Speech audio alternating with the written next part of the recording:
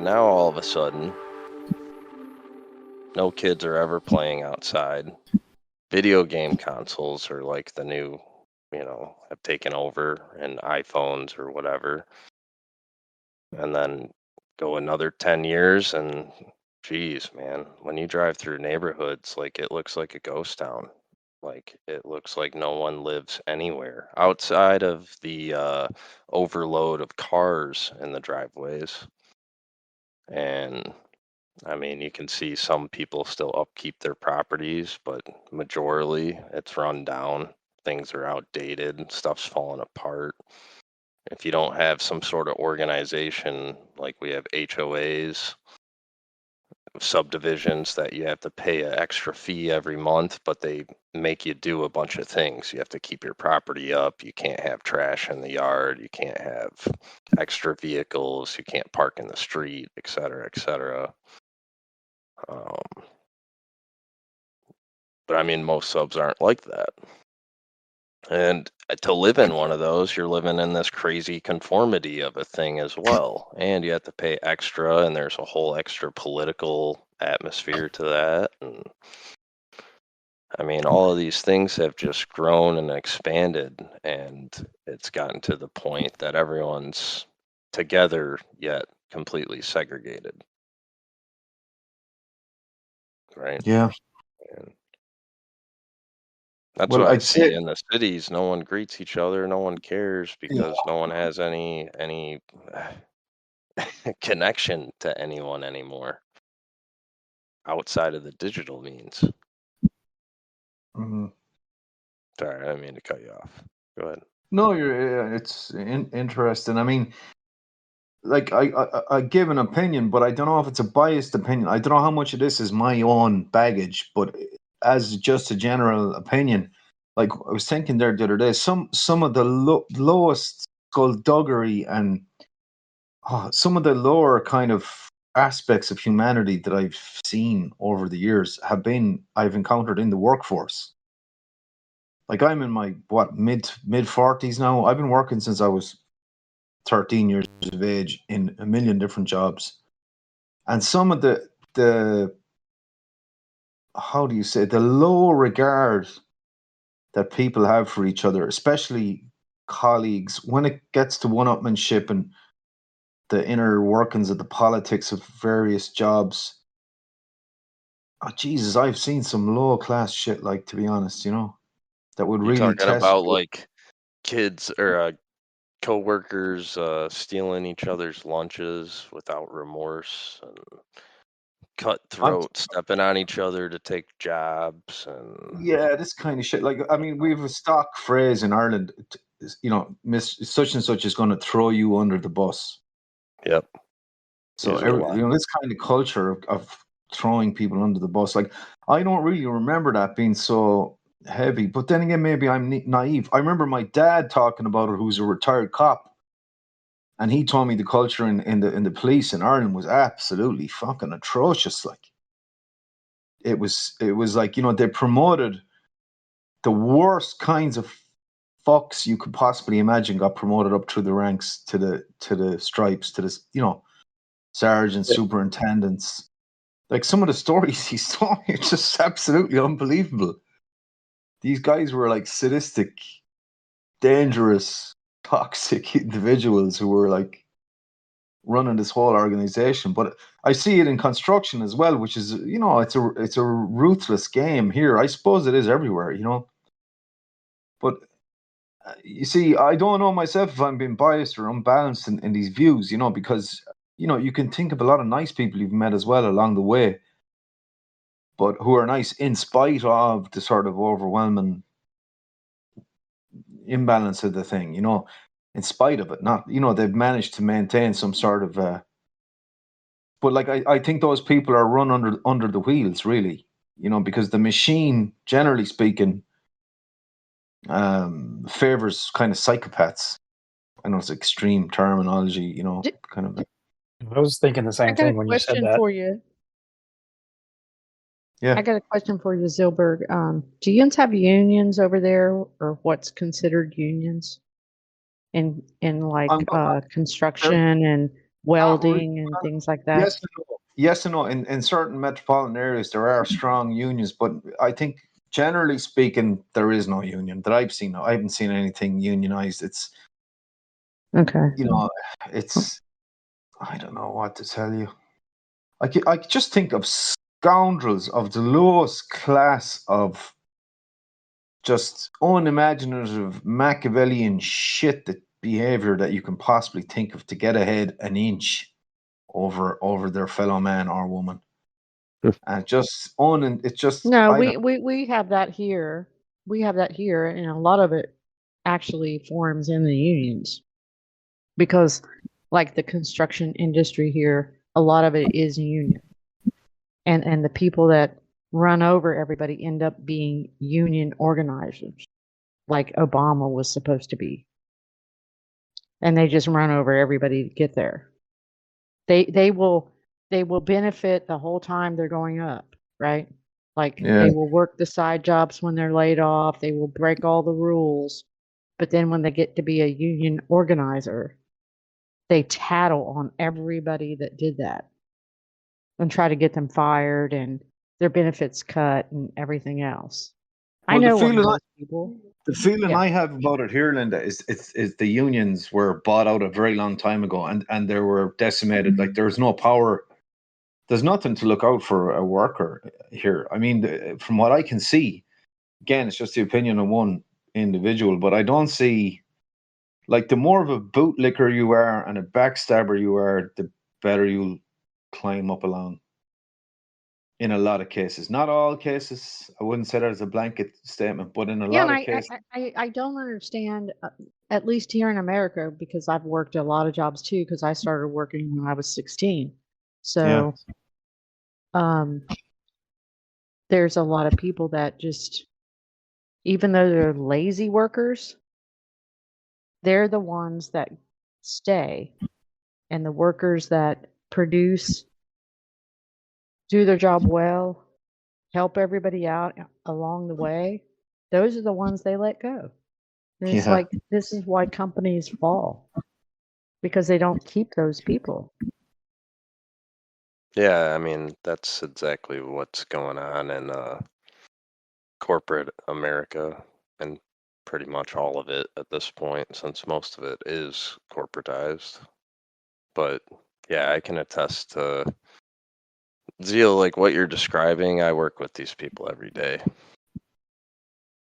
Well, like, I don't mean to sound like a cynical, twisted, old, bitter, embittered worker, which probably I am in certain No, you're regards. just Irish. We get it. Yeah. But Jesus, man, that's one of the last jobs we were on. I only found out this after, like, the team was toxic, right? The construction team.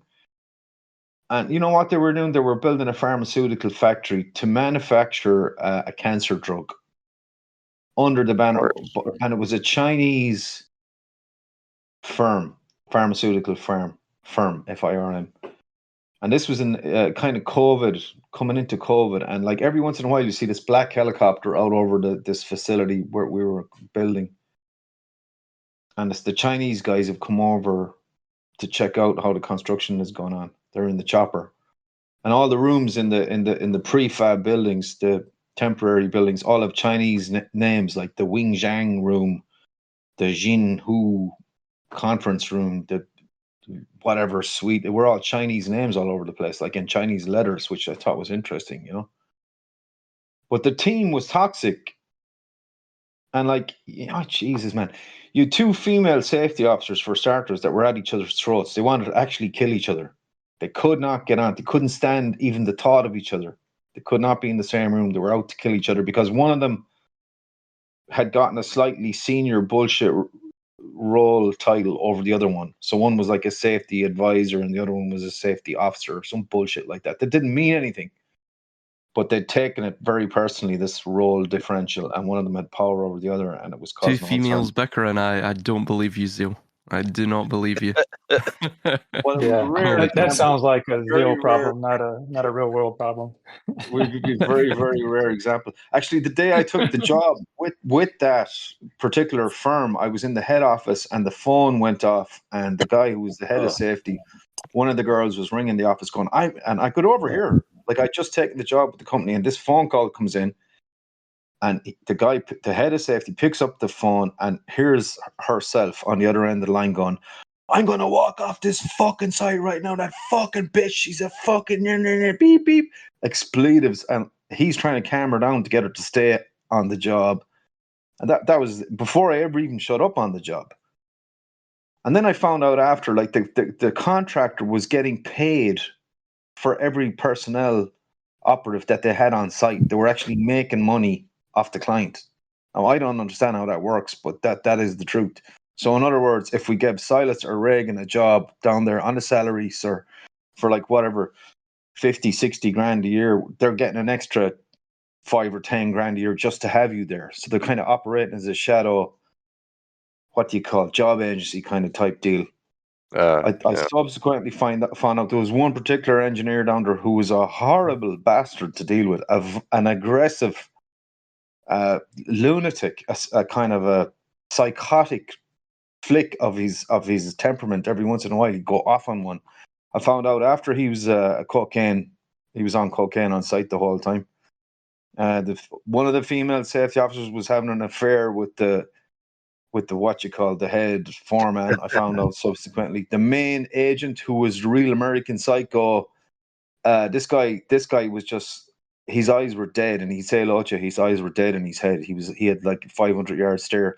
He was playing a game of football, and it was all about competition and about results and about pressure, and he was just so hyper focused. It was, I don't know, man, it was so fucked up. Like, you know They're what I mean? probably getting paid for the diversity. Like, Well, there's rumors. any employee that's diverse, Yes. other than what they're supposed to be, that's what they get paid for. Check Yeah. boxes. But it's just nuts. It's nuts. I mean, I remember I was on another job over in Holland where they're building a data center. And this room was full of construction operatives. There was, I don't know how many different contractors are all in this open plan office space. I sat down at the laptop one day, and there was a guy in front of me working with some contractor, and he was literally screaming at someone on the phone. I fucking told you that, fucking get up. And he was like, and he was at this every other day. You'd see him on the phone, like, and he's just eating somebody alive for whatever stupid reason with his pathetic job that he was, this little power trip he was on. It was like, you see, I don't know, I don't get it. Like, I don't really get it. I have to say, maybe I'm too much of a hippie at heart or something, but I don't get the deal where these people are coming from, or how they can take themselves that seriously, or their pathetic little job, that they take it to heart to become this thing. Like, I don't get it. I mean, is that the machine? Is that the way you have to be to, I think it's just a power trip for a lot of these people. Yeah. If they're put in a position to where they can be over the little people that they talk to, they will use that to their advantage. And it's sad, right? It's basically sad because they're not human being at that point. They've forgotten how to relate to the whole human race. They're just trying to power structure it. So. It's like that experiment. Do you remember that experiment? I don't know the name, but where they Stockholm. Is it Stockholm? Was it? Yeah, I was just gonna bring it up because that's it. Okay, Stockholm Syndrome's like happening all over the place. Like, that's what the corporate world is. That's why the people who get promoted are typically sociopathic and psychopathic.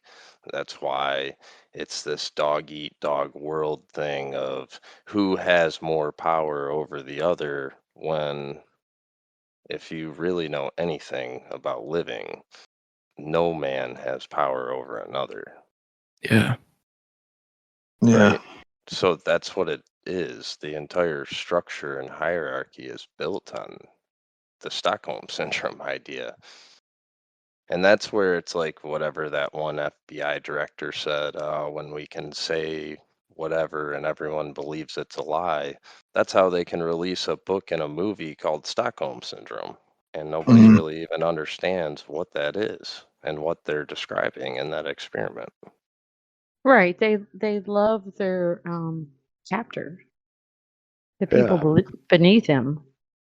I mean, it is the way it is, and it's sad because these people just abuse the system all the way up and abuse what they think are their powers, and the power structure itself accepts them because they're willing to do it. And then it makes everybody else beneath them like slaves. Yeah. I think as well that, of course, the system rewards psychopathy, but it rewards managers. So this idea that the means of production, it's not held by the workers, it's not held by even capital. In many ways, the means of production it's facilitated by the managers. And what are managers? Essentially, they're despots. That's manager is merely the modern term that we use. They use manipulation. They use other props and tools, money, for example, to induce certain patterns of behavior, to manipulate the behavioral patterns of the people within the society, or the people within the tribe, or in this case, the organization. And they don't really care. I've been on jobs where, the foreman has been a raging alcoholic. He's come onto the site, tinged yellow eyes, still not even hungover from the, from his sort of drinking escapade the Still night awake. before. He's still, but he's drinking. He's still, Yeah. Still drinking on site. yeah. Yeah, crazy. And yeah, there's a few of them as well that have been alcoholics, just totally unreliable, where as soon as they get a bit of stress, they'll jack in the job, and they still get hired back at the same position. it's Yeah. the same company. It's insane. I think it's a certain archetype that they want. I mean, I think you can be a manager and still be a very self-destructive individual, even an out-of-touch individual. Because if you have those skills, if you have that, I don't know, that aura that surrounds you, where you can manipulate the subordinates, behavioral patterns, then you've got the job. A prime example is Genghis Khan. I mean, the guy was a rapist, a mass murderer, the worst of the worst, right? I mean, the guy probably had an ego that could not be subdued by No. anything or anybody. Not at all. And everyone rallied round him. Everyone. Why? Because he could manipulate their behavioral patterns for whatever reason. He had that demagoguery, that aura, around him. It's infectious. It's infectious for males and females, But like every organization, as I look back along that I've ever been in, forms this kind of clique. They form a kind of a little miniature cabal. And as you're saying there, Silas, there's a few personalities that are networked closely together, and the whole glut of the organization kind of spawns off that thing. And it's like when some people live for that kind of they don't have an objective view of it. It's like they want to be in it, and like the minute political fucking bullshit that governs these kind of miniature organizations seems to fill some sort of a void in them, and they don't have any sort of a sense of humor about it, or a sense of irony about it, or a sense of any subjective sense of it at all. They're in within it, actively kind of partaking in it and trying to jostle to get position in it and maintain favor from their hierarchy, and it seems to give them a huge validity, a validity to themselves, which is, I find it very perplexing, to be honest. Well, there's this whole aspect of like the hierarchy, like say the owners of a company, like my lumber company that I used to work for. One of them was managerial. They wanted the company to run correctly, and they would use people like me to figure out how it could run correctly, right? And then the other owner, which was the brother, he liked people who kissed his ass, which was a conflict, automatic conflict. Mm-hmm. So when the older brother started to retire, that's why I lost my job. He started to retire. He moved to Florida. He bought a place in Florida, and he would fly back up once in a while, blah blah blah. But the younger brother liked the kiss asses. So therefore, I wasn't one of those, because I wanted to do what was right for the company, right? So therefore, when the kids took over, I was booted because they didn't want that. And this is a whole thing too, with the smaller manufacturers, because this was a big manufacturing company, but it's small compared to like Amazon. I mean, in that kind of term or whatever, or Boeing, or those kind of companies. It was very small, but I mean, within that whole concept, you could take that to all those other companies, and there's always a conflict, because the owner is going to do whatever they feel they want to do. Like if they get along with kiss asses and lazy people, that's who the company is going to be with. Yeah. And it'll run it into the ground. I tell you, I had a dark thought, a couple of days ago, and it was like, talking about the power structure and the way things are headed in the world. And I was thinking, I had a cynical moment thinking about my fellow man in and around this topic area, stuff I'd seen and stuff I've dealt with recently in the past. And I was just, I compiled it all together into an encyclopedia of shit that I've dealt with. As we all have, not to sound like a martyr or anything, but through my time in the workforce over the course of 20 odd years or more. And I thought to myself, Jesus, you know what? They have it coming. Whatever's coming, they have it. They have it coming. They fucking deserve it. Because I've seen so many people that I feel are they're in bed with the power structure, essentially. And the power structure can't do it without them, and they can't do without the power structure. And the whole thing is like it's a race to the bottom, a spiral of decline. And like the worse it gets, the worse it gets. And I think they have it coming, frankly. Whatever is coming, if it is coming. I think it's deserved, perhaps, in a way. And I thought to myself, Jesus, that's a very dark thought, but that was what was in my head. I was like, fucking let them have at it. Well, in essence, I think what's went wrong with society is that people have become hyper individualistic, while at the same time clinging to very, very corrosive ideas that are put forward by the state that they think are subversive, but in a sort of subtle yet not so subtle way, they're merely put forward to sort of establish this just eugenic society that we see. So, for example, people don't really do the right thing nowadays. It's more, again, like managerialism. seems to create.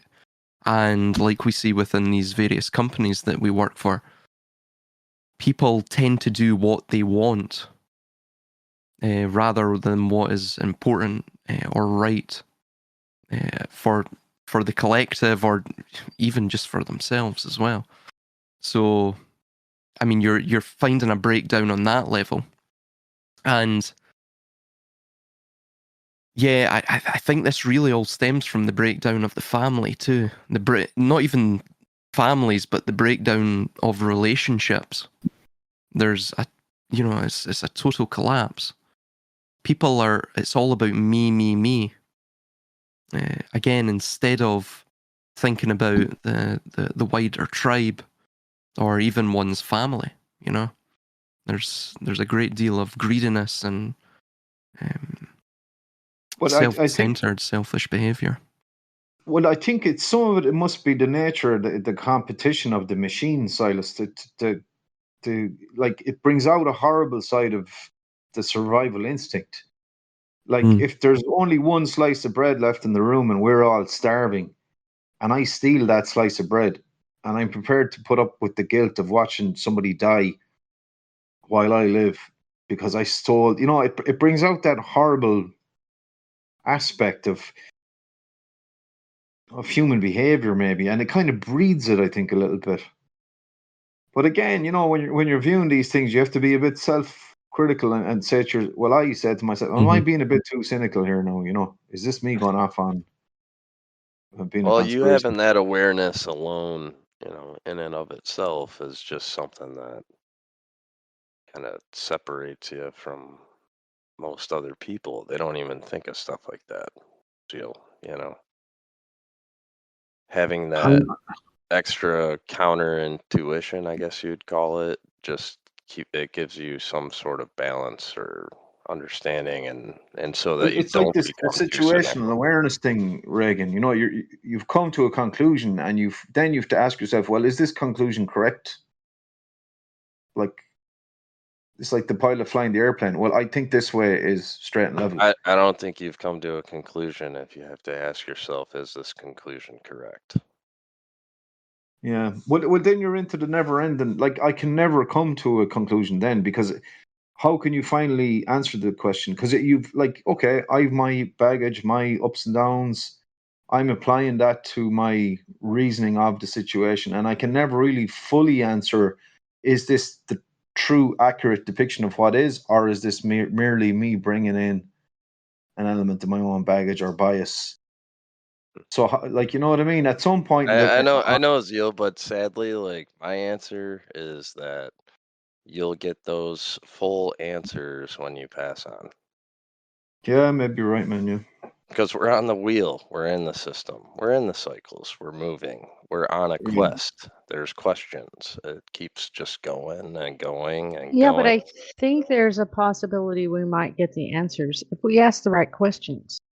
I That too. think the answers are there, but you have to ask the right question to get the answer. Like me personally, like every company that I've ever worked for,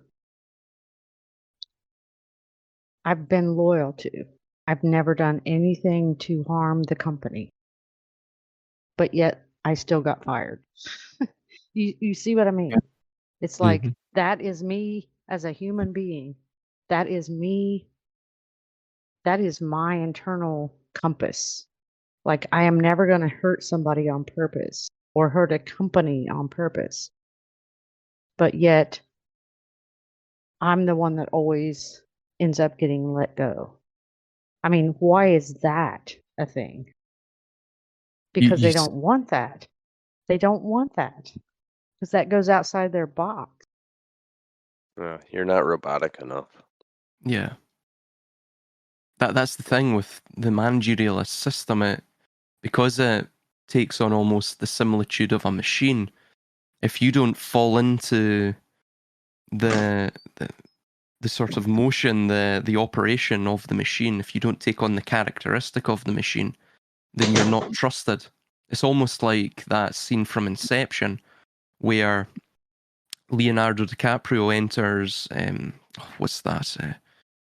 oh God, what's her name? Emma Page Yeah, enters her dream, Elliot and Page.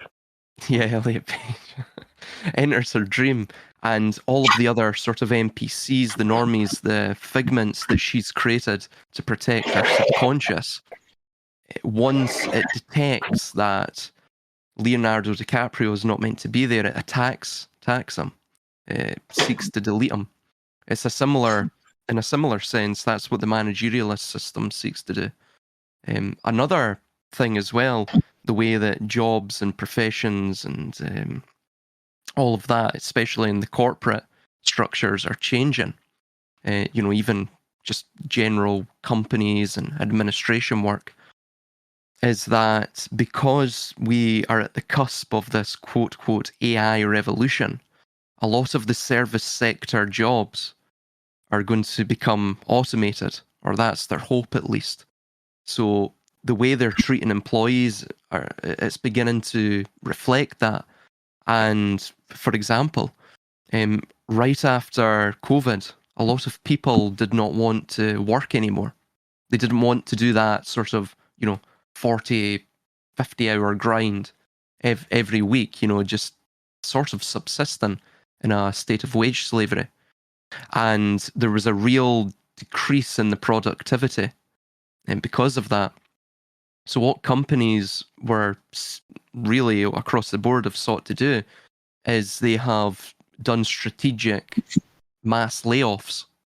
And what that's done is it's put forward, or it's injected in these companies and across the board, a culture of fear, so that you continue to turn up to work, you continue to meet your targets or whatever, so you don't get fired. And they have that looming over your head, and of course couple that with high inflation, and you see how they try and keep you on the hamster wheel. Of course, I mean, everyone has to work, but what I'm discussing here is, they really sap you of energy. They want you to continue to work really long hours. That's why they have inflation at the level it's at as well. It's to mitigate any dissident behavior within the Yeah. population, or any Yeah. energy being sort of focused against them, the power structure. Yeah. And that's where I don't know, Zeal, you like asked a question at some point, and where it was like, where does that all stem from? And I was gonna say something along the lines of, that's where they made money God. Yeah. Yeah. Like that's what's been put on the pedestal as the god of this world, is the almighty dollar bill. And it does breed that culture. I mean, and like here, for example, I have many coworkers. One of them, if you met him today, you'll think he's a complete psychopath, bipolar by all means, and just completely insane. But after working with him for a couple years, and I heard all the stories from everybody else, and eventually talked to the people who knew him back when he first started, come to find out he actually is like this really good-hearted person, or at least there is a good-hearted person buried deep down inside of this other person now. And mind you, he's like 5'4", 5'5" maybe. So he's a very short guy. He's got Napoleon complex already. He was bullied in school by very tall people. Yeah, like shoved in the lockers and all sorts of stuff, right? Not only that, but his life just continued on that way. So like even when he came to the company and everything, like they turned him into this little attack dog. They revved him all up at work all the time, Yeah. and they put him in the supervisor position, and he God. did whatever he was told. So he just went after people and would throw them out of the plant. But it also bred this horrible behavior in him And so he ended up marrying a stripper who became an ex-stripper upon marriage, had a kid. Then the stripper eventually divorced him, went back to stripping, but took the kid and like really took him, right? One of those cases where he's never seen that kid again after, 6 or 7 years old. The kid's probably mid-20s now. And he had went to court for 10 years with this lady. They did all sorts of, I could tell you all the different crazy stories of their court cases. And I mean, he would go to like the local bar down the street and hire a bunch of guys to go and picket outside of the court during his court case for like paternal rights or whatever issue that he needed to battle her on. And he would pay them all like $50 an hour for 2 hours or something to come down to the court and battle it out. So, like, this is the level of insanity that he was going to. And I mean, I'm sure she was also insane in her own ways and causing a lot of this and on her side. And they did all these crazy things. There was scheduling with him to meet up with his child at different points, and he really wanted to connect with his kid. He actually, like I said, he had a good heart at one point where he wanted to make that connection. And the schedule would be for like Tuesdays at McDonald's and well at 8 or whatever. She would bring their child up on Wednesday at 8 and then resubmit the forms, whatever corruption was going on, the judge would accept the forms and then they would make it out to look like he was the one that was missing, his son's, meetups with him and all this kind of stuff.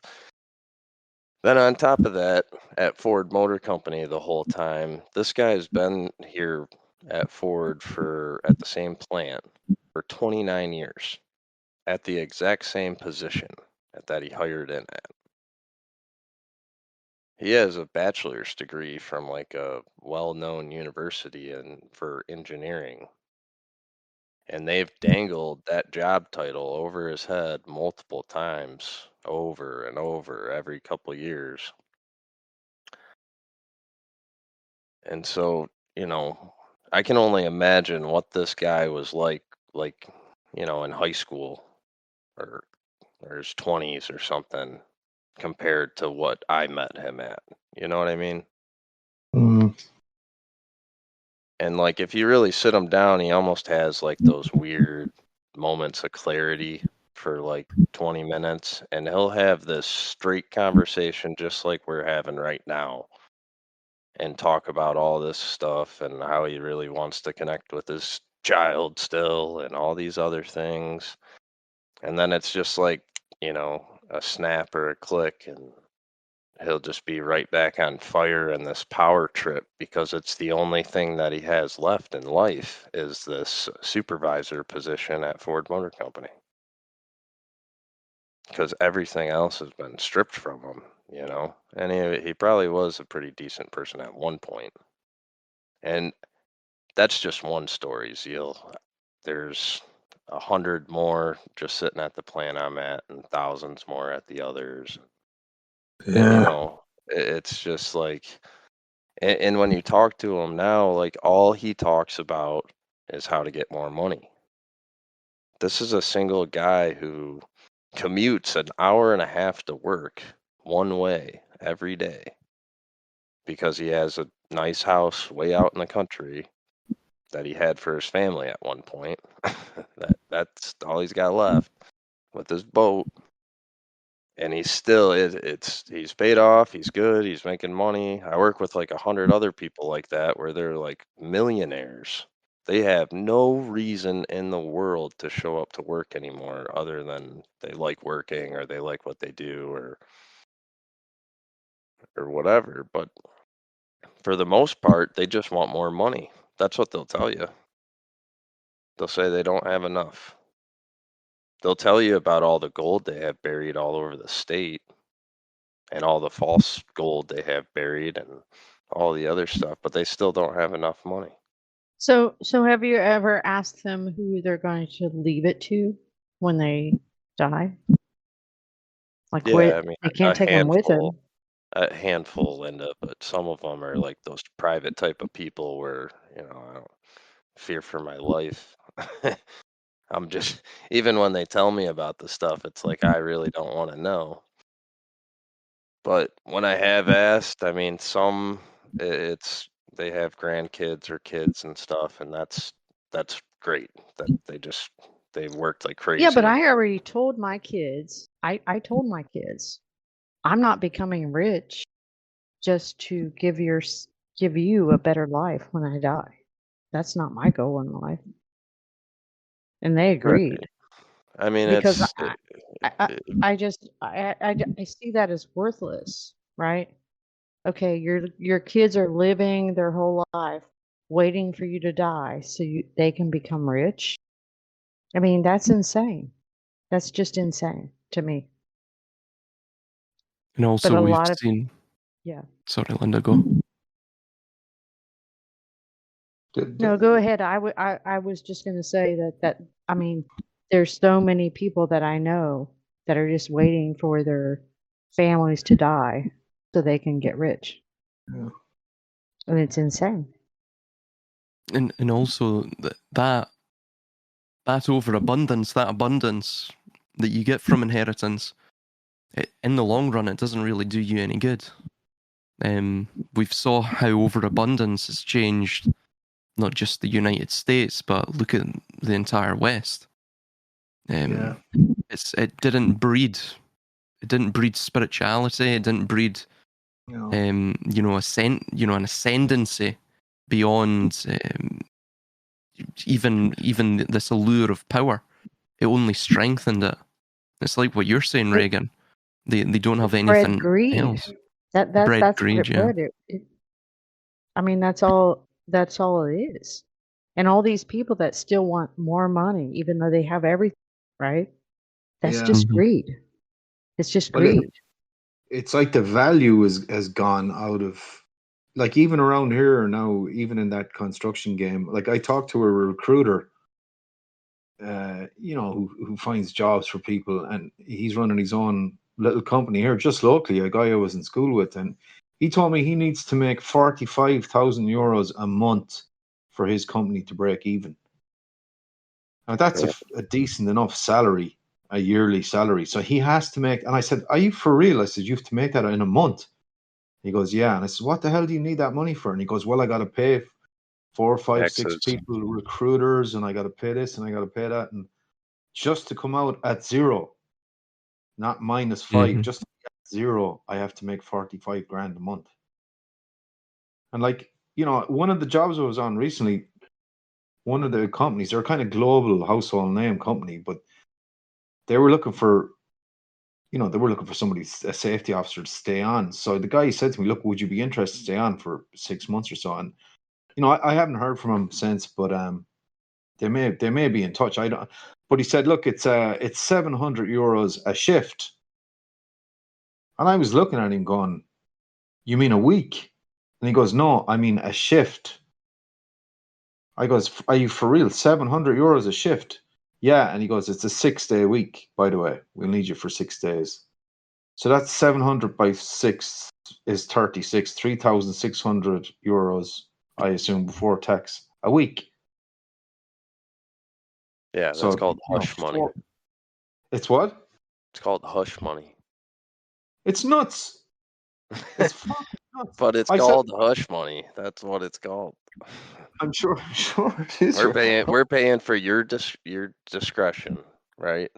We need you Yeah. as a safety officer. We need you here the whole time, and we're gonna pay you 6 times the normal wage. Yeah, That's and what you're the going to be at our beck and call and do whatever we say and yeah. all the other stuff that goes along with that. We will work 24/7 if we require it. I was like, well, where's this money coming? Like, when I was growing up, 700 euros a week was good pay. It was a good paying job. It would pay the rent, and you'd have money left over, and that's the world I grew up in. But now it seems like, I have a friend of mine. Now, it's probably not a good example because the Middle East is a totally different ballgame, right? But he's working down there. I don't know what he's making. Like they pay him a €200,000 bonus yearly if he'd stay on in the role per year. €200,000 a year, and he makes something. I think he makes like 35-40 grand a month. And it's nuts. Like, how it's just nuts. It's like, it sounds great, doesn't it? It sounds great. Like, but you're in the jaws of that corporate great white shark. Mhm. Like I could see it on his face. I met him not so long ago. He came back up to Ireland, and he got these bags under his eyes, and his hair is all grey. He looks like his face. They took his head off and put it into a microwave. He just looks like he's melting, like, I was like, I didn't want to say anything, but the guy is like, you can see the stress is etched Worn all him over his- down. Worn Yeah, him it out. has. Yeah, worn him down and worn him out. But he's bought into the dream. He's bought into that narrative. And like with me, I put on a face. I'm like someone in a cult who doesn't believe, but I show up like because I know there's going to be free sandwiches and they're going to give me a bed for the night and whatever. And I pretend to. I wear the robe. I wear the robes and I'll know a few of the prayers and I can nod along and hopefully they'll. You're But not a they know. Catholic, but you go to the mass just for the Exactly. bread and the ribena. Yeah, exactly. Yeah. But after a while, they smell it off you. They can smell it off you. They know you're not a believer.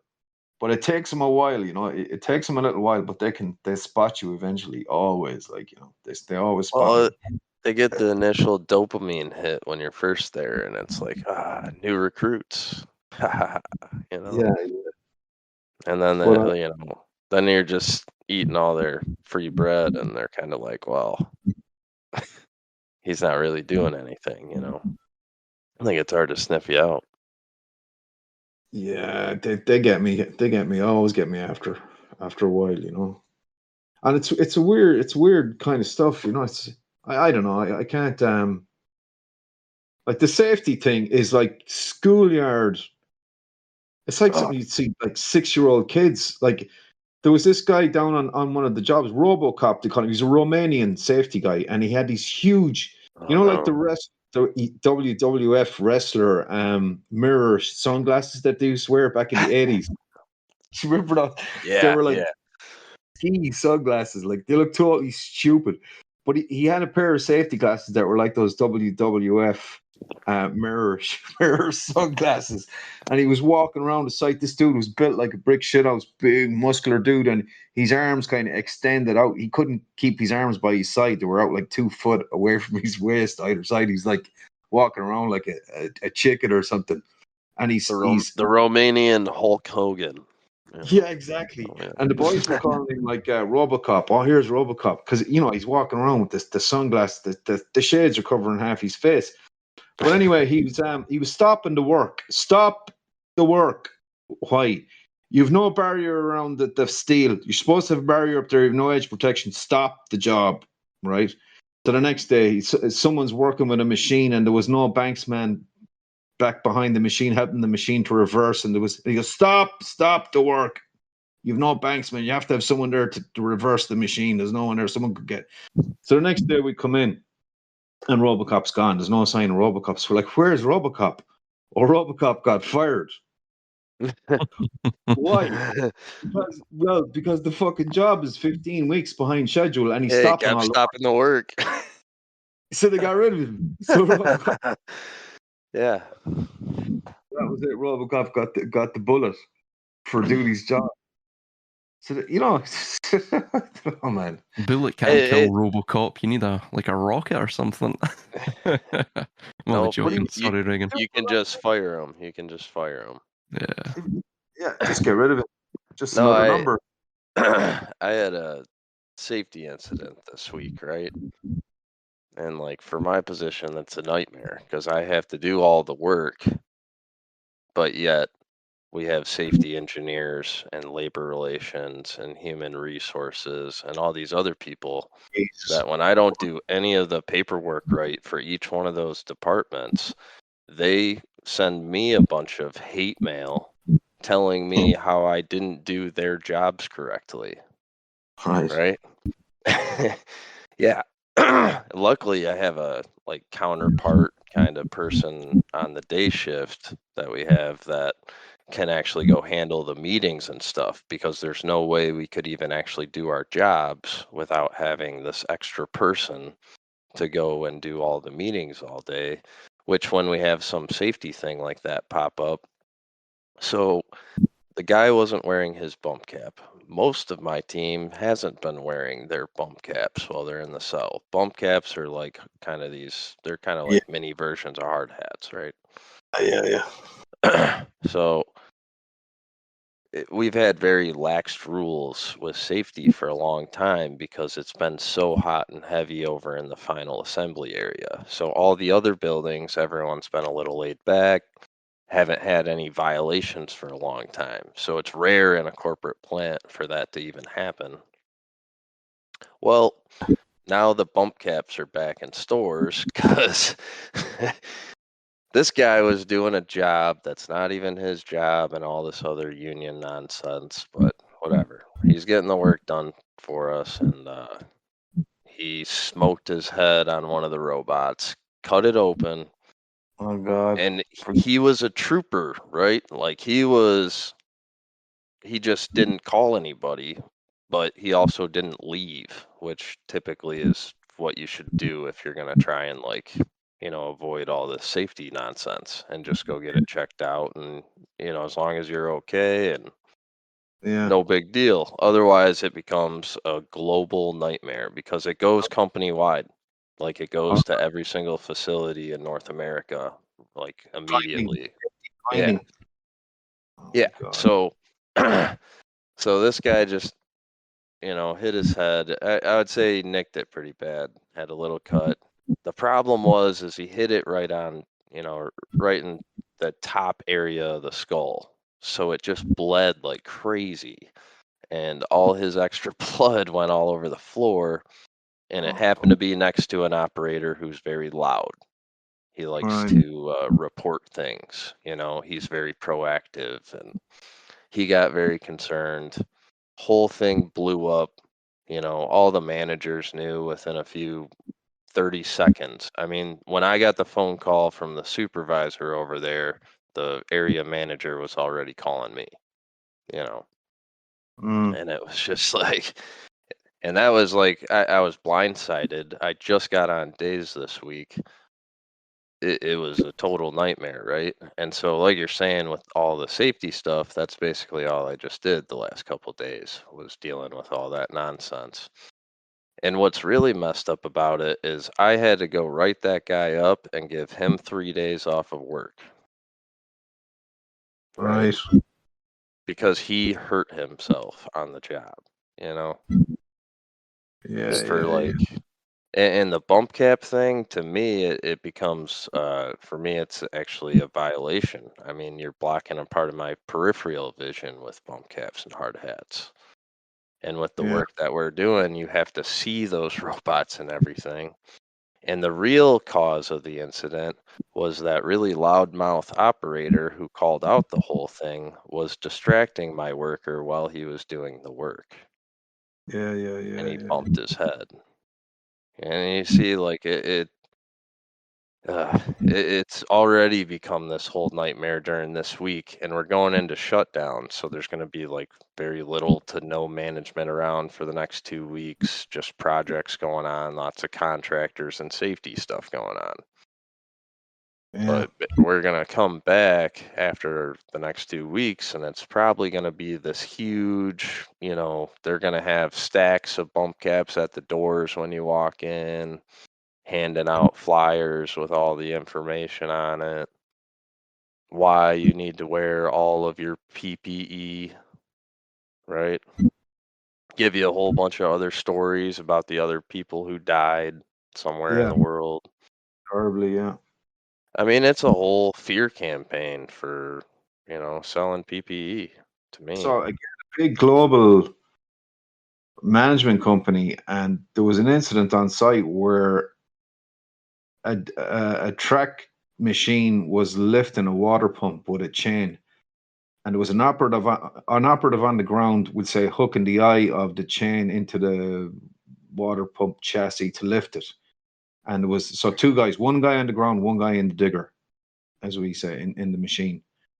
And what happened was the guy was hooking on the chain onto the water pump, and the guy in the machine booms back while the operative on the ground still had his fingers in the chain area, and the dude on the ground loses his finger. Right, loses a finger. Now, on that site, that particular contractor who that guy in the ground was working for, say, for argument's sake, said it was 50 operatives on a site that was, say, 5 kilometers wide. No, it wouldn't be 5. It'd be 2 kilometers wide. So there was guys all over the site that had nothing to do with this dude with his finger, losing his finger. They had nothing to do with it. They were scattered in way different sections. They were up, moving muck, and there were guys, inside the building had nothing to do with this guy. But what they did was they stood the whole operation down on this contractor, everyone, all the 50 people who were on site, and got them all into a room and grilled them for about 3 days solid and tried and kind of put the blame on him. It was a really weird thing to see. It was like, oh, you failed. Zeal. Every all I don't know, 100, 120 installations I went on, that happened every other week. I mean, it's crazy how much time they'll spend and how much money, right? Like you're saying, like 50 workers. They're going to pull 50 workers to go sit in a conference room. Oh, yeah. To yell at them. Like But grown men. Well, I shit, think this is just like corporate stuff or whatever, because the lumber manufacturer I work for, lumber flooring, whatever, they made $6 million a year. I mean, it's not a lot, right? But they were a huge manufacturer. They sold ripped and quartered lumber, which is a big sell. But there was this one guy, he was a Mexican, and he just didn't want to follow protocol at all on safety. And he went up to the machine or whatever, messed with because the boards go down. I mean, they're laid out straight or whatever.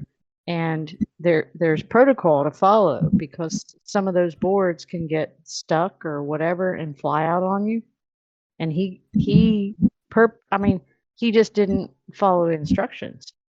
And he ended up in a place where one of those boards flew out and it busted all of his front teeth out. Yeah. Because he didn't follow protocol. And there was another guy who lost basically all the tips of his 4 fingers because he didn't follow protocol. Yeah. So, I mean, there are safety things in place for things.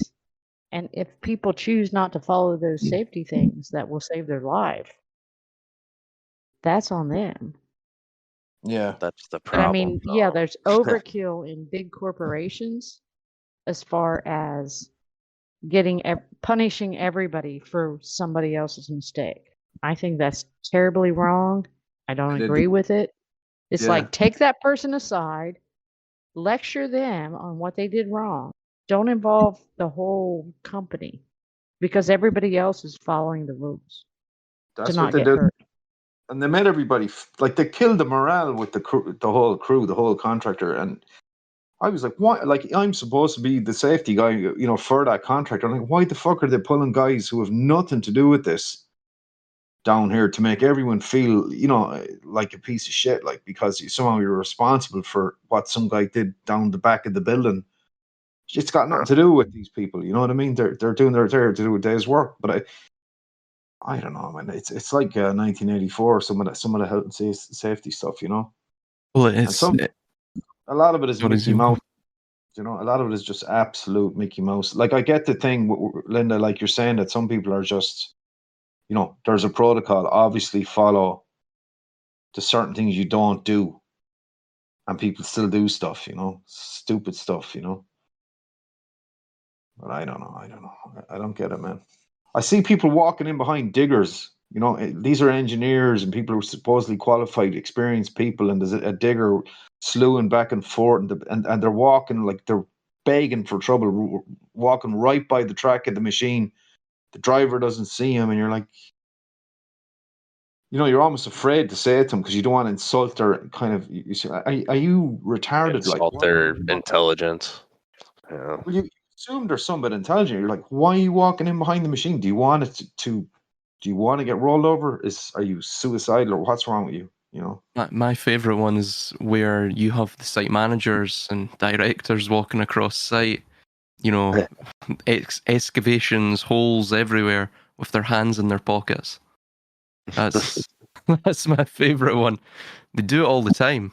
Of course, they even wear rigger boots as well, which no ankle support, especially when you're working in the substructure. So, my old safety manager told me what companies are looking for is certainty. Yeah, it's back to this engineer, and it's back to this kind of Homo Deus stuff again. Like they want managerialist thing. Yeah, predictability of behavioral. Modification. Behavioral patterns. Yeah. So a friend of mine who's big in the safety thing, he says like, behavioralism or whatever they call it is a thing of the past now in safety. We don't take a behavior-based safety program anymore. And I was like, what the hell does he mean by this? But behavior is literally looking at human beings like they're monkeys or rats in a laboratory that are kind of certain discernible patterns that need to be adjusted to a certain. But I don't think it does what it says on the tin, and it's one of those arguments you can't have because everyone wants to be safe. It's like I have this argument. It's delusional. It's delusion. Yeah. But you can't argue against it because you have to be safe. Oh, yeah, but like safety is a personal responsibility, though. That's the problem. They keep taking it away from the personal responsibility part of being safe, which is kind of what you were talking about, Linda, where it's like that guy was doing unsafe things. That's, like you're being dumb. My concern is like we had a little incident at work. The guy wasn't hurt. He said he wasn't hurt. We'll take him to the hospital and do the stuff. But once all the certain chain of command goes, now it becomes we're going to stop all of these people from working to go over and review all this stuff, make sure everyone signs off, and the liability of it shuts down the company for it's in reality it costs millions of dollars and whatever that means today, I'll give you a quick example of this. Like if you constantly talk down to people, a kind of strange phenomenon can take place where they begin to expect it as normal. And I see this with the safety thing. For example, I remember working on a site where there was about 80 guys on there, and it was kind of just post-COVID, and they were really trying to hammer home the mask wearing thing. It was a rule on site. You have to wear the COVID mask in the building, right? So I was the safety person walking around. So my thing was this is a personal choice. If I walk past Reagan and he's working, he's got no mask on, I'm not going to say anything to him. I'll say, how's things, Reagan? Any crack? Yeah, shoot the shit with him. I walk past Silas. Silas has it on. That's Silas's personal choice. Linda doesn't have it on. I don't say anything to Linda. So like I'm not enforcing the rule.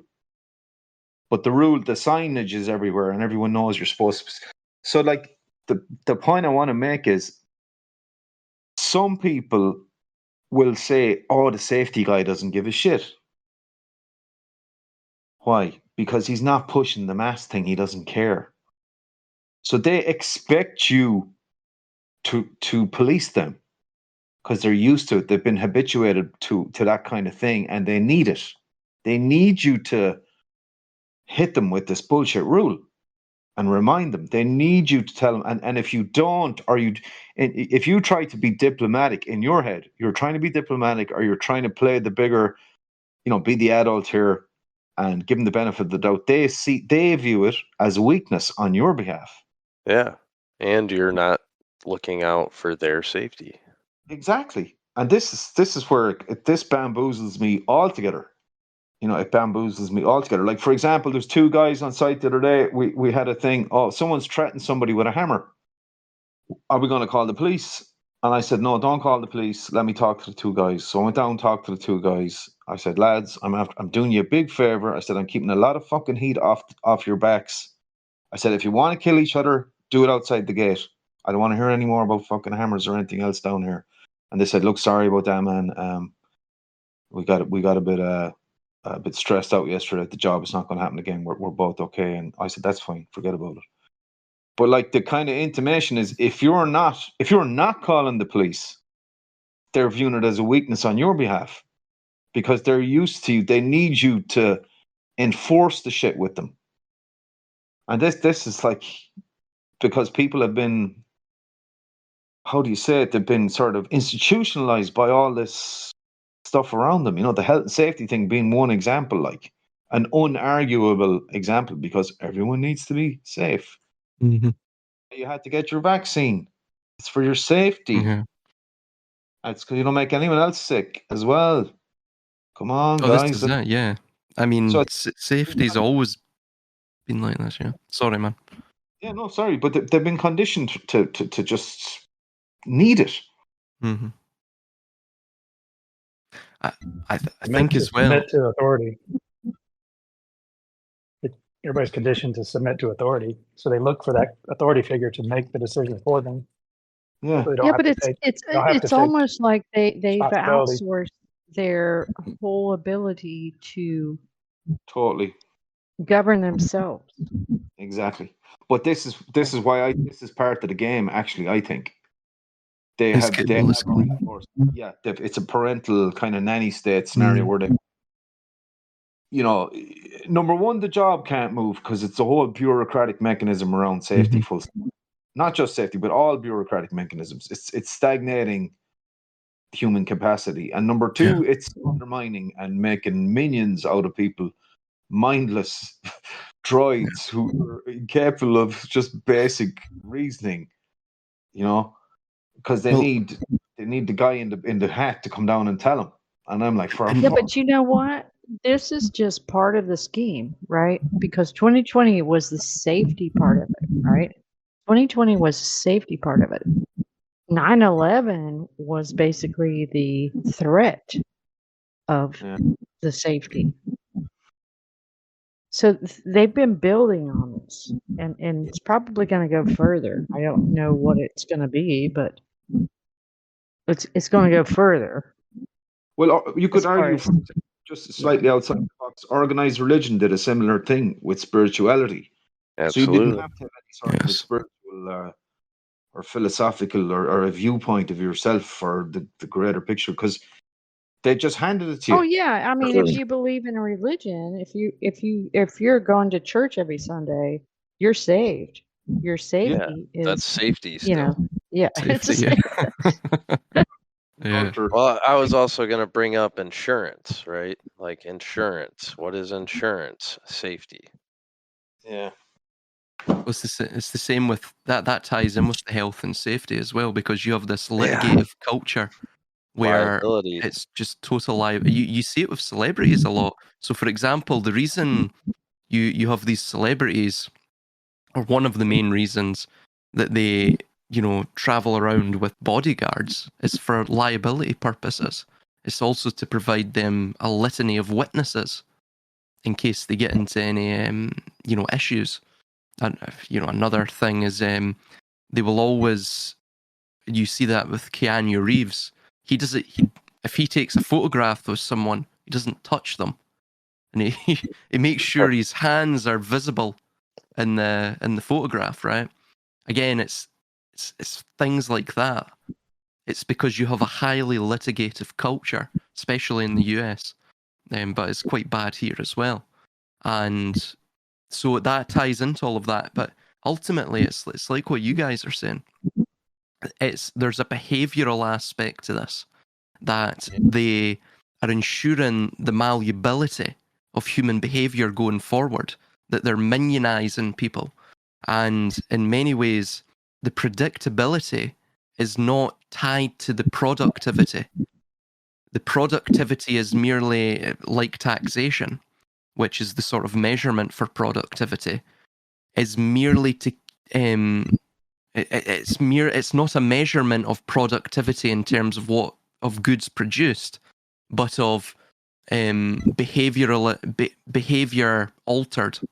So in many ways, predictability actually in terms of productivity actually produces lower levels of productivity, of efficiency in terms of productivity, because it seems that to the managerialist or the manager, predictability is based around behavioral alteration of the human and of the collective. Hence, it never takes into account the social dynamics, or if it does, it seeks to totally upend the social dynamics, like what we see in society now. It's a constant string of crisis, respite, crisis, respite, crisis, respite. Again, progressing us forward. And what is the conclusion? Well, there is no Yeah, and I real think conclusion. I think also, Mm. sorry to interrupt, but No, it's okay. I think this is also what the alt media does with so-called chemtrails and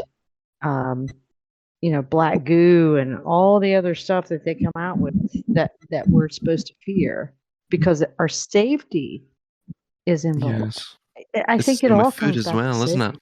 Yeah. The Yeah. Frankenfood stuff. We're supposed to be scared of everything because our Yeah. safety is Yeah. involved. And I Climate think it's just all bullshit. And climate that change, climate change as well, yeah. safety issue. And that engages your reptilian brain, if you will, your lower.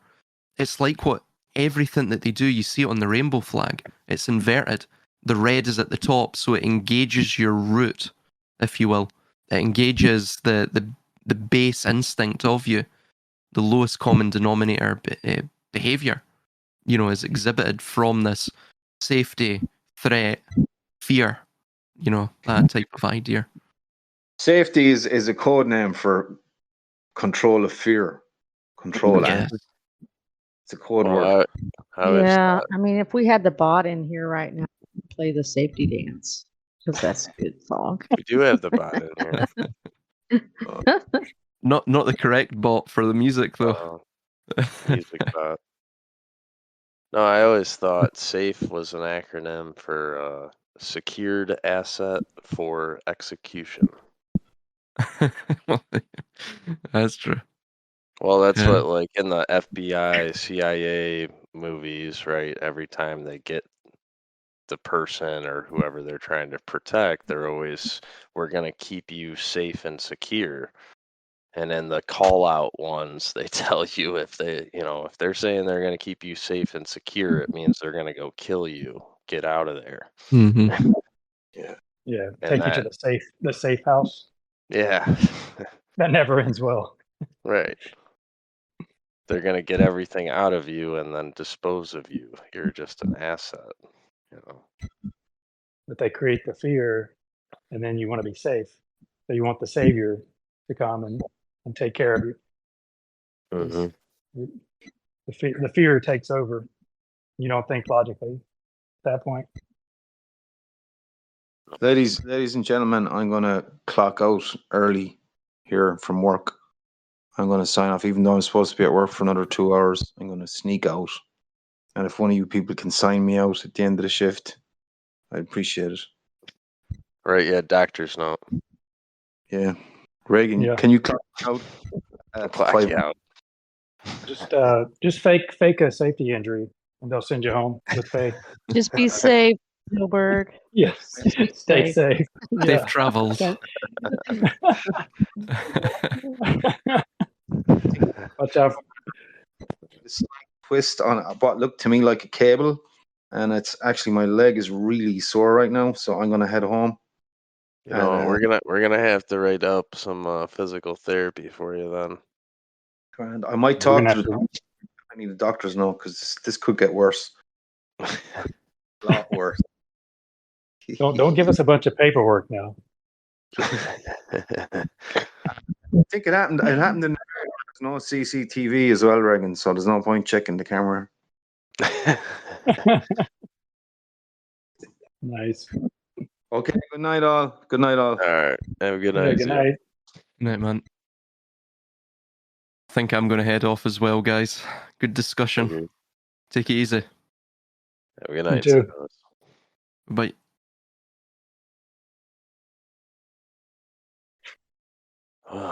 Stay safe. Yeah. Anytime someone says that now, I get a little bit angry inside. I don't know why. I Because they developed I've just had so many bad experiences with the safety people and a lot of condescending and egoistic characters, and I went a lot of places where people did get seriously hurt, injured, died. Like one of the Oh first wow. jobs I went on, I was just I have to say a couple 100 feet away. I mean, I could see the guy because he was up in a lift. He was Yeah. in the lift with his cousin, and his brother was the ground spotter, and their other cousin was the safety guy, like the head of safety. Oh wow. And yeah, like he was a welder, and like they were up there because he was welding one of the cross beams, like at the top of the roof inside. Yeah. And for whatever reason, he tied off to the broken side and tried to hang underneath it and start welding from like the far side for some reason. I have no idea how he got in that position or why, but he like hung underneath it and the beam came down and decapitated him. Oh, And then I had to go to my safety thing, do my safety training for that factory with that um, cousin. And he was like crying and screaming and yelling at us and like spitting in everyone's face, like, while we're all in this little trailer out in the safety trailer outside the building. And yeah, that was like one of my first experiences. And I remember I told him, I was giving him all these condolences and stuff, and it was just like a bunch of people said it to him where it's like, should you really be at work right now? Because like you should be on bereavement. You should be out of here. You shouldn't be hosting safety. There's no way you're in an emotional condition to be here. And I was like, yeah. I didn't mean to stick him so bad, but I was so like fresh, I was so new at the time. I was just speaking my mind, and I was like, um, 55 minutes of this whole safety hour thing that we have to do at every plant doesn't pertain to my job. And I didn't mean to be mean about it, but it was just like, you've been sitting here screaming and yelling at my face, spitting all over the place.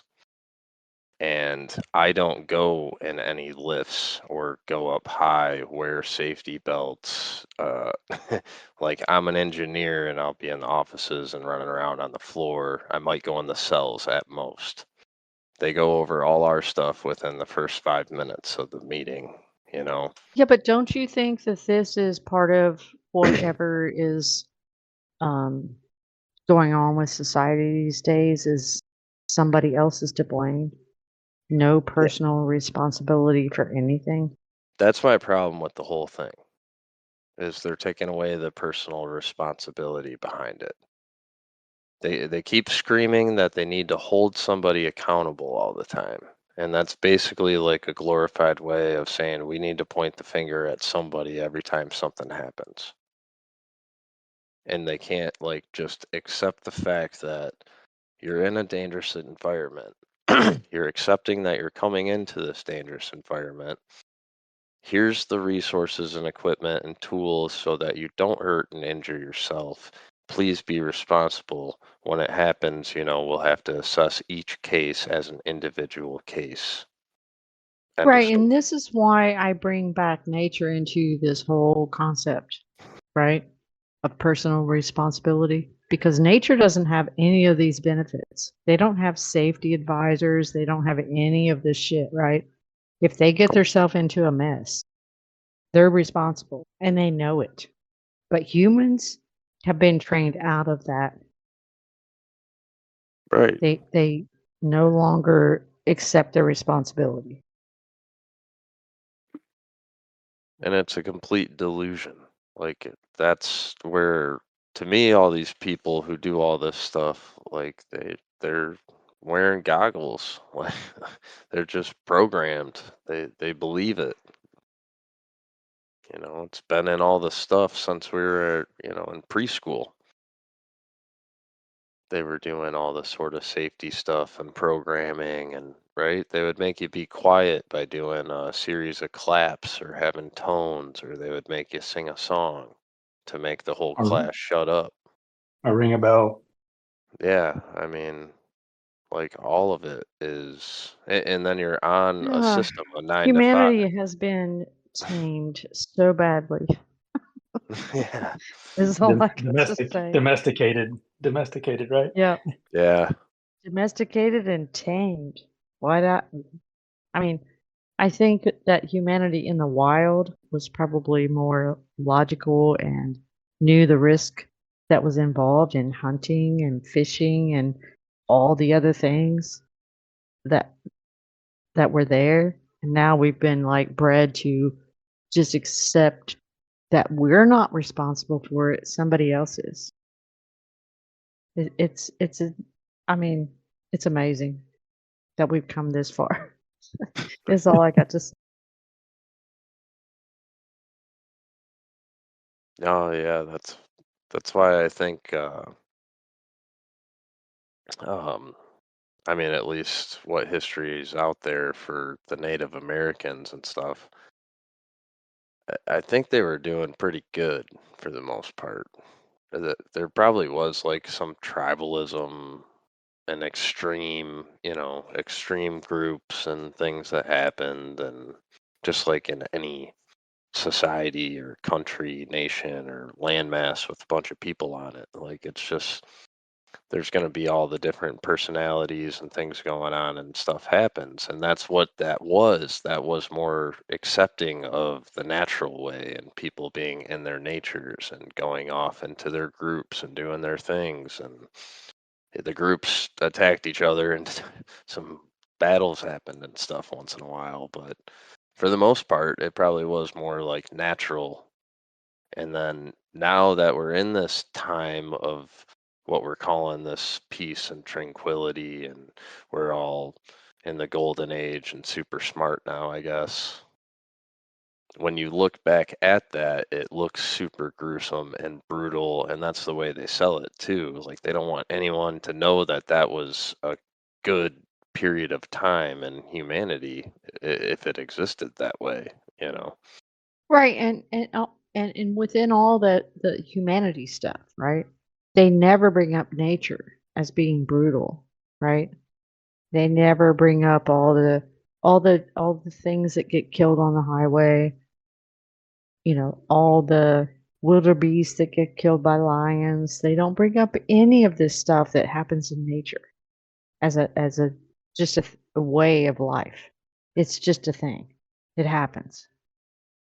Well, they made it Humanity all is supposed weird to be and outside of that whole box, and humanity is supposed to be so humane that nothing ever happens. So therefore, everybody that dies these days, there's certain people out there that will say it's the jab. And it's like, okay, people died before that. I'm sorry. You know, put your yeah. big pig put put your big kid panties on and realize that. And it's like that whole concept is just insane. Oh yeah. I mean, I've brought up things just like natural phenomenon of earthquakes or hurricanes or tidal waves and such that wipe out thousands and tens of thousands. And, if you bring that up to most people, they'll just be like, oh, yeah, but we could have totally prevented that with science. Or, Yeah. something stupid like that. The science Jesus will save us Yeah. if they come up with the right Autism. ideas. That's funny. Call Tom Cruise and John Travolta. They'll hook it up. Get that tidal wave taken care of for you. But I mean, it is like, it's just insane, really. I don't know.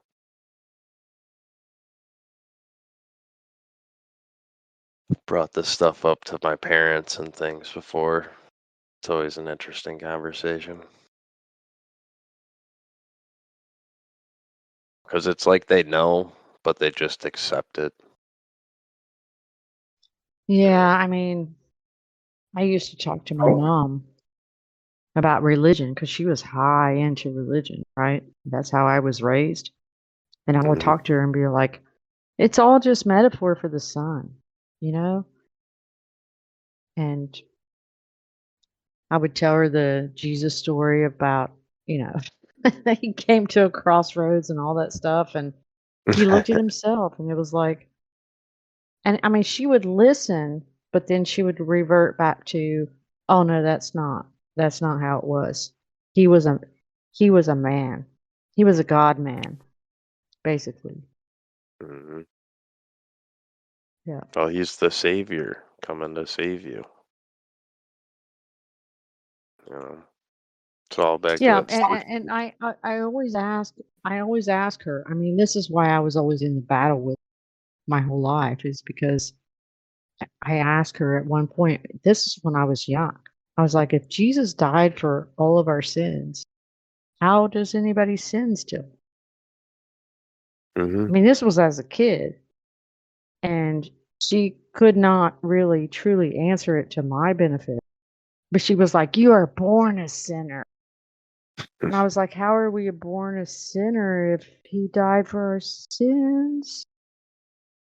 And I got punished for that shit because eventually she could not answer the question. So then I got punished because she was just incapable of answering or logically thinking. Yeah. I mean, I had the same experience with my grandma, which I would assume is probably a similar generation, which all that programming came from the great grandparents. But it was weird because the way that my grandma talked about her mom was that she wasn't very religious. And my mom would also say that as well. But then yet there was still like all these sayings that came from great grandma still. That whenever I asked her the question of, if Jesus died for all our sins and how do we still sin, she had this like just one answer response every time that was, uh, oh, well, that's just what the father says, and you have to listen to, whichever father at the I church mean, that she looked it's up so to. weird that you bring that up because my grandmother wasn't a religious person. My Yeah. mom was, and she decided to portray herself as always being that way, even though she didn't get a hold of a Bible till like maybe 1960, maybe. But yet She was she religious for labeled 30 herself years as before. yes. Whatever. Yeah. Yeah. Yeah. Yeah. So it's weird. It's like religious people don't want to remember the life before they became religious. They want to assume it their entire lives. Like I was always different. I was always religious. I just didn't know it. That sounds just like the transgender benders, right? They just Yeah. since birth, I I knew was I the was other always different. sex. Yeah. Uh, I mean, in that sense, we are always different, right? But to recognize what you were in the past, like I was probably a scumbag asshole in the past, right? Because of my upbringing. But where I am now, I can recognize that I was that. And I'm not going to discard it and forget about it and say, oh, I've always been this perfect person or whatever, like religious. I've always been this way. I've always, thought of, you know, this stuff. No, that's not reality. You were dumb as shit back in the day. You know what I mean? It's like I always questioned, absolutely. and I can honestly say that I always question things. But then if I got enough of an answer, I believed it. Not saying the answer was right. I always got in trouble in school and all that stuff. I've always been outside of the box, but that doesn't mean that I knew anything of what I know today. You see what I mean? It's like I accept my past for what it was. Christianity Yeah. doesn't seem to do that. No. Not at all. Or any of the religions, really. I mean, they all have their different angles and stuff, but ultimately they kind of warp the mind into the mass control. It's all organized.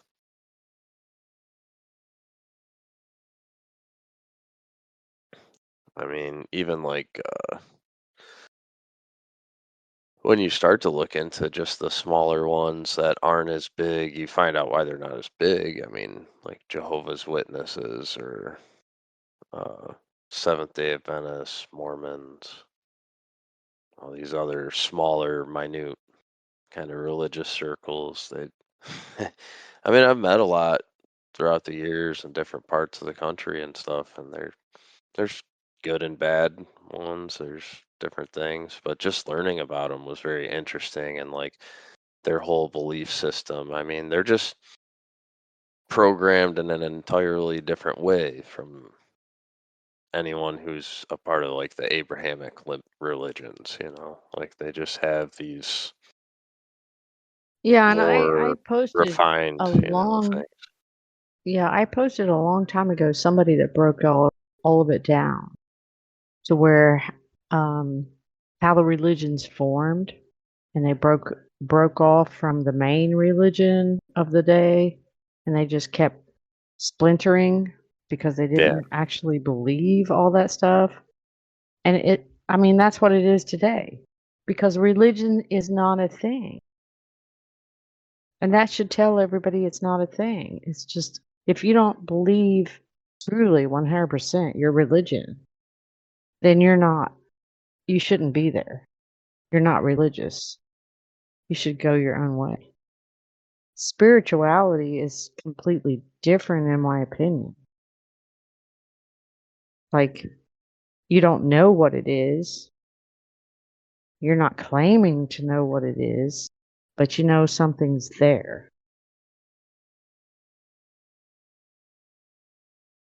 If that makes sense. But I guess it makes sense to certain people, just maybe not everybody. And no, it's I'm not saying I'm spiritual or anything like that. I'm just saying that I do believe this place was created by something to be as magnificent as it is. Do I know that thing? Nope. Can I give it a name? Nope. Do I know its attributes or what it does? Nope. I can't say shit. That's what I'm saying.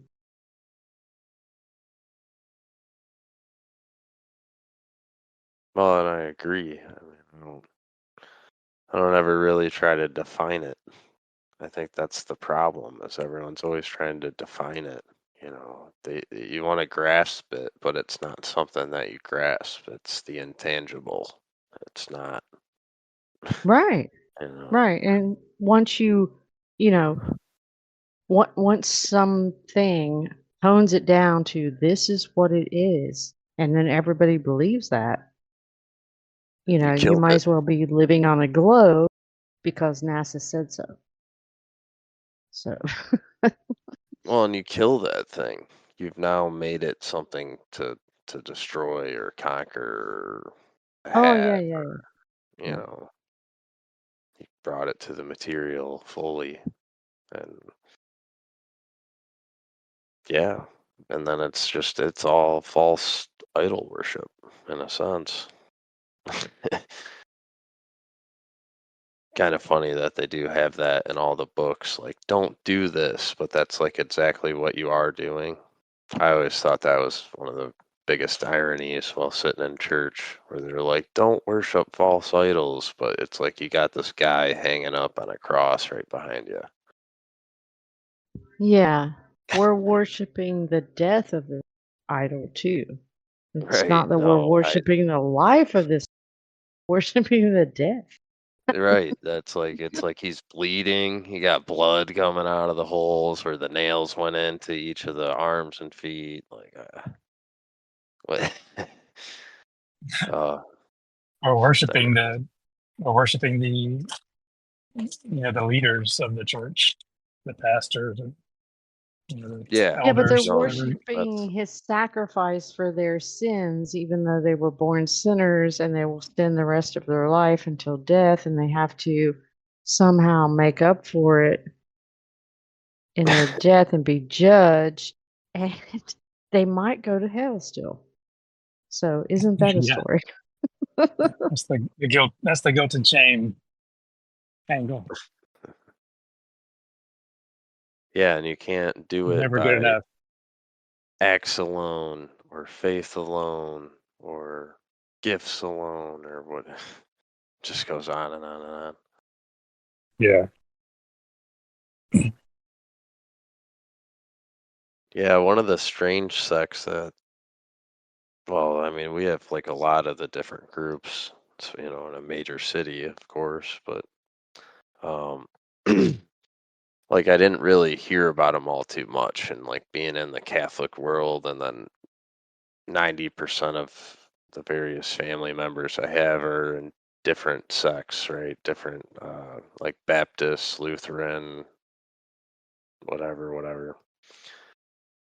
But there's this large group here, or in like the northern Detroit area, that's all born again Christian, and there's like various groups of that type of thing, but I mean, it gets so crazy to the point where I was questioning these people way back when, and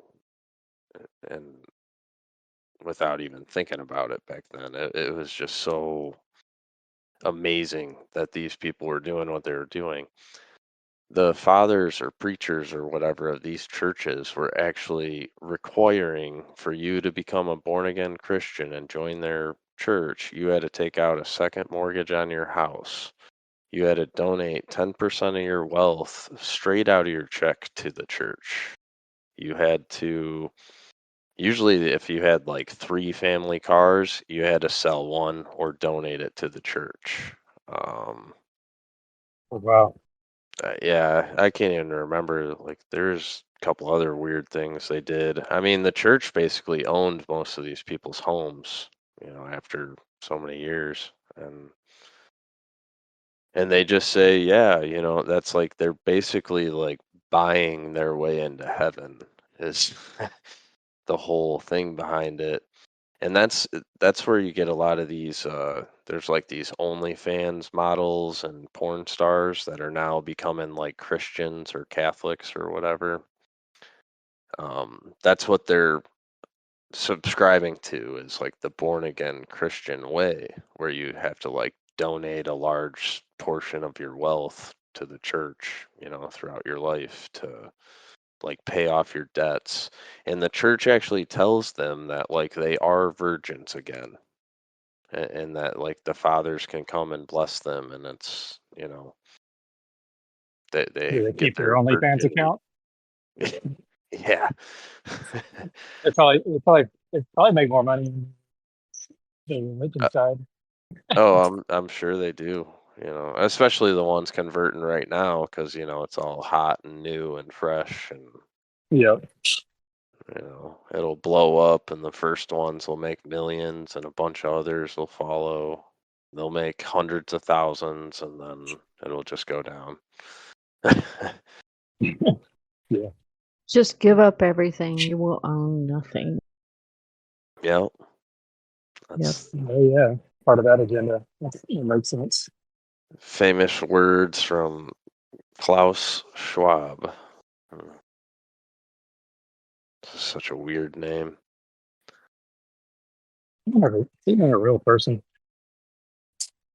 Yeah, it's like Santa Claus and the swab. Yeah. The two go together very perfectly in this world. Santa Claus does have all that like cotton like swab material all over the place. Most of his uniform. Oh, there you go. He's a giant Q-tip. There Yeah. you go. Satan Claus. Good old Satan Claus. And they've had that stuff going on forever, right? With the religions, Satan versus Jesus, and the lashbacks between. That's why I think it skips generations with like religious things, and you'll have some generations in a row that are all extremely religious, and then you'll get the opposing. I mean, if it goes by the 4 generational cycles, it'll just be every other one. I mean, I don't know if it would be like in hard times, you have what, weak men get made, and weak men, hard times, or whatever that, cycle is. But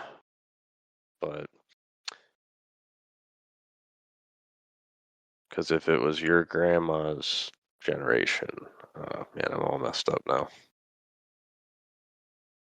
Well, I mean, I've said it before that, back in the day when my mom got a hold of this, she bought this big, thick Bible, right? I mean, it's like more than 12 inches long. It's this big, thick thing. It's got gold edges. It's very pretty. It's this big thing. But they were selling those like in masses back in the day. And that's when everybody was introduced to religion. That's my opinion. Yeah. And it was carried down from there to all the other generations. And now we got paperback Bibles, in the hotel rooms and shit like that. Digital. On Yeah. your phone.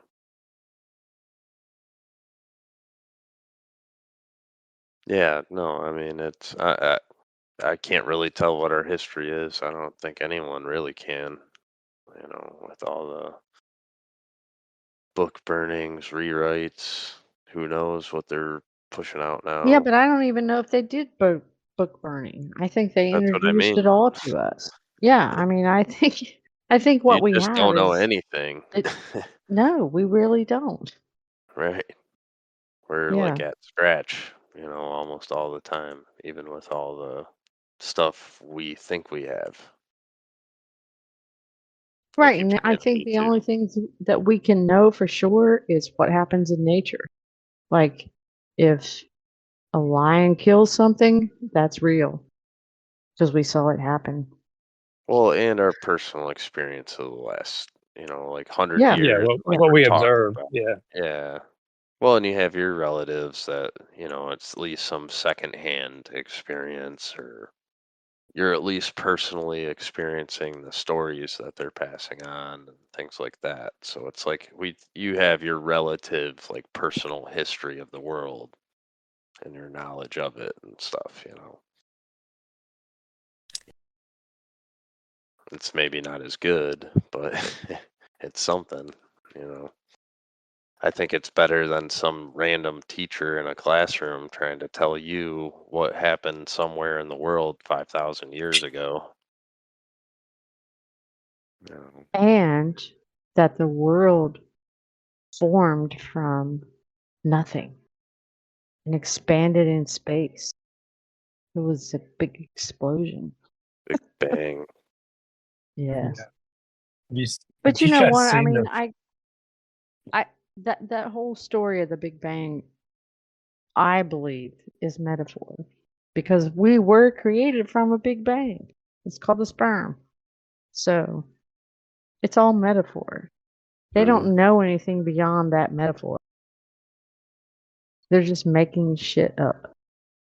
Selling it. Well, they have the James Webb Telescope. We have photos of creation of the universe now. You seen those cartoons? It's Terrible. been looking at cartoons for a long time. Yeah. It's all we see, really. I mean, all those Exactly. The textbooks and Simpsons stuff. show in space. Come on. Oh yeah. Well, even all the new ones too. They're just getting blatant at this point. It's funny. Like Family Oh Guy was yeah. very The open about things. Yeah, but the wheelies are stuck on the Boeing, or they're stuck on the space station at this point. Have you heard about that? Who's stuck on the space yeah. station? The two Wills, The William and can't remember the other's name. The I think twinsies that are stuck in the space station. well they're the Boeing space capsule that they flew up in and is having problems, so they can't come back. Apparently, Yeah. they're lost in space. Oh boy. Yeah. I guess not lost, but stuck. Yeah, did you hear the other one though, Linda, about the Russian satellite that broke into 100 pieces and they all had to Oh shelter yeah, in they place had to in the space shelter in station? place. They I was had to like, oh my gosh, quarantine. aren't you? Isn't that the whole definition of being in a space station? Your shelter. It is your shelter. Yeah, Yeah, you're already quarantined. you're in Where are a they It's a gonna tin go? joke. can. Exactly. Well, then they contracted Elon Musk's company, SpaceX, to destroy the space station in like 20 something, 2050 maybe, or something. They could. I'm like, you gotta pay somebody to push the space station? Like, that makes no sense. If you can fly that thing around Earth, why can't you just fly it out into space and throw it away? Yeah. Like, just throw it toward the sun and be done with it. Instead, they're going to pay nearly 900. I can't remember if it was millions or billions to SpaceX to create some spacecraft to go up there and throw it back into the atmosphere so it'll burn up. Yeah. I think it's But all just a money laundering scam. oh yeah, totally. Uh, Funny thing though, I actually talked to a company here in like an Atlanta suburb. Um, we do IT services for companies, and so they called us about maybe doing work for them, and so I looked them up to see what they did, and I was asking them, they make some product and sell it to SpaceX. Like, I was like, I hope we get this account so I can ask them about all this made up nonsense, but they would know that they're being paid to make some useless object that just goes in a warehouse. It never gets used, right. And they made so much money. Oh my Yeah, gosh, it was it's a crazy. big account. It's a huge account, probably. for the Oh yeah, I company. mean, and they were real engineers. I mean, these people, they had other Yeah, accounts and did other work, so they were smart people. But they get this account and they're just, it's like their biggest moneymaker by far, I'm sure. yeah. So I mean, I wouldn't turn it down either, I guess, if you believe Well, it's that's the real, thing. right? Like my brother, he was just working for Fanuc. Just started working for him like a year and a half ago, maybe. And he was like, "This is like the first time he got a job, liked it, was good hours, making good money type of thing." Like I had got him a bunch of jobs at places, but it's it's usually really crappy work at the start, and then you kind of get into some better positions here and there. So like this is his first. He got into one of these decent positions. Well, he hired on with this other company like a month ago, and then within a week, he's already down in Austin, Texas. They have him already as the project manager at one of Tesla's facilities.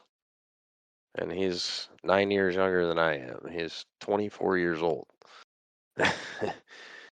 And he's been texting me all week, just going, "What the hell is going on?" He's like, "Dude, these guys are idiots." And they're supposed to be like, he said they all tell him that they have their degrees from MIT or JB Speeds, like another big engineering school, Uh-huh. or whatever other famous institution.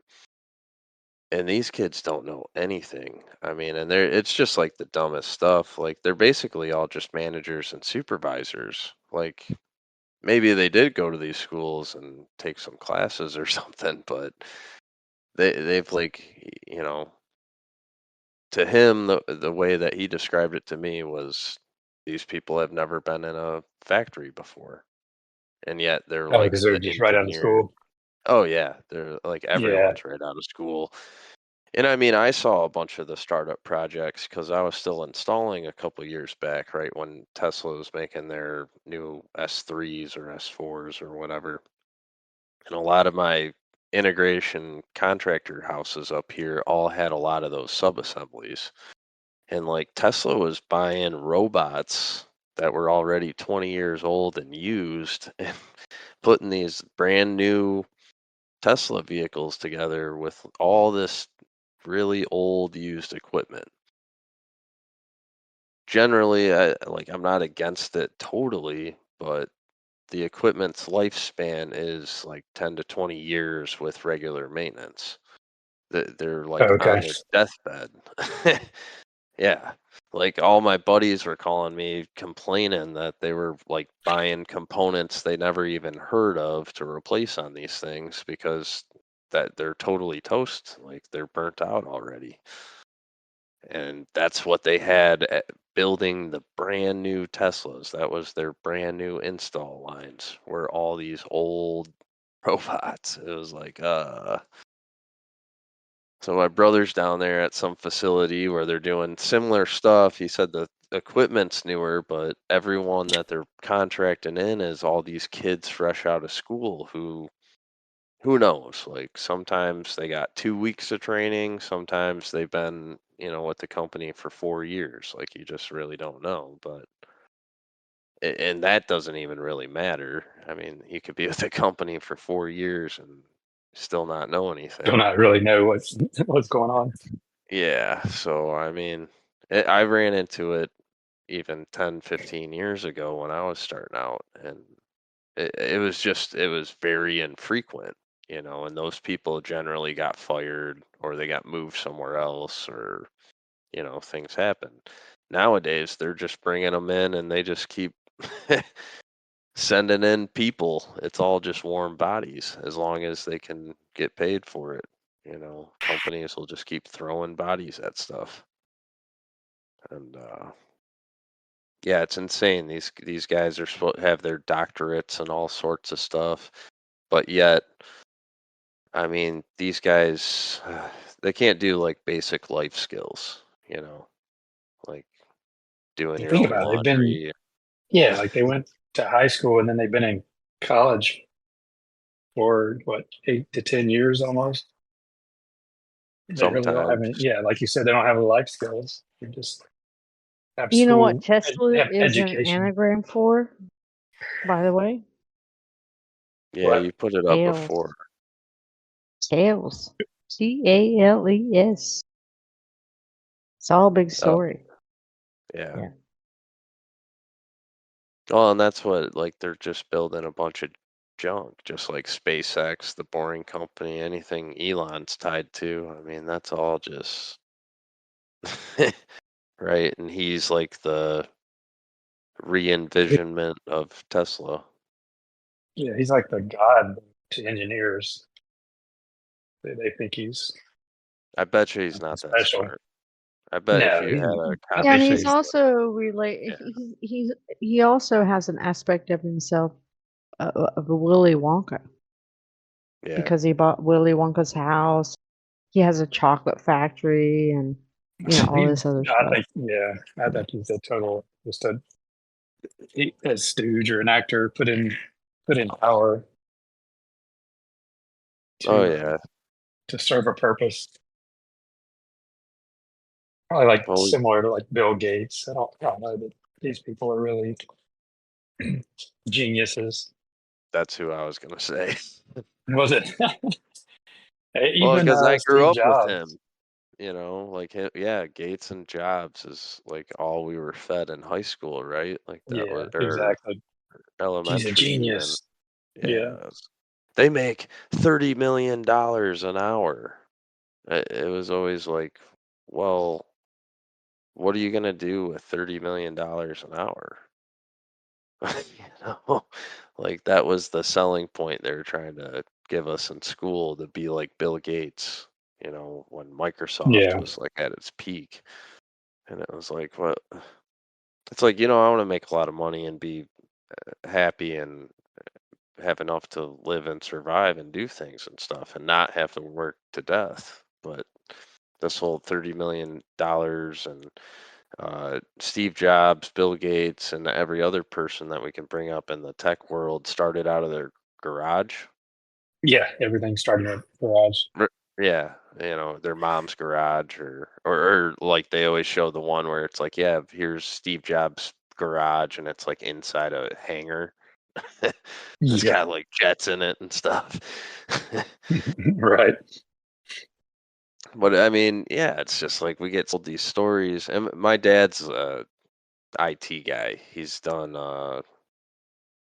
he's worked for a couple credit unions as like the IT manager, and now he's like the vice president of one of them. And Okay. I've always fought with him about like trying to explain to him, like, dude, Bill Gates probably doesn't know anything. If you brought up like C++, just that name of a computer language, I don't think he'd know what you're talking about.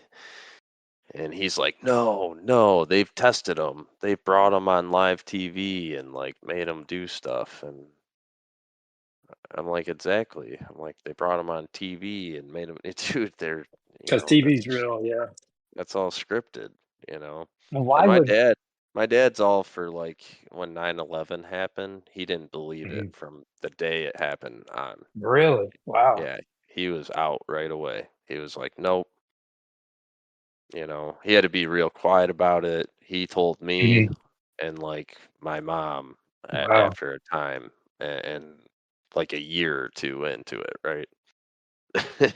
So I mean, it's weird with him. He's on to certain stuff, but he'll just accept other things. I don't know. Yeah, kind of like I've got an uncle like that. There's certain things he doesn't. He's kind of conspiratorial, but then when Not it comes to like politics, it's real to him. the politicians. I'm gonna write a letter to them, and they'll listen. Yeah. I'm gonna vote.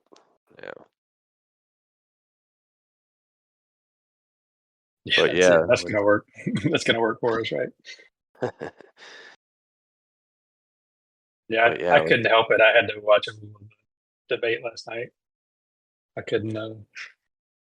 I just So wanted I to see didn't what. watch it. I haven't watched anything. I just switched to days, so like I've kind of just been focusing on that, and so I'm Oh, asking you like you what do you you think happened? switched to sunlight times? Congratulations. Yeah, good for you. Uh, it's that'll be great. Yeah, Honestly, that's that's a really big really good benefit for your right health. there. Well, Yep. I've been on afternoons, and I maintained a day shift like sleep schedule and everything. So Oh, did I've you? really Oh, okay. been, yeah. I wake up at 6 or 7 a.m. regularly, and I was working 3 to 11. So I was kind Okay. of doing the opposite half of the day, like normally you get up, go to work, and then you come home and do stuff. Well, I would get up and do stuff, and then I would go to work. Right? It's not Yeah, really, I did a similar shift for a while. yeah, it It's wasn't like a too second bad shift. as So I long got, as I yeah, I didn't avoid see that. nights. Right? Like nights Right, is yeah, it'll mess you up. that'll kill you. Yeah. Yeah, night shift messes you up. I work that too. Yeah, it messes you up. Not a Yes. natural thing at Well, It all. I is work not. No, not natural at all. I work sea crew, which we're actually going to be getting that crew in 3 weeks because we're adding a crew to maintenance, and that's what. Not only am I on days, but I'm going to only have to work half the year because we're going to do like a alternative work schedule. Oh, really? And Wow. yeah, so some of the other plants have done it for years. The plant I'm at did it Are you before. getting paid the same, or how does that work? Oh yeah, well you actually end up making more for maintenance, but maintenance has less personnel, so they save money on production. And production, they have 10 times the personnel we have. So that's why they always want to push it. But the problem is it burns a lot of people out because every day you work is a 12-hour day. So the trade-off though is you get a lot more days off. So it kind of, I don't know. Everyone's got their, what works and what doesn't. Um, but like for me, it'll be better because I've been kind of stuck on 7/8s with the afternoon shift for 2 years. And even if I went to days, I'd still be working 6 days a week most of the time. And it will 7 still half the time too. And then night shift, well, like you guys said, it would not only mess you up, but then you're still working 6 days a week. So right now, this whole alternative Yeah. work schedule thing, we added another supervisor, and then I basically work Wednesday through Friday every other week, and then Thursday through Sunday every other week, and I get the rest of the days off. That's kind of like a big plus to me. I mean, and I don't mind working 12-hour days, so. But there's a lot of people who don't. There's a lot of people with health conditions. There's people who just don't like 12 hours.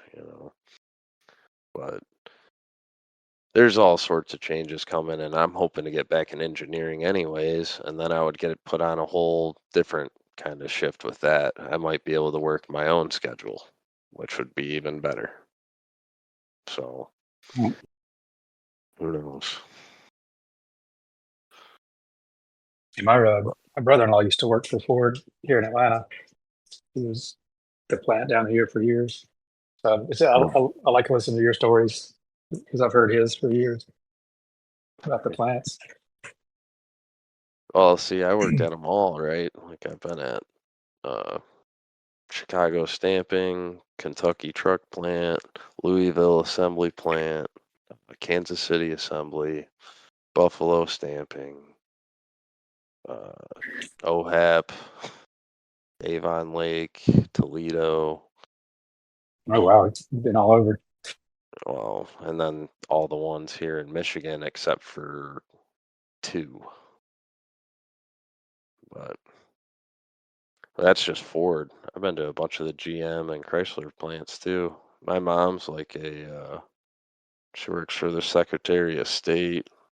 and Social Security Administration for, like, she's like the liaison for them and Chrysler on all injury claims. Government. Oh, okay. No, it's like the personal cases of people getting hurt on the job, and she's Gotcha. like the intermediary, the third party person who assesses both the company and then the state or the person or the whatever's representing, who got hurt. And she'll like assess, is there supposed to be a payout? If there is, like, what is the level of the damage?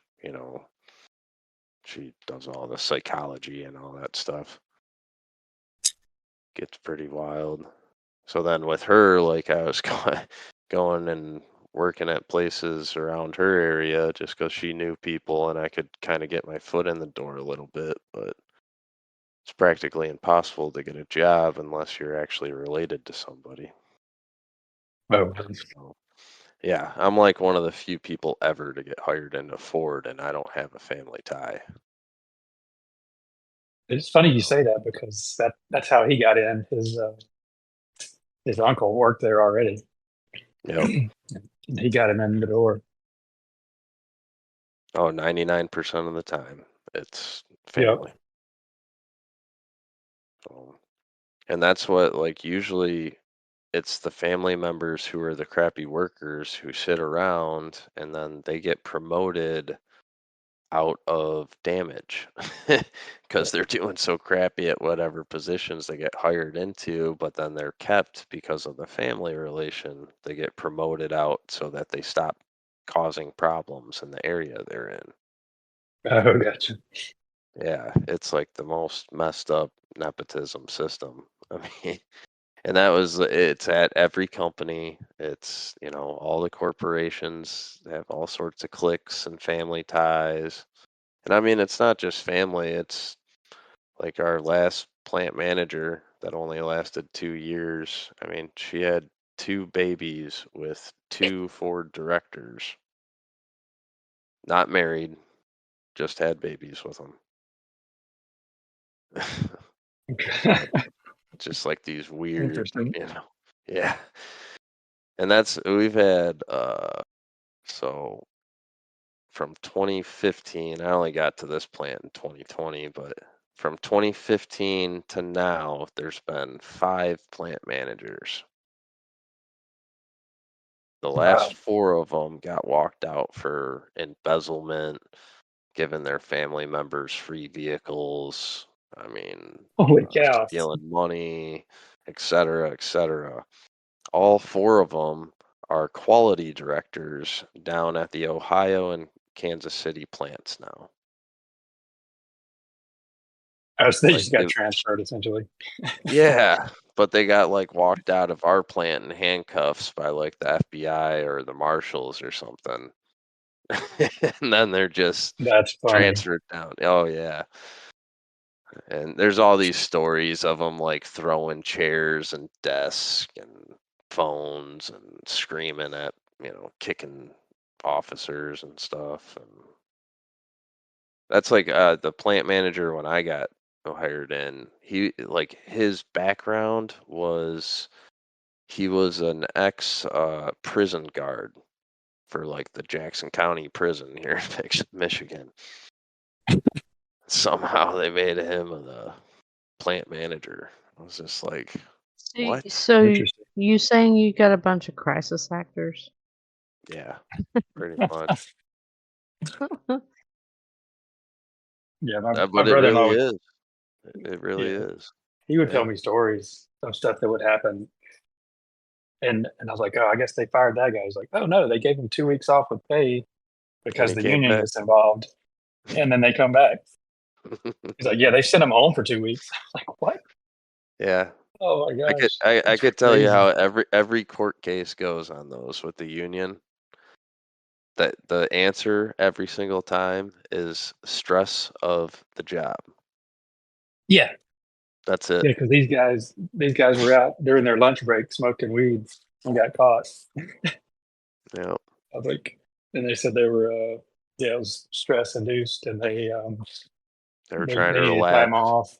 Yeah, Yeah. they need time off from the stress, and they may have So, to may have to you go to know, rehab, and you'll pay Ford will pay for it. I'll give you some of the best ones. Oh, even when I went to rehab, I was sitting in there with like half the employees that I worked with. Oh, that's Like they're awesome. all in there, like, oh yeah, Ford's still paying for me to be here. There's one lady, she actually just goes into rehab every November. She drinks at work openly at the end of like Halloween and takes 30 days in rehab, company paid. She calls it a vacation.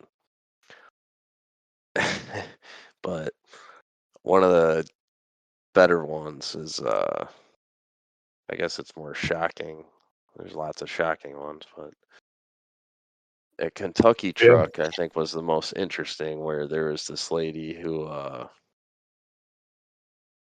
they had to have like the federal marshals and police came in to get her out. And anytime when that stuff was going on, it was a big deal. I mean, the whole plant heard about it, even as a contractor. Like we all knew about it within a minute of it happening. If we, didn't see it ourselves, and we were the ones who were calling people, going, "Hey, there's a bunch of federal trucks out here. What's going on?" And this lady, she like her job was in final. She was a driver. So drivers, like they get in the finished vehicles, they drive them through a little track, do a couple other little tests, and then they drive them out to wherever, lots or trains or wherever they're going. Get bussed back and do it again. That's all they do all day, right? They just drive the trucks around. So this lady crashed one of the trucks, into a bunch of other new vehicles, and like at Kentucky Truck, that's the most profitable plant in the nation. They make all the F-250, all the Super Duty stuff, the Lincoln Navigator, and the Ford Expedition, right? They make like 90% of it in-house. It's the biggest one-floor plant in the nation. It's crazy. This lady, when she had her little accident, this lady crashed. You could hear all the commotion. It sounds like the building lit on fire like 4 or 5 times, different points when they were reconstructing it. Everybody knew, like all the people who were running over and freaking out and stuff. Cops come in, give her a laser. She blows like something crazy. It was like a 0.37 or 0.35. I mean, right? It's like quadruple the legal limit or something. So, like you said, these people, they don't get fired.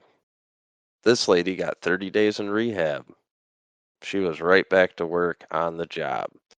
Come to find out a few weeks later, she was charged with a DUI and all the stuff, and the union made sure she got her job back. Come to find out, though, that was her like 8th DUI on record in Kentucky. I guess she had other DUIs in other states as well. So, yeah, she's still there as a driver. Wow. Does she even have a license? Yeah, that too. I mean, she's got a car. She leaves and drives home from work every day. Like I parked out there with her. And there's it gets way worse than that. I mean, there's straight up killers there, like chopped off their heads, chopped off their wife's head, went to prison for 20, 25 years, came back, got their job back at Ford, and kept working. I mean, some of these guys, there was a guy while I was there in, what was it, 2017? He murdered his wife at 6:30 in the morning, drove to work in his work clothes with his wife's blood still on him. He came in with us and just went and got on his job and started working that day. And like people freaked out. And like I think every agency you can think of showed up at the building that day. That's Yeah. intense. Well, and like you're working. I mean, us as contractors, you work crazy hours. I mean, I worked a lot of night shifts. I know how unhealthy it can be and how crazy you can get, how fucked up people get. And like I worked split shifts and worked multiple days in a row and slept in my car and in the plant and did all sorts of things on the road. And there's people who did much worse and much less, you know. And it's like you're working and doing all this stuff, and sometimes these things happen and you don't even process that it happened. You know, it almost just sounds like someone's telling you about some TV show that they saw the other night. And that is like with how TV and society is so crazy. Like this stuff happens in real life and it's just normalized to the point that it's like, and I've had to really take a step back and look at stuff sometimes and be like, wow, you know, I was in this situation that was most people would vomit or cringe or whatever. And for not just myself, but most of the people I was working with, like for us, it was just like, oh, ha ha, you know. I mean, there was somebody overdosing on heroin in the bathrooms at the front every week. You know, that's a regular thing. Um, and I guess to add to it, though, it's most contractors are hosted out of Detroit here. So most people are hired out of Detroit. And we're bomb blasted with, you know, people shooting people in Detroit every single day of the week, you know, all day, every day. There's been shootings here since I was growing up. I mean, the news is just covered with, I don't know, it doesn't add up, I can tell you that. With how many people get shot here, everyone should be dead in Detroit at this point. But, you know, it's just the normalization of it. I don't think there's that many shootings here ever. I've lived here in 15 different cities just in the Detroit metro area, and there's been a handful of shootings like that I've heard the shot myself or, you know, was actually like witnessed by someone I trust that, yeah, you know, the event occurred as it's being stated, things like that. Like it's not plausible for how much they actually put it in our news cycle because it's been like that since the 90s where it seems like every single Kmart, Kroger, Meyer, whatever grocery store we have around these in our areas like have been shot up, you know, mass shootings and gangbangers and gangs and all sorts of stuff. How much of it's actually real? I mean, most of us, even in the outer parts of the city, always came into the city to go to games and all these other things. And yeah, there's things that happen car break ins, pop tires, maybe a stolen car sometimes, but just not to the extent that the news would show you. You know, that's why even in these plants, there's all these crazy stories and stuff, but how much of it's actually real, I don't know. You said you mentioned the theft. That was a funny story I had was when I used to travel for work.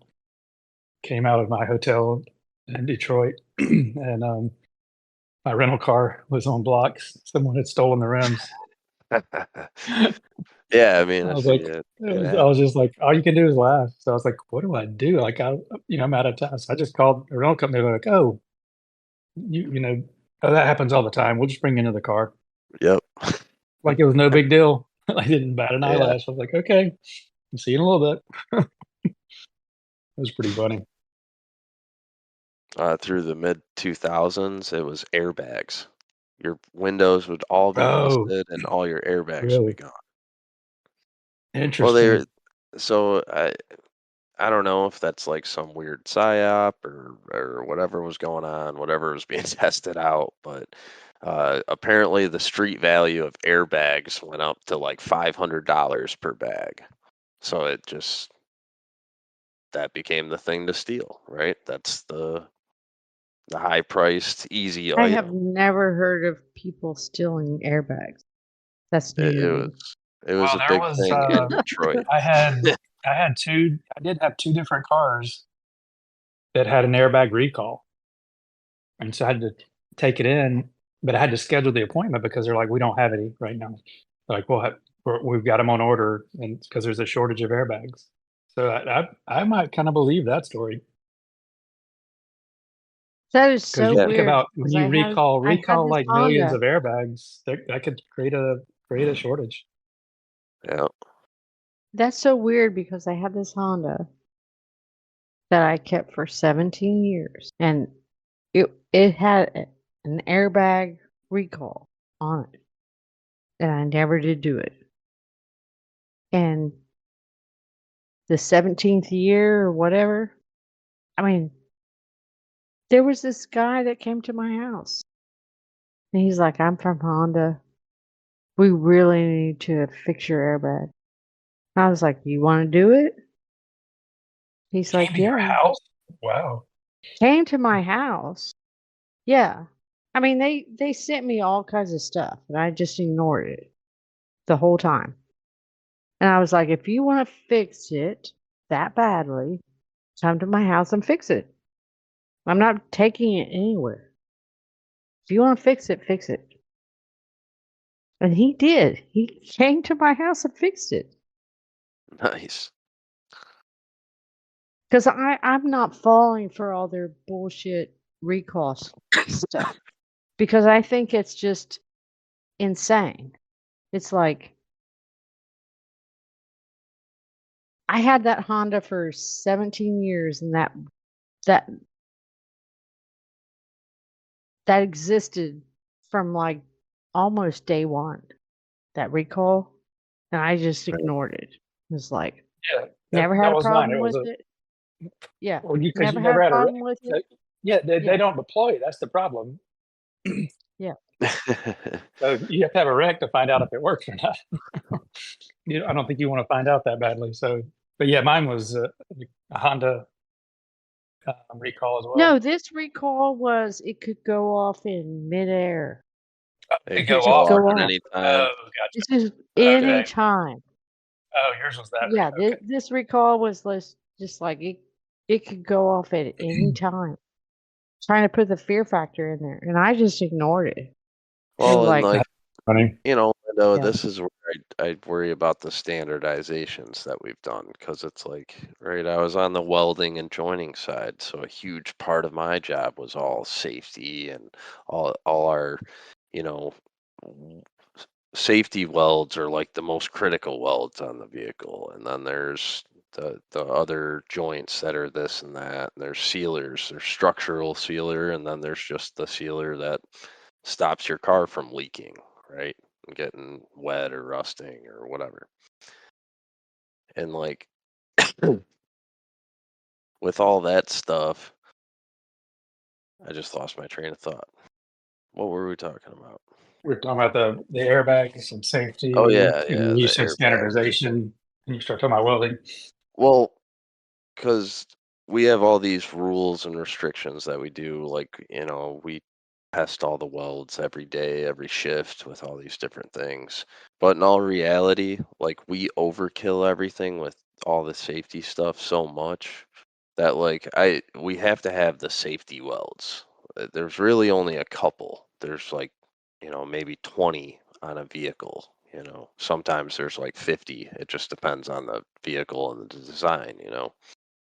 It's like for your seat belts and where the airbags are and stuff like that. Those welds are important, but there's like 1,000 other welds all over the place that hold it together, and a bunch of sealer and sticky stuff and mastic and rubber and black stuff. There's things everywhere holding it together on top of fasteners and bolts, and like, it's held together. It's gonna stay together.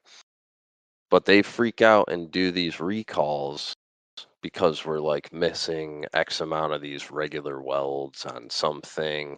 And so it's going to cause like a little vibration in your car. And that's what, after like Okay. 5 years or 10 years, you're going to start hearing a clicking, in your driver's side door or something. that's because you probably had some cold welds or bad welds that were supposed to be recalled and never got done. Or there was one, but they didn't really go big and heavy because it's not like a airbag or a seat belt or whatever, you know. And that's why I can see, Linda, where they came out to your house and they're like, we have to replace this. I bet you it was some like Yeah, but safety It was or real. I don't whatever. even Like it was think it was really that because right now I have a recall on my vehicle that the parts aren't available till September. And they put this scare tactic into my mind, right? And everybody's mind that has one of my vehicles that at any given time your car can just die in mid-flight because the sensor is not reading the gas level right, and so it can just shut itself off. You're stuck on the highway, and they don't have the parts till September, so you're Hmm. just dead in the water. I'm ignoring that shit. Yeah, My that sounds like a vehicle runs scare fine. tactic. Yeah, Yeah. you should probably shelter in place. I wouldn't drive that car. Yeah, yeah. I think I'm it's all kidding, scare. kidding. I should tell I my think work those are that. scare I'm so tactics. scared of my vehicle. I can't come to work because there's this recall that they can't. I mean, how many people have probably tried that bullshit? They probably Oh, have. tons. Yeah, and test it out. But I mean, I know there's like actual recalls that happen out there because I watched it. Usually, a guy got fired, and I had to go fill the spot, and but it was always for like something dumb, like I was saying, where it was like, oh, it's this little thing. You might get a rattle in your car or whatever. But even going further beyond all that, there's still the idea that like not only have I done it myself, but I know that I've heard many stories of people who have swapped out their spare tire. You know, they got a flat tire, put the spare on, and like, you know, with the spare tires, they tell you, oh, they're only rated to go like 500 miles or something like that. You know, make sure you go get your tire fixed and put back on, put your spare back in the trunk or whatever. Yet, I've heard of all sorts of these high school kids and other things doing insane amounts of mileage on them. And then I've done like 10,000, 20,000 miles on a spare tire. You know, like they're actually made with extremely good, like whatever the safety standards are or whatever for like at least spare tires back in the 90s and early 2000s. And I'm sure all the way back before then. But there's a lot of scare tactics just like that because they want you to come back into the dealer. They want you to be at the dealer. The more you're at the dealer, it's the more you're in the store, you know. Yep. And the more money you pay, Right. they want you to be obligated for that money. Yeah. Because I mean, they've tried to sell me on stuff, and it's like, I mean, I don't always look the role of like I work in a plant or anything. So it's like I go into places and they might think I'm some you know, business kid or work in restaurants or play sports or something. So I've had dealerships, you know, salesmen at dealerships, and when I go get my oil change or something at a oil change place, like they'll try to do the upscale tactic, you know, and be like, "Oh my God, you know, we pulled out your radiator, and oh, it's awful. If you don't get it fixed, it'll cost you more money down the road, or oh, your struts bolts aren't tightened in right. Like if this falls apart, your wheels will fall off while you're driving down the highway." And I mean, I've just usually called it out or something and been like, hey, look, I work for, you know, all different facets of the auto industry, and I'm an engineer, and no, like I'm not going to buy your bullshit. I'm just here for an oil change, you know. or whatever I'm there for. And I don't know what it is. I think it's just greed. It's more just greed, where people have been sold on a bunch of fear and bullshit and stuff like that. Yeah, it's like the market of the beast. I mean, they have to resell shit, Yeah, better shit. That's all it is. Reselling better shit. Because the polish it lead or paint. Yeah, the lead paint. I mean, I deal with that all the time because we have to, like, our funding at work and stuff like that, or if something was built before in 1978, it's lead supposed to paint. be investigated for lead paint, all this stuff. And and that's all bullshit because all you have to check for is cracks and stuff. And it's like, oh, Yeah. that's a sign of lead paint. It's like, what paint doesn't crack? Eventually, if you paint over paint, it's going to crack. Eventually. Well, lead paint, I think, is all just about the Wi-Fi. That's they Yeah, don't want. that's what Yeah, I think. it's Yep. just the signals. Well, it Superman does can't taste see through lead. it does taste different. The lead paint chips taste different. You I'm tried kidding. them? I'm kidding. No, What do you I think think about it's what about super. asbestos? Do you think that that was a scam? The whole Yeah. insulation Oh, yeah, thing. yeah, yeah. Yep. Yep. Cheap, accessible material. Is good at insulating buildings and properties and a bunch of other benefits to it. I'm sure, like, when you grind it up into a bunch of powder when you're trying to remove it and you inhale all of that, it's probably not good. you know, like, I'm sure what it's made out of isn't good for you. Right, right. It's probably like anything else you breathe in. It's probably not supposed Yeah, to be inside your lungs, right? and that's the thing, remove all the lead paint and replace it with polymer paint, because polymer paints are better for you to inhale. No, it's the same. They're both bad if you inhale powdered forms of it, or if you try and sand your walls and you're not wearing something to block it from shooting up your nose, you know.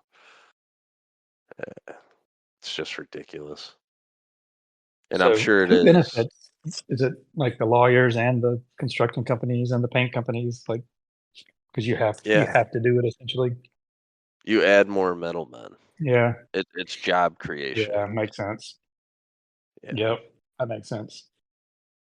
I did My that up grandpa for. was like a tax accountant for 50 years and he did a bunch of Mhm. other stuff, but that was his career through the end of his life. And like, smart, really smart guy. He's very intelligent, was very intelligent, good guy, but God, he was just bought in, right? Like, he was a tax accountant, RoboCop. He believed in the system to the full extent, and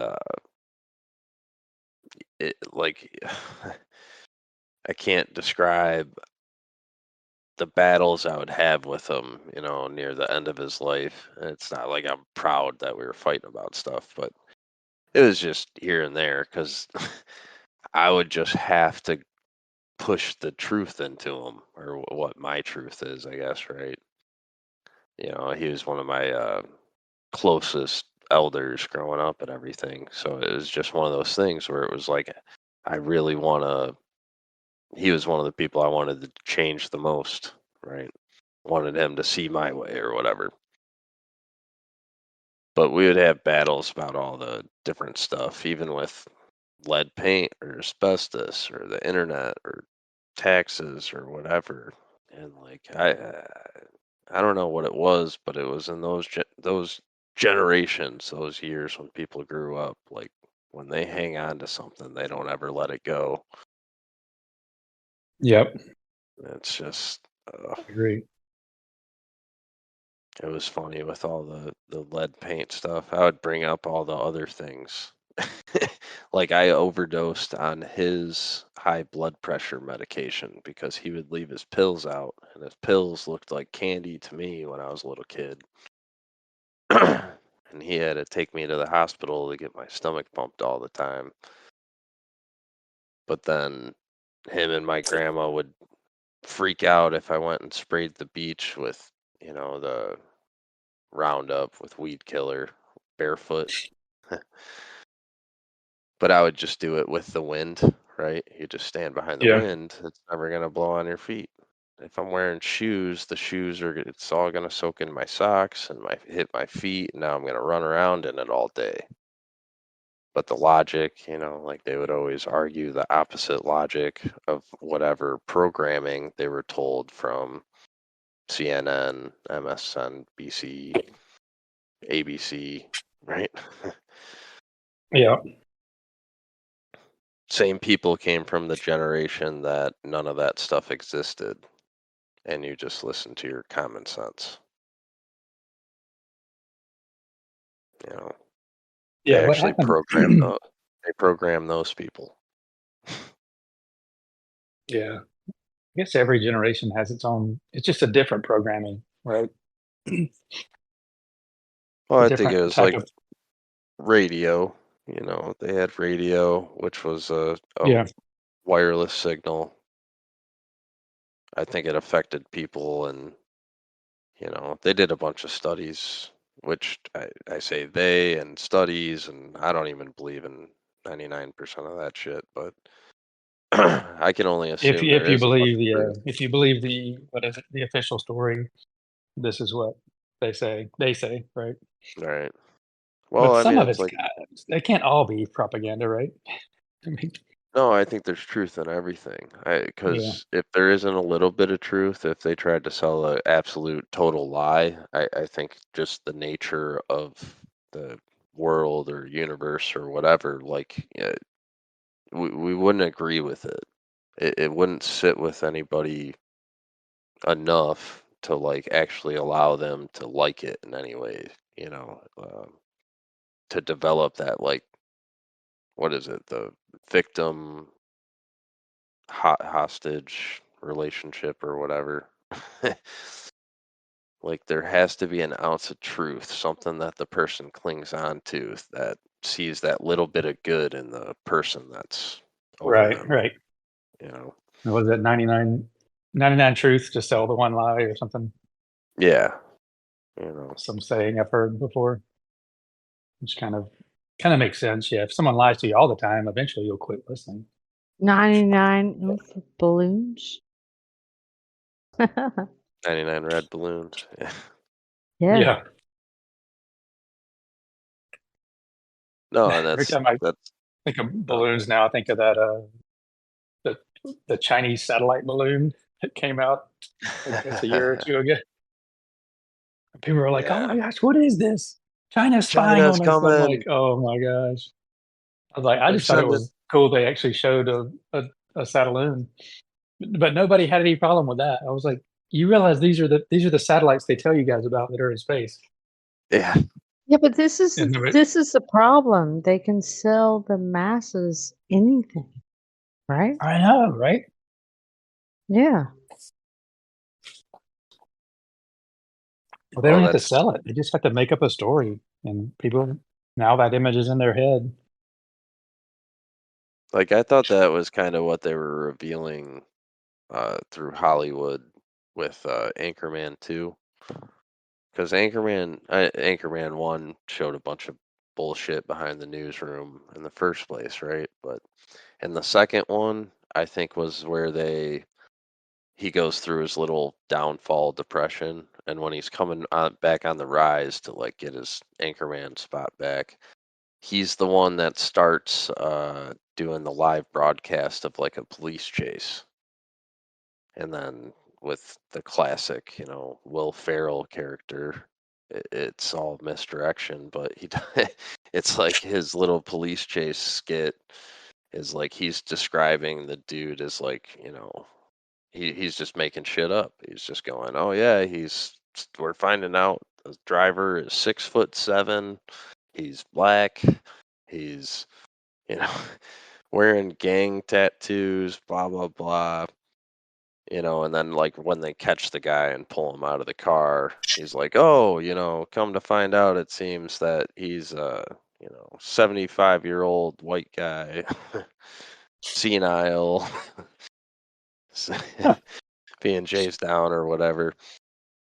And I was like, if someone really watches this movie and you're just thinking about like, okay, this is like how newsrooms really operate, right? Like their job is to get viewers. That's it. And like that was what that scene was. There was like all this, studios weren't doing that good. They were losing airtime. And Ron Burgundy wasn't doing so hot. He was trying to get back on the stage. That's how he did it. Because he did it at like the midnight hour. It was like on the worst shift. Oh It's yeah, so he 2 had in to the he had to make a morning. name for himself again. Yeah, it was against James Marsden was like the other anchorman. He was the hot shot 7 o'clock news guy of the station or whatever, and they made some deal or whatever. He had to like change his name to Suck Up or something like that. I don't know. But I mean, just taking like the logical perspective of watching that film, that's where I see all the truth in the movies, that they're going to capitalize on it because it's entertaining stuff. I mean, they can produce that Yep. material and profit off it. Like, of course you're going to do that, you know. And like you said, like you think, is it all a lie? And no, I think they put a lot of truth out there and just like misdirect. They just kind of alter it. So Just put the with the spin on it. Yeah. just like with the radio signals, what does all this Wi-Fi stuff really do to our bodies, with all these towers, at the frequencies that they're saying FDA approved or FAA approved or whatever? Like, does it really damage your body? Does it not? I would say it probably does. I would think ever since radio came out, and how we generate electricity and shove it through the power lines in the ground and stuff, like it's all probably doing a bunch of stuff on its own. Nonetheless, all this other stuff everyone talks about with Bluetooth and microchips and nanobots and mRNA and black goo, and it goes on and on and on, right? It's just more fear to sell. Yeah. Exactly. And It's like, that's the thing, is like it sounds so. In the beginning, it sounded a little bit plausible. It's like, oh my gosh, what, shut the whole world down. Maybe they really are, putting nanobots in the or nanotech in the shots or something. And now I'll listen to videos like that, and I'm like, it just sounds kooky at this point, you know. But I can see how like, people get caught up in it, and it's easy to buy the narrative for sure, especially the mainstream, because it does sound plausible because you hear it every day. It's just like pounded into your psyche, you know.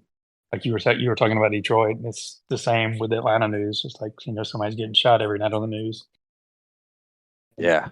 but you're like, is it? Are they really? I don't know. you know, um, I mean, I know there's areas of town I don't go into. That doesn't mean people are getting shot there every day. Well, the way I see it is that Be right back. all these science papers they come out with or whatever, it the way I see it is like NASA article bullshit. All of it. They sell us all this stuff. And I mean, they sell us the world, right? They know everything. They don't know shit.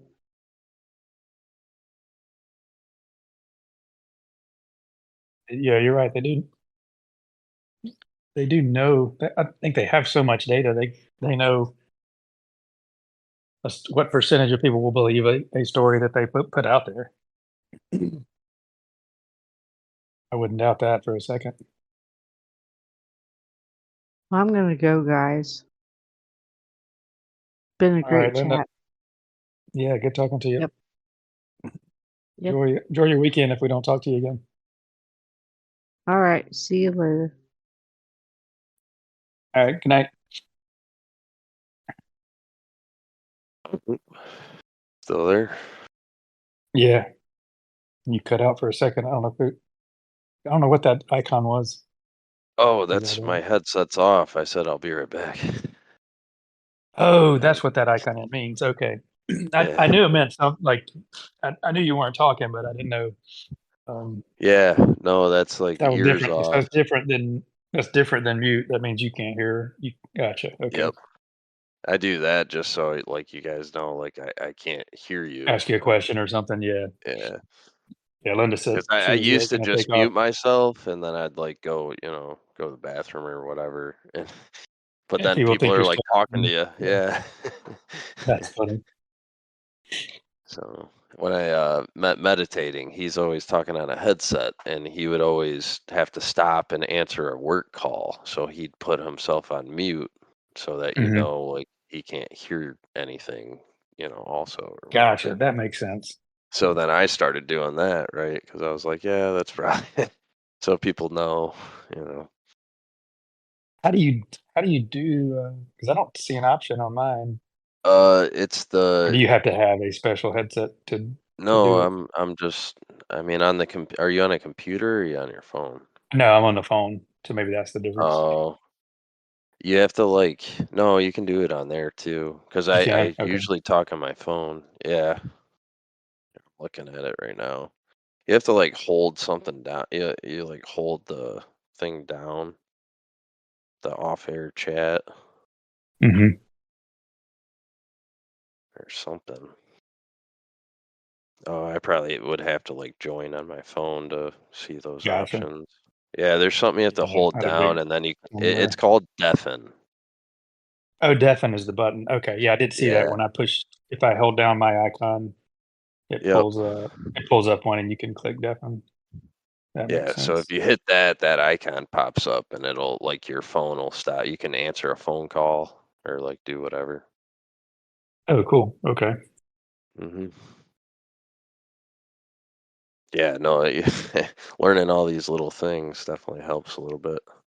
Yeah, like mine though, like if I'm like earlier I was sitting at my desk, still doing some work, and so I actually got a work call, but it rings through my phone because I don't have a desk phone. I just use an app, and it just Right. automatically cuts me out of the chat. I guess I don't know what it looks like when you're in. Like Nope, that's what mine if I'm does. muted, or I'm not sure if I'm muted or deafened, or if It people would doesn't. still look like I'm online. So it looks like I'm online still. Yeah, it looks like you're still Okay. talking, and it'll just Okay. like you can just keep talking on your phone call, right? And everyone in Yep. the chat, they'll keep talking to you, but Okay. you'll be deaf, or you'll be on mute basically by Yeah. proxy. Yeah. So, Makes sense. because that happened to me, Yeah. like I usually was working right now, like I'd be on afternoons, I'd be in the middle of work. So then I'd talk to Silas and Zeal usually Friday nights. It, I had a light day typically, but I'd still get calls. So like people would call me in the middle of chat. So I'd be talking to them, then I'd get a call, answer the call. Yeah. Usually my work calls are like 5 seconds. So it's like I'd Okay. answer, say whatever, get back into the chat and they'd be like, "Oh, you cut out." And it's like, "No, I well, yeah, I had a call." Like, you know, and then have to like continue whatever deep conversation we were just having. Right. So Yeah. with With the with two of them them, you too. can get into some deep conversations for sure. Oh yeah, no, I've been talking to those guys for like 5 years now. Oh, really? Yeah. Yeah, I don't think I'm trying to think. Have you been on Discord for a long time? Like, or is that when you kind of joined in? Or have you yeah, been on longer than that? 20, 18, 19 about was when I Okay. jumped on Discord. Um, yeah, I mean, I played tons of video games and all this other stuff, but I actually stopped probably like 2015. Never Uh, even heard so of you Discord or Gilded or anything, you know. Um, yeah, I actually got on Discord. Like, I didn't really utilize YouTube all that much. I'm a computer type person. Like I Mhm. with my dad, I did a lot of IT stuff, and I did computer repair a little bit in my vocational school, and I would use stuff. But it's like with YouTube, like I used YouTube to learn stuff. I mean, I still use it to this day, right? To if I don't know how to do certain things on my car or plumbing or great for that, what. right? Right, yeah. I mean, it's like the best thing ever, and I've always used it for that since the early 2000s when it started. Like there was Yeah. people doing how-to videos right at the start. Yeah, that's a great And application for YouTube. I right. had to figure out how to. I knew it needed to be done, but I was like, all right, I'll make sure I do it right.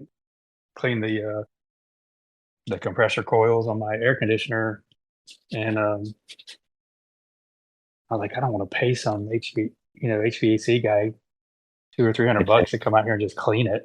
So I looked up a YouTube video. My guy has a channel. All he does is HVAC stuff. You show me how to do it. I was like, that didn't look that hard. I'll just try it. I'm sure it might have taken me a little longer. It was the first time I did it, but Oh it yeah. really wasn't that hard. The hardest part was like taking it apart and putting it back together. The cleaning was easy, Oh yeah.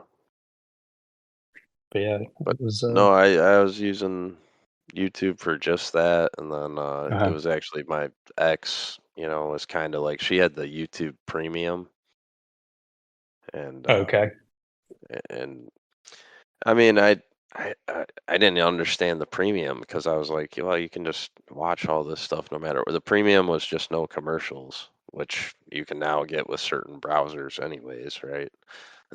So you can just get rid of the ads. yeah, Is like that I what have the Brave premium does? Brave browser. Yeah, Oh, does it premium was block all the just ads? blocks the ads. Yeah, so it was Nice. like, and then I mean at that time like 2018, 2019 it was they were starting to do like YouTube TV, and they had channels and programs coming out and all sorts of stuff. And I think they still have some things. It's just I I don't watch any of it. It was all pretty terrible then. But I started watching more started coming on to channels kind of like Silas's. Like I didn't see Uh-huh. his right away, but I Right. watched a bunch of other people.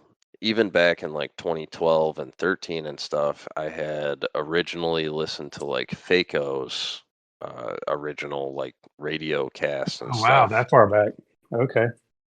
So yeah, I heard Abe's voice like way back in the day. I didn't know who he was. I didn't know anything he was Yeah. talking about. Like I just heard it, and I kind of like Hmm.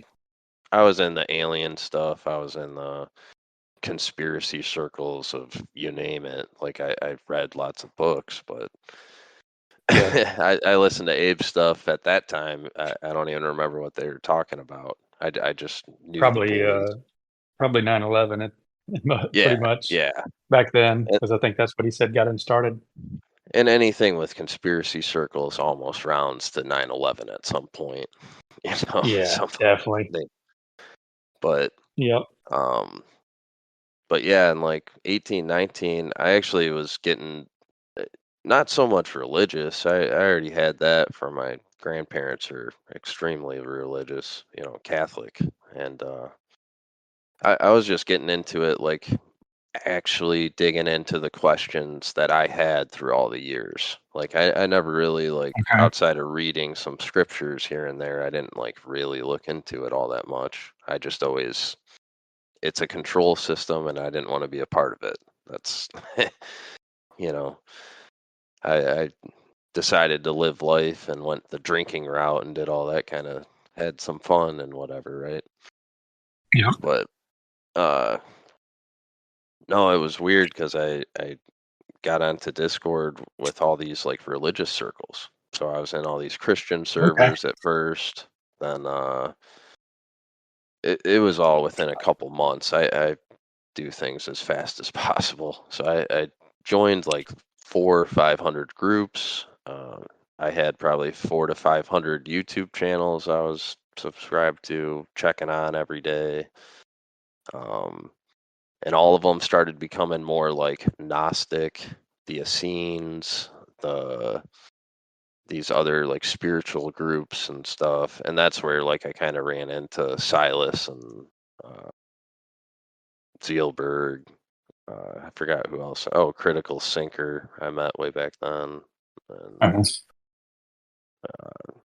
yeah, I think it was just Dave the Inhuman. He hasn't been around for a while, but he makes some stuff on BitChute here and there. Some really long, in-depth, like vaccine videos and stuff. Okay. But yeah, me, Dave, and Silas, when we first met up, like the first couple months, uh, Silas made a little Discord just for us three, and we would get on almost every morning and do all the religious scriptures from every era: Judaism, Christianity, Buddhism, Mormonism, you name it. Like we just went through every book. It was like Dave wasn't working. I got put on my afternoons at that time, and Silas, with the hour change or the 5 hour difference, it's like he was always able to get on in the morning, was like his lunch break. Oh, okay. So the timing just worked out. Yeah. That's pretty So, cool. and however, he was doing it with construction, like he had like 2 3 hour lunch breaks, and then he would go back and work a couple hours, and then he goes and Okay. he has like a band and writes books. He does so much shit too. It's crazy. Man, I don't know how like he's like prolific, right? I mean, he's always putting out some kind of content. Yeah. I Well, don't know that's why everyone. how he has that much time to do all that and I don't know. work a full time job. Well, he And it's definitely didn't. like He didn't quality stuff too. party. He didn't. He doesn't He says drink. he doesn't drink or anything. Yeah. Yeah. I mean, his brother is more like the rest of us. With Oh, he, okay. What we would consider a normal, quote yeah, unquote. like he grew up in the youth and didn't really know what was going on and did a bunch of stuff, and now he's kind of, I don't know. I think he said his brother's like kind of awake, but there's some things he doesn't, subscribe to, and Gotcha. but either way, it's like, but it was cool because we all got to meet up. That was like the first couple months when I was hanging out with them, but I didn't even really get into that circle for a while because we all met on a prepper server. It was Oh, really? the forum. I don't know if you heard of the forum. The forum? No. It still exists. Like I'm still Does it? in it. Yeah, Uh-huh. it still exists on It's a, Gilded. is it a Yeah. prepper server? Well, it's like the guy who ran it, Der Hmm. Schaeferland. Like he was like a super duper. He lived out in the woods somewhere. Like his whole Oh, house was a he's Faraday already out cage. in the woods. Yeah, yeah. Oh, wow. So he is in Germany. He's like an American, served in the army, lives in Germany. He was like going underground in 2020, and he was he had a bunch of good information. That's why we were all there. Like, and he spoke well. Like he kind of spoke like Silas does. Uh-huh. And so you could talk to the guy for hours, and he was just unlimited information of just this Just book, knows that book, that stuff about guy. everything. Yeah. Yeah, this, you can do this and make a bonfire, build a shelter with just, a pocket knife and toothpicks. It's like MacGyver. Yeah, but great guy, right? Like that's Yeah. why I think we all were drawn there, and like we were all talking to this guy, and like we were all on voice chats like this, and you're just all talking, and then we hear each other, and then you start direct messaging each other, and start, you know, and that's how we started forming all the. I mean, some of those guys like Critical Sinker, I think, was involved with Fake Yo since like 2015 or something like that. Oh, okay. So I mean, like he's been around for a long time too in these circles, and then he actually left for a couple years and then came back around 2019.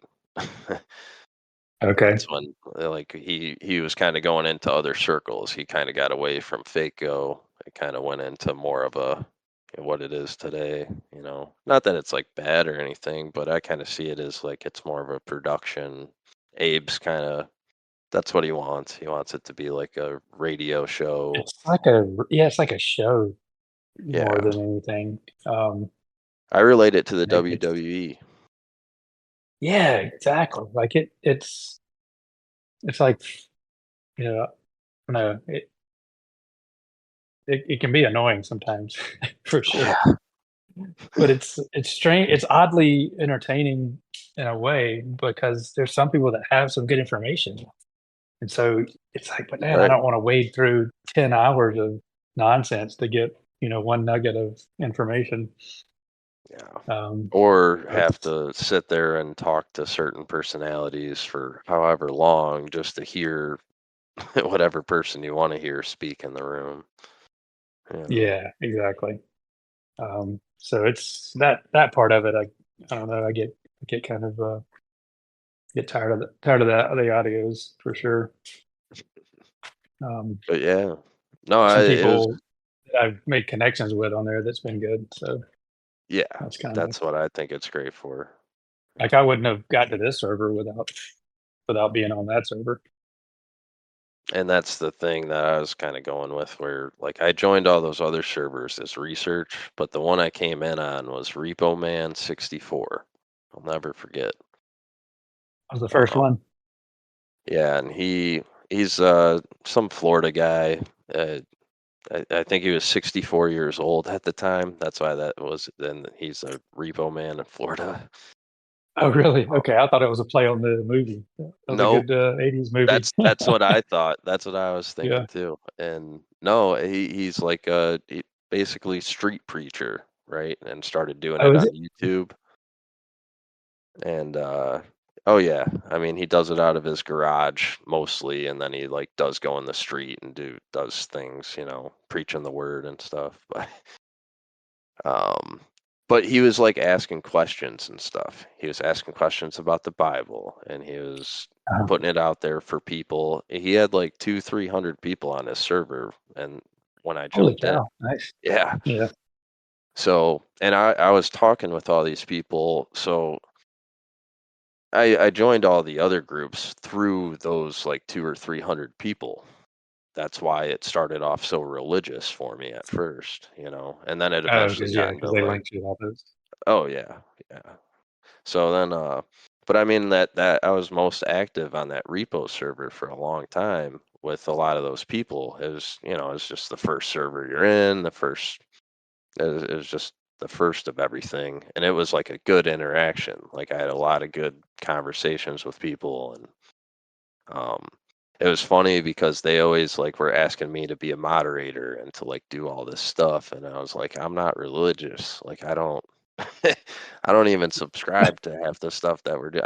I'm talking about the Bible and I'm reading the scriptures and I'm reciting Yeah. stuff because I'm studying it. Like I'm not following the system. You're not a believer, but you're studying the scripture. Yeah, it's two different Yeah, things, right? Yeah. and like they were like, yeah, but I was always like the mediator between all these people, or just would calm Yeah. stuff down. Well, So you've they were got like, you've got a calming tone as well, so um well, that's why it probably Silas does. made me mediator of half of his servers too. I Oh, mean, really? yeah, I was just I talking about, didn't, I yeah, I didn't was want just to saying be. the tone of your voice, like it Oh even yeah, sounds calming. You know what I mean? Kind of like uh, Silas. It's just that very consistent sound. Like you can't you can't tell if he's excited about something or not. It's like, oh yeah. but to me, it just kind of portrays like a very calming effect. Well, But that's if me the and Silas yeah, talk too long, we'll fall asleep. Put each other out. Put each other out. No, That's where you I've need talked to somebody. him for a long time. He's good. Yeah, I've listened to some of y'all's audio chats that he posts out on either on his server or on YouTube. Hmm. It's usually good stuff. But yeah, I like no, that. He tries to like get the, I don't know. I'm sure sometimes you guys talk longer, but he takes like, okay, here's the 2 hours you need to hear, yeah, versus just like Faco. It's like, here's 10 hours of audio. You figure out what's on there and what's good, what's not. I was like, yeah. yeah, it'd be nice if it was even a little bit, hey, around this time, Even if these are the topics. he chopped it up, right? Yeah, he did. I think started at least breaking them up into at least 2, sometimes 3 sections. I think when they start getting that long. Yeah, that's good at Um, least. I mean, yeah, it's but manageable. I think John LeBon complained enough times he finally did it. Well, nobody was doing 10-hour casts. Like nobody's listening to 10, 12 hours of anything. I You know, can't imagine. The, like, the only person I could think might be is just because he like put a message in the server that made me think he might be is Comcard Ken. He's like, I listen to every audio, and he's like, I'm way behind because I'm trying to listen to him in chronological order. I could see he might be that dedicated to listen to everyone. yeah, maybe. I doubt anybody else is. No. Because the only other things I see that are 10 or 12 hours long is like the multicast gamer chats and And other they're playing weird a game the whole time, right? Yeah, yeah. Twitch And streamer. I think the only reason they're that long is because they start in Australia at night and bleed over into the US weekend. Probably. It's not the same people are on there the whole time. No, But that's what it's like cycling. It's got that's like why these it should multiple. be that's why it should definitely be broken up. Be like, here's the Australian section from hour 0 to hour 2 or whatever. But then Yeah. I don't know, I think it may have been last weekend I jumped in there for a little while and it was last weekend. The this is Sarah, Velaset's wife, Sarah. I Oh, don't know if you've heard her. If you heard her speak, I haven't heard her um, speak. I've just they heard were stories. still on. They were still on, and it was like, it was afternoon here. So I think they must have had probably been on since it started. And it was kind of showing like, I think Velaset was about to fall asleep. It sounded like, but she was still going strong. And then Dave J called in. Oh, boy. That's it, and it's like he knows how to kill a conversation. Yeah. He starts going off on her, and it's like, this is ridiculous. Because he's banned, so he I know. can't jump on the Discord. And but they added that feature where you can dial in, and I've only heard like one other person ever even use it. I was like, y'all should just turn that off Yeah. because he's the only one that really uses it. He There's has like to. him and like one other person. Yeah. And I was like, what's the point of banning him? Because as soon as that said he created that, I was like, oh my God, he just gave Dave an in. I was like, what are you Yeah. thinking? And he probably did it on purpose. I think he knew that would happen. But I think he likes it to an extent. Well, that's the thing. So I joined FACO with Silas and Zielberg. We came on for a chat, with Wild Times, brought us in and did all the voice verification, get into a chat Yeah. room, Yeah. start chatting. So then Dave J was already banned 3 times, and Abe had let him back in the day before all 3 of us came on. Oh, great. Yeah. So I the can't think of second we got on more with Wild Times. antithetical like person. Oh yeah. So like the second we got on, right? Zealberg wasn't even on with us. It was like Silas, myself. I think like Linda was in there, and Wild Times, and somebody else. And Dave J hopped in within like 5 minutes. Like we just get going. We had a topic. We were gonna like, we're kind of like Like an first. organized discussion. Yeah, like, and we're kind of like, hey, we're here from Silas's kind of group. His videos and stuff were getting put all over Fake Yo. He was talking with Wild Mhm. Times and Abe and stuff for a few weeks prior. Yeah. So we get in to have this guided discussion of sorts, and yeah, Dave J came in like a bomb, just hey guys, I'm Dave J. Da, da, da. What are you talking about? Oh, that's all bullshit. Like Oh right yeah, away. immediately. It's Yeah, like, yeah, that's all fake. That's all fake. Let me tell you why you're wrong. yeah.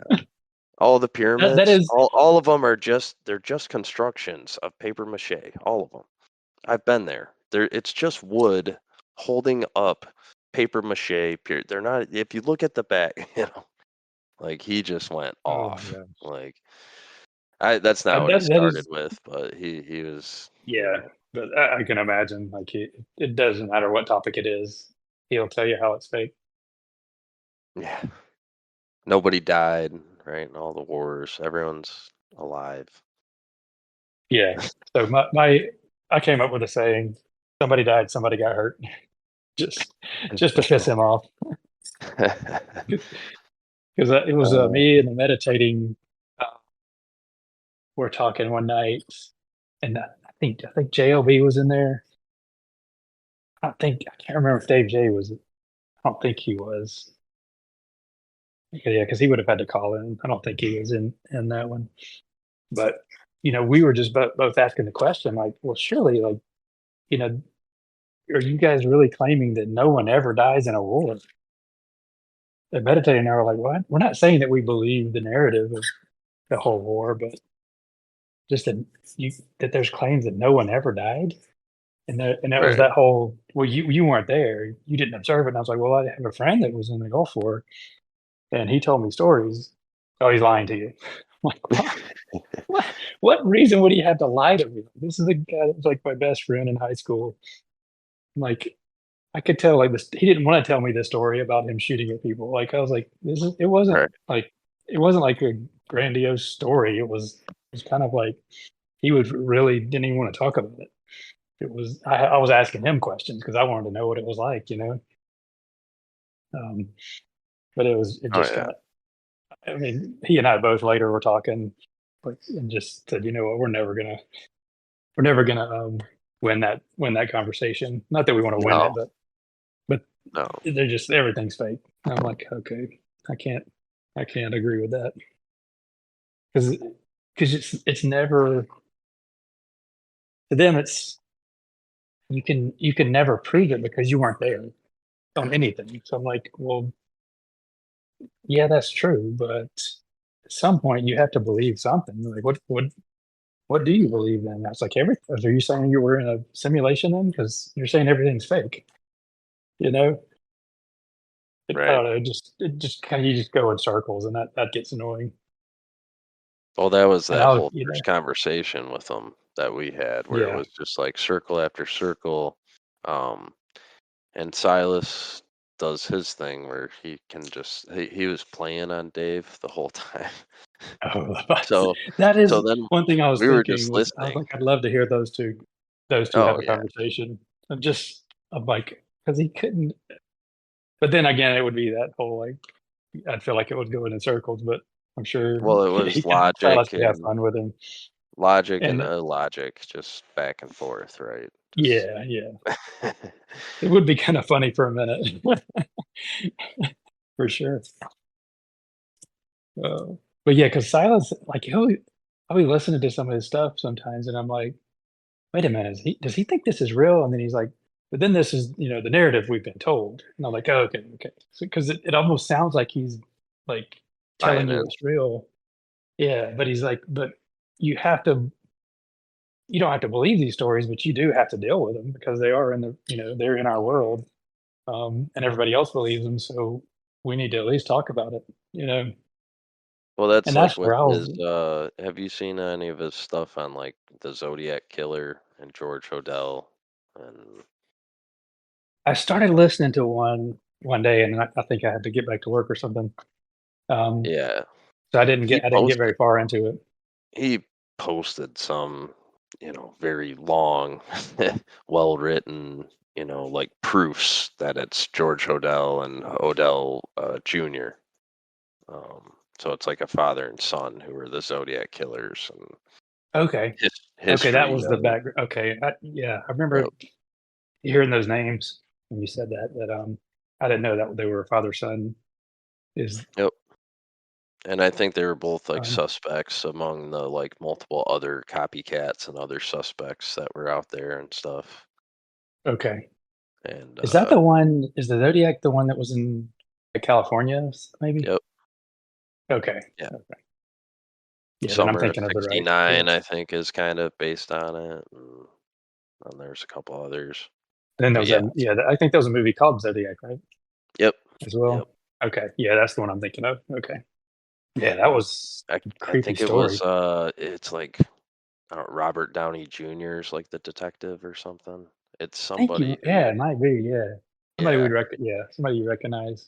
Yeah. Like Because I watched in it my I mind, I watched was it thinking Johnny recently. Depp, but I'm like, that's not right. It couldn't be him. No.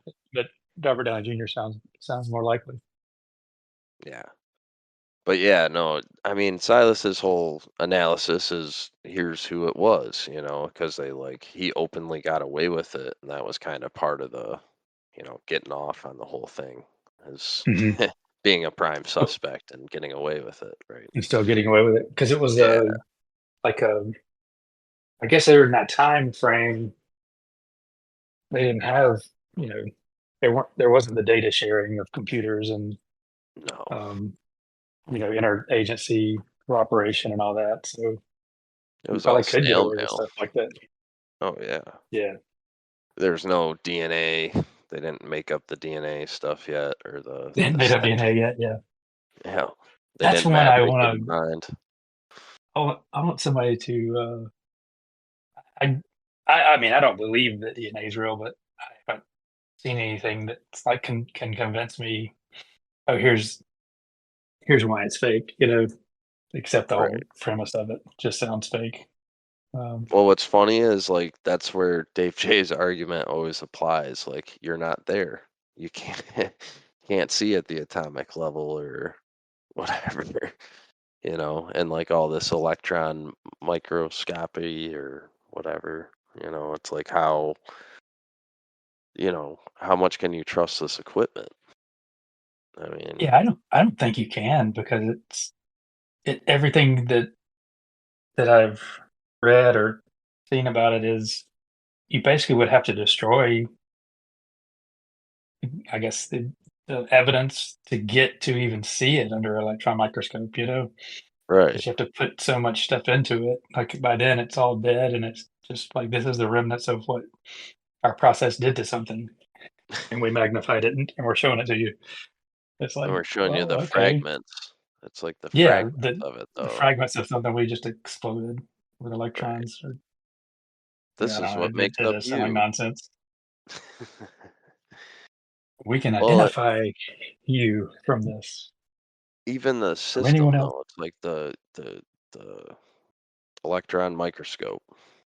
Like, how do you know that that thing's doing what they're saying it's doing, or because we have all these Oh, different measurement exactly. Yeah. tools at work, right? Like, we have to get these things calibrated like every month, like just a torque wrench, you know? It's a simple torque wrench that goes to like so many kilonewtons that the dude uses 10 times a day for X amount of months, and then we have to get it recalibrated.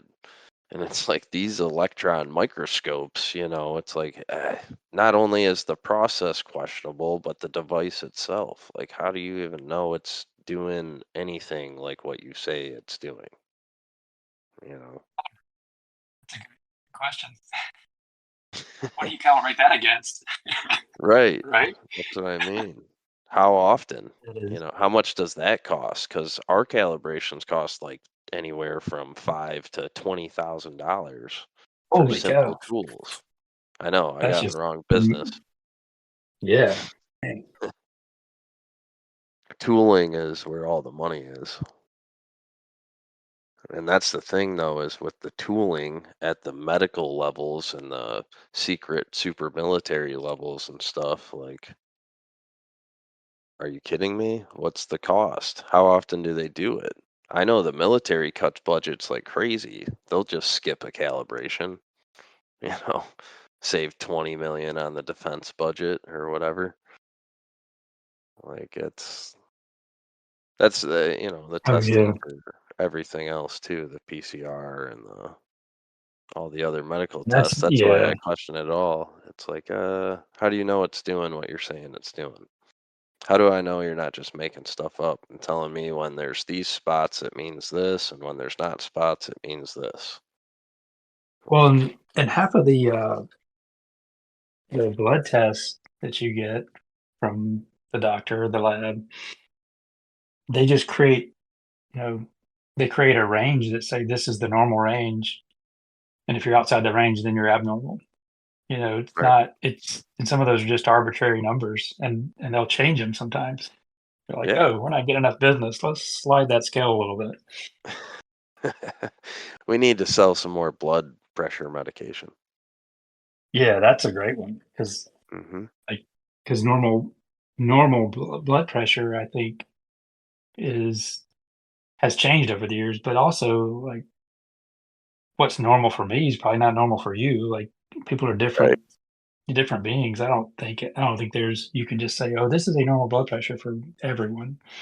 And if you're outside of this range, you need medication. Well, even the fat I mean, scales, like what's oh considered yeah, obese and overweight and medium and athletic, and it's like they're completely manipulated and contrived. They change them all the time. Yeah. yeah. Just I think how long ago it was, and I don't know what um I can't remember at the time what my weight was, but I just remember we had to do it for our health insurance plan because our business got bought out by another company or something, and so they had to Yeah. come in and test everybody for health insurance, and I showed up as obese, and everybody in the office was like laughing. They were like, "Oh, God, what a crock!" There's no way. And I was like, I'm just telling you what the scale says. They're like, I Yep. made it into the obese category because of my height and weight. And everybody's like, because I'm I mean, not super tall, but just taller than most people, I guess, than the average person. So Right. I don't look like I'm fat. They're like, there's no way. Like, yep, I'm obese. So we just had a good laugh about that. But I was Well, like, that's yeah, that's why I was thinking saying about that, that. my rates would be higher though, right? Yep. Yep. But that's what I mean with the.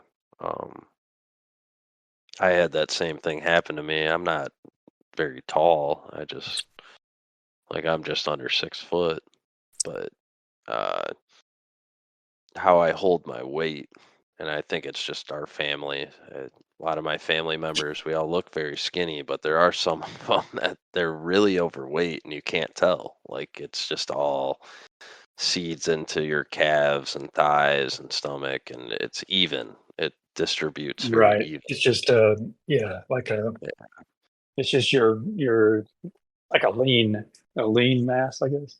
Right. And so, like, I got really unhealthy when I first went on the road. I was on night shift, 12 hours a day, and I was in Kansas City. I ate a ton of barbecue. So I put Yeah. on, I was already eating like a ton of McDonald's breakfast every morning before I even left Detroit, and like a bunch Yep. of other garbage. But when we got down there, and barbecue was great. Man, but I love barbecue. I know. So I can relate to that one. Yeah, I'm sure you got some good places down there, Georgia. Oh yeah. Yeah, definitely. But so I put on like I'm like 140, 150 pounds. 5'11". Okay. Pretty average, right? Yeah, that's pretty When I slim. got I mean, that's slim for most people I know that height. oh yeah, no, I'm very Yeah. thin. Um, no, when I went out to Kansas City, I was probably closer to like 170. So I put on like Okay. good 20 pounds before I left. Just turned 25 by March. Within 3 months of getting in Kansas City, I was at 245. Wow, So that's quick. it was like 80 pounds in 3 months. Yeah, it's very That's a lot quick. of barbecue. Well, and I think the night shift and drinking and Yeah, that's such, true. The night. it Yeah, I didn't it think was about that. Like, all yeah, it was all a just combination. yeah, And yeah. I that did. that was the first time I was working like that too. I'd never worked 7 days a week, 12 hours a day straight. Plus, it wasn't just that; it was 16 sometimes. Oh All wow, day. it's intense. Well, it's all install, so it's all like we have to have this done, and it has to be done now. Yeah, because they There's got to get the line back up, right? right. So, Yep. well, they got to get running the new parts. It's all install. They just spent a bunch of money. Now they need to start making money.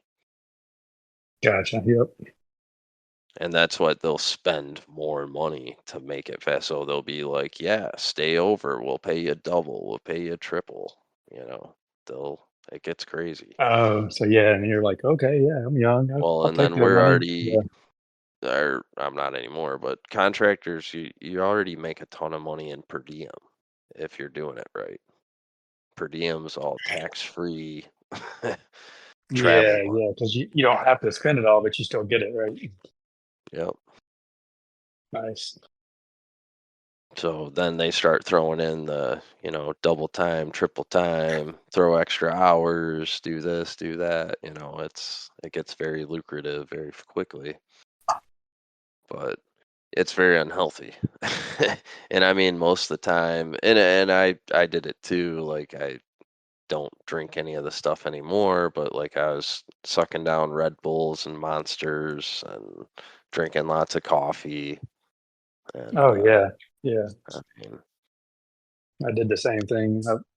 yeah. I was more of a Coke man and sweet tea being here in Georgia. Oh, I figure But that. yeah, we did we would do the doing IT work and a lot of stuff is after hours. So you're like, yeah, I'll take that project. I'll get paid some overtime and yeah, I'll just drink a bunch of caffeine to stay up. Yeah. And then you're tired the next morning. So you're like, I'll drink some more to wake up. So it's a never ending cycle.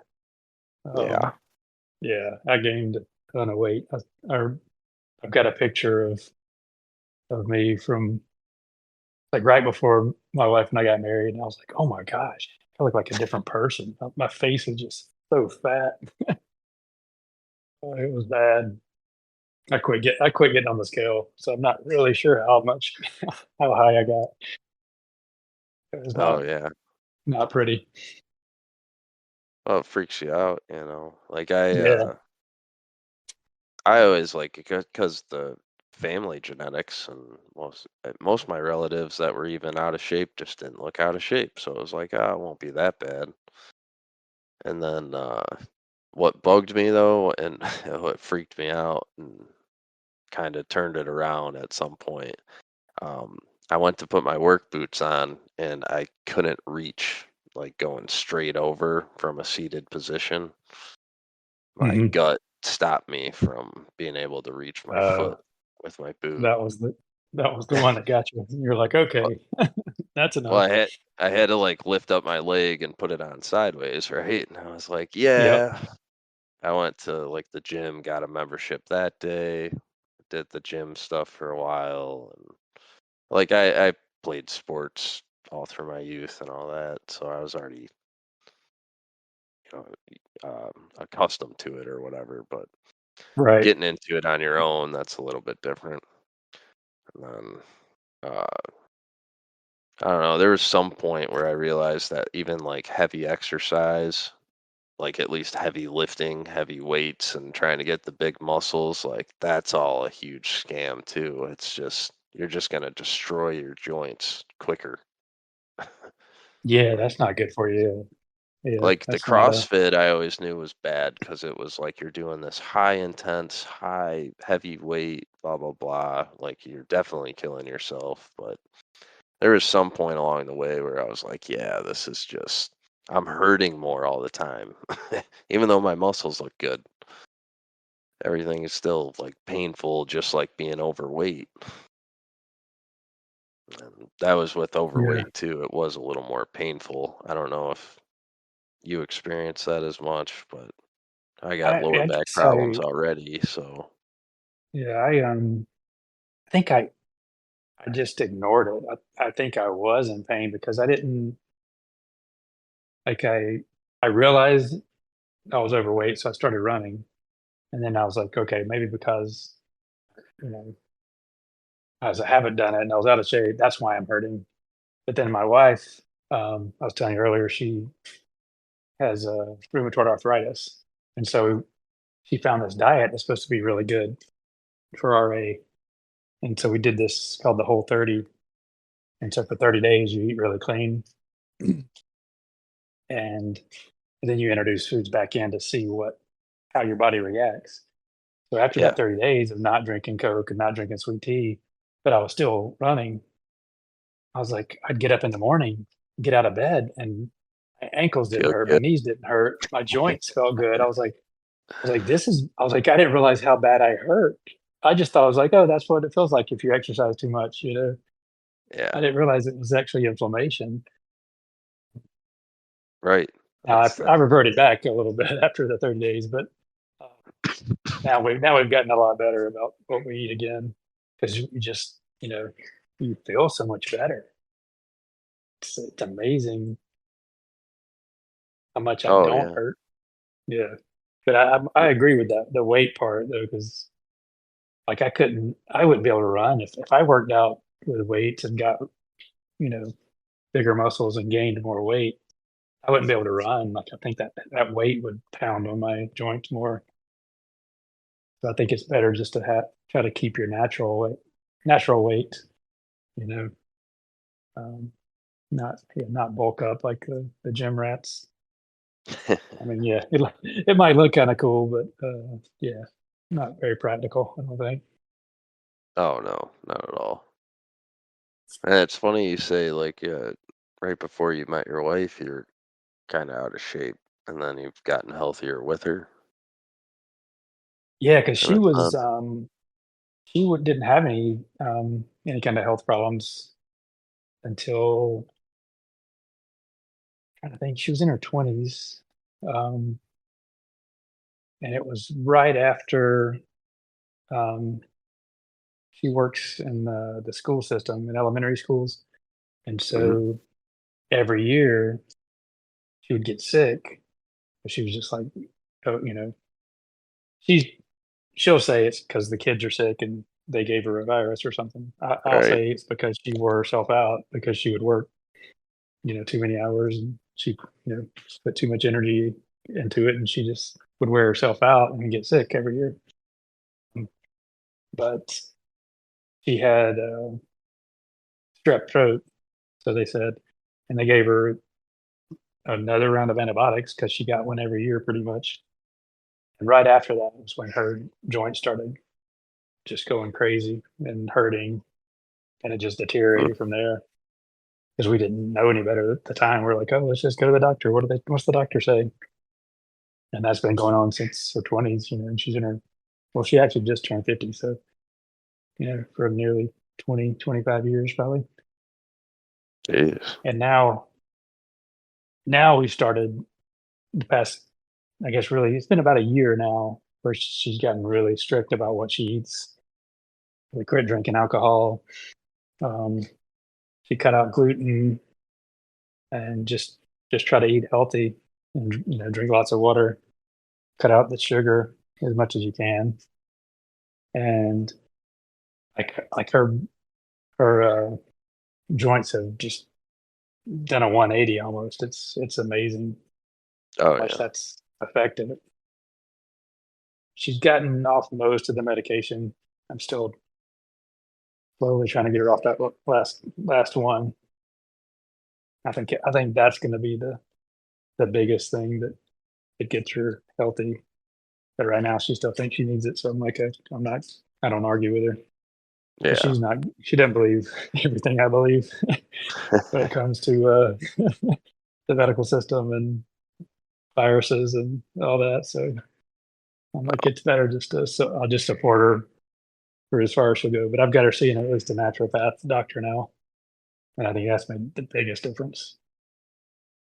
She still has a Absolutely. rheumatologist, but the naturopath is like, I'm going to get you off that eventually. She's like, I think she said 2 to 3 years is what she said. She's like, in 2 to 3 years, she goes, I can have you off all that medication. And that's basically what my wife got to the point where they were prescribing her, opioids for pain because she was hurting that Yep. bad every day. And she's like, Jeff, I've realized, like, I've taken these at work. Like, I'm, just to get by, just to get through the day. She's like, I just, called my rheumatologist and asked him, what can I do? And he's like, well, I can give you more. And she's like, no, that's not what I'm asking. Like, he was going to give her more. And I forgot the milligrams and all that. But she's just like, Jeff, she's like, it was way too much. She's like, I know that. You can look online and it's like, you shouldn't. She's like, I shouldn't have been taking how much I was taking already. And he wanted to give me more. That was his Yeah. solution.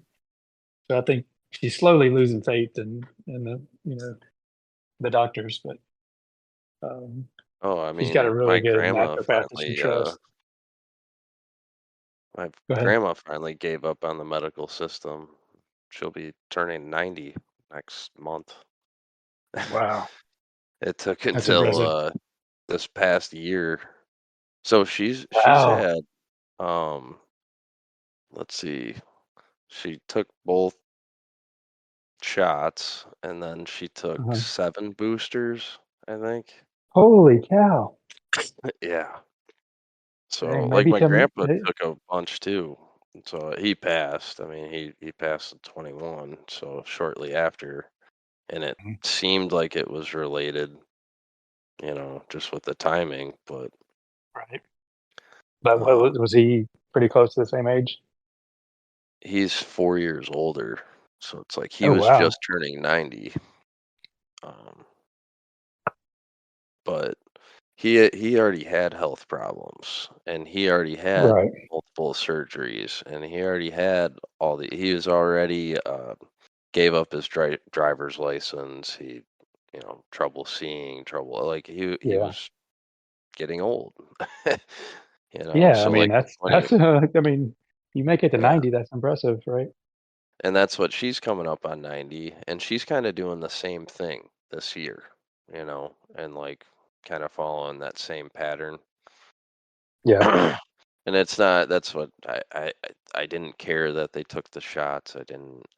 You know, I spoke my mind and took my stance and blah blah blah. And they're already like they've lived good lives. They've lived long lives. Yeah. Yep. I grew up with them. Like they were secondary parents for me. Um, but yeah, so she took all that stuff and she's still kicking, somehow. And but yeah, in the last round, um, she got sick, I don't know, 6 months ago, or she's gotten sick a couple times, and that's what I mean. Like she's been making more hospital trips lately and needing more help and such. And so like she's on that Yeah. path too.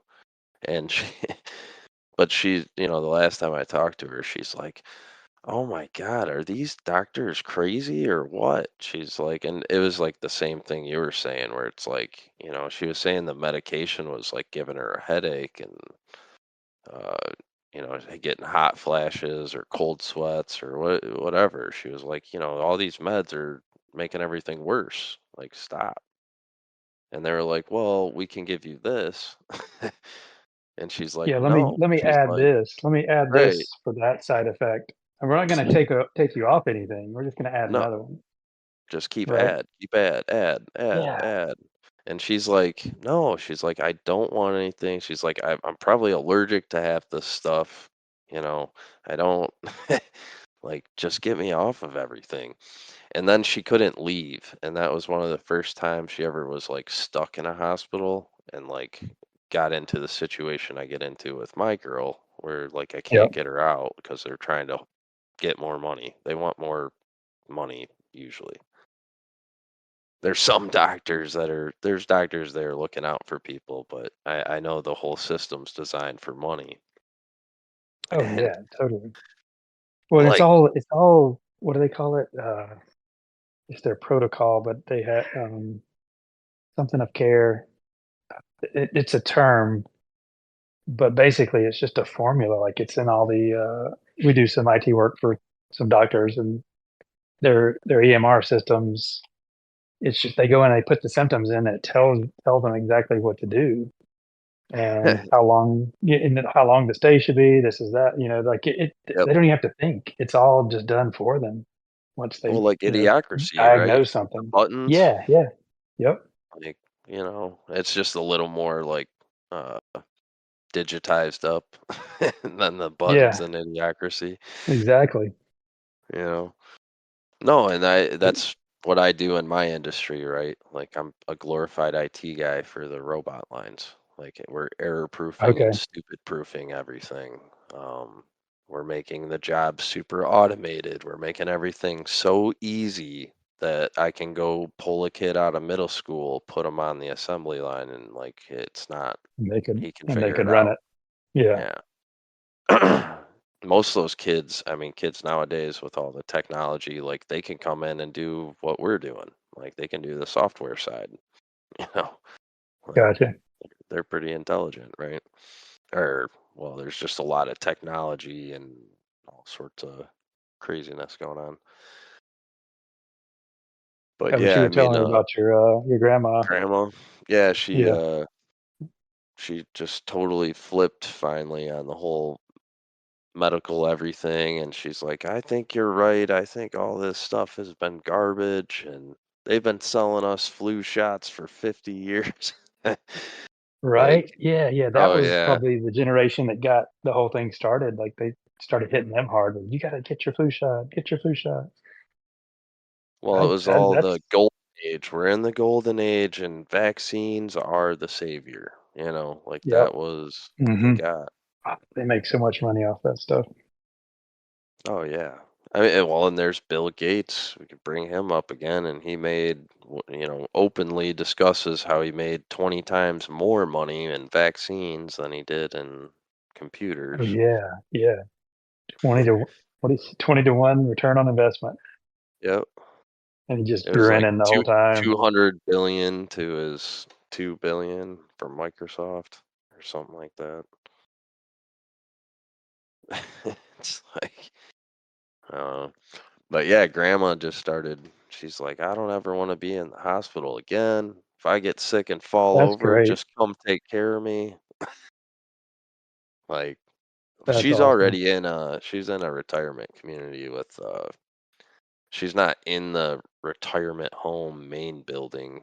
She's in like the apartments around it that have call Yeah. buttons and Yep. all the stuff. Yeah, Yeah. We've got some around here. We actually did some support for a couple of those communities before. figured that. Yeah, it's a great environment though for people that are they At still want to that be point, independent. Yeah, they want to be independent, but they also want some of that security of, hey, if something does happen, I know there's some people that'll help. right? That's like Yeah. a lot of our family all live right down the street from that. Oh, okay. That's good. Yeah. So yeah, it's not even 5-10 minute drive, if that. Oh, nice. Yeah. But the thing is with those places, like, oh, I mean, in this area, it's super expensive to live here anyways. And then those types of communities are, Oh, you know, they're crazy expensive. yeah, Yeah. the monthly rent is just Hmm. insane because of the emergency services and the extra support. And that's what you need, like IT support. And you have to have all the systems are always functioning, backup Yep. generators, you know, like it's a hospital subdivision kind of, you know. Yeah, that's a good way to good way to describe it. Well, that's how she like described it to me. It's like, yeah, Yeah. that's what you're But living in. surprisingly, they only have, unless they call them here, they call them memory care units. And typically, those are the only ones that actually have to have a registered nurse on staff if they have the Yeah, memory care unit. so they don't Yeah. have registered nurses on staff for them. That's not. Okay. Yeah. So It'll they must just not be the have that hospital. level. Yeah. Yeah, the main They'll just building call the has hospital for them. Yeah. the main building has like X amount of registered nurses on hand that are supporting Okay. the people who live in there. That's Gotcha. you know. But the hospital is right down the street. I mean, like It's pretty convenient, huh? yeah, it's Yeah. all just that whole city is set up in that type of way. It's like a retirement community type area, you know. But you could see they plan that out all over the place. Oh yeah. Storing locks and the retirement places in certain areas, out in suburbia, country areas, and next to a Yep. hospital. Oh yeah. Like, That's the thing. We live a couple of miles from a hospital, and around my neighborhood, there's quite a few of those. They call them. They're not retirement. They're like senior living communities, 65 and up housing assisted communities. living No, they're not. These aren't assisted. or These are. senioring, yeah. It's just Well, the you have one to my grandma's be in, it's like 65 to move 55. into. Yeah, it's Is it 55? 55 at Okay, hers. gotcha. I think I'm sure Maybe they're it all maybe it different. is 55. I probably said it wrong. Yeah, I think it's 65 would sound right with like the Social Security though. That's what I yeah, was but I kind think the communities. I think at 55 they'll let you buy a house in there of because um, they just don't want to. They just don't want a bunch of like older, families with kids. They just want it to be just the adults. Like right? which means there's probably just two people living there, and they're not going to be throwing wild parties and a lot of cars coming and going. Well, that's like the sub I just moved into. Everybody here's retirement age, like they're all 60s, 70s, definitely not working, and like we're definitely Hmm. the young couple that just moved in, and they're like, Yeah, but it's like, well, yeah, one, we don't have kids, and like we're not planning on it, so it's and we like this community because of that. We're also quiet. We don't throw yeah. parties. Don't like people partying. And so far, Hmm. like right, we've already been here almost a month, and it's like I think they know. Like they just see me going to work every day. Yeah. You know, We live in we a kind of a similar type community. There's still some families, but it's a quiet neighborhood, and because it's older construction, the there are a lot of people that live here that have been here forever. Like our next door neighbor, I think I'm not sure how long she's been here, but um, she's like in her 80s. There's a lot of people here are retired, and they've uh, been here since they built the house, like back in the 80s. So it's a nice older. There's lots of trees. It's not one of those uh, neighborhoods where all the lots are just square, small lots. They're cookie bigger lots cutter. too. Yeah, Yeah. these are all like a custom builder built them. Well, that's what I was just in. I'm just in rental houses. I can't pay these Hmm. insane prices, and I won't get a mortgage. Um, but we were in like the cookie cutter. It was basically military housing that was set up in the 80s. So it was just Okay. square, small block houses for like Yep. either one soldier or like a soldier and his wife. And his wife. Yeah. And I mean, there's some of them they have like, they're all brick, but if they have a top level, it's, Hmm. paper mache and they're all just stacked, right? Single driveways. Everything's 5 feet from each other. All your Yep. backyards, you're in each other's backyard at all times. And Yep. it was That's it, what it we. drove us nuts. Like I can't stand it. Like I grew up out in more country towns initially, so I'm just used to being out in the farms and being out in open space. And then I can't stand the cities anyways, but yeah, it's terrible. I don't know. Yeah, this is probably the biggest. I, I don't know. Probably close to the biggest city I've lived in. Um, I'm Atlanta? outside of Atlanta. Well, I'm Yeah, way outside of Atlanta though. I I'm not. figured that. Yeah. Yeah, but the city I'm in has grown a lot since we've been here. So um, that's why I was saying I've grown up in smaller towns usually. This is one of the biggest ones I've lived in, but it's grown to this size. Like we didn't move here when it was this large. Like Oh yeah. used to be there used to be one high school for our entire county. Now there's I don't know like 8 maybe, Jeez. something crazy. It's gotten crazy. Um, yeah, like I was telling you, my wife's in the school system, and there are 55,000 students. There's 55,000 kids in the school system. Jeez. Yeah, I mean that counts. That's like kindergarten through 12th grade. Right. Whole school system. But yeah, the whole school system. And um, the largest employer in the county is the school system. Yeah, and there's Yeah, quite a that bit makes of but I mean there's quite a bit of industry, but it's not there's no one company that's that big. I guess I would say that probably the second biggest would be the hospital. Yeah. I think the Yeah, hospitals are usually the biggest anywhere in the major they cities. usually are. Yeah, but the school systems around here, I guess, because there's so many kids.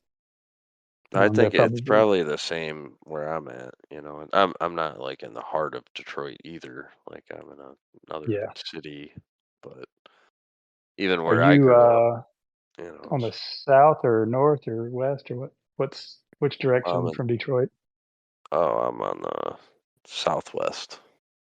Southwest. I was trying to think because I worked up there a few times at different credit unions. Um, Trying to remember what where I was Which at. I think one which time I was town? toward the southwest. The only one I can remember was Like I grew up in the um, north, so it's like I was know yeah. this whole area. I The one I remember the most was like Red Oak. I used to go up there a lot. But is that north? I think Red of the Oaks. city. Hmm. Yeah, is Yeah, that that's north? north. Okay. Yeah, I was up there quite a bit. But then there was one not far from the airport that I That's went where I to. live now. Okay. So I was I probably live around right. that area then. Yeah, I live right next to the airport. I drive past it on my Okay. way to work. That's where I got my wheel stolen Yeah. at a hotel. Because that's why I got the hotel near the airport because the credit union wasn't far from there, Ah, I guess. that's why. And that's Yeah. why, I found out real quick. I was like, okay, that was a bad mistake because Yeah, I like couldn't literally, sleep. like if you drive, it'd be 2 blocks is what it's considered, but it's more like 2 miles west of the airport's where I'm at. Like literally, if I Okay, drive down my main street off the sub, I'll drive into the airport drive. I can go get on a plane. okay. What's that area? What's that area called? I think where I Well, was, like the cities like a or city. the Yeah, like a city around there. Maybe was I'm well, it's trying to. Wayne, Taylor, Wayne. Pleasant. Is there a Okay, Wayne? Is it Wayne County? yeah, it's Wayne County. Wayne County. Yeah, that was where I went. Wayne County. I think it was like a teachers credit union or something. Hmm. Yeah, I worked Yeah, over there's a there. ton here. I bet. Yeah. Credit Um. unions and everything Yep. else. Yep. That was it. Wayne County. Wayne County. Hmm. Only up there a couple of weeks, I think. But Yeah, it's like certain, like everything up by the airport's just a ghetto. But if you just hop down the street, there's a farm and then like 10 subdivisions of what we just described you and I live in. Like Yeah. Yeah. real nice neighborhoods, quiet. There's some like Yeah. older communities. There's a prep school and 2 hospitals right next to me too. So it's like Oh, right okay. next to that, it's all real nice. And then there's these random patches of like just these old rundown ghettos with the scum of the earth living in them, I guess. Or I Yeah, I don't remember know. driving by, going to that location. I remember driving by some trailers, and just imagine that was where Eminem grew up or something. Oh yeah. Yeah. I'm sure he He didn't, was but no, I don't think. Yeah, but just the way he described him, oh described yeah. his childhood is like, oh, that's probably where he grew up. What's funny is when that was a big thing in the early 2000s because the 8 Mile Hmm. movie and stuff. Yeah, yeah.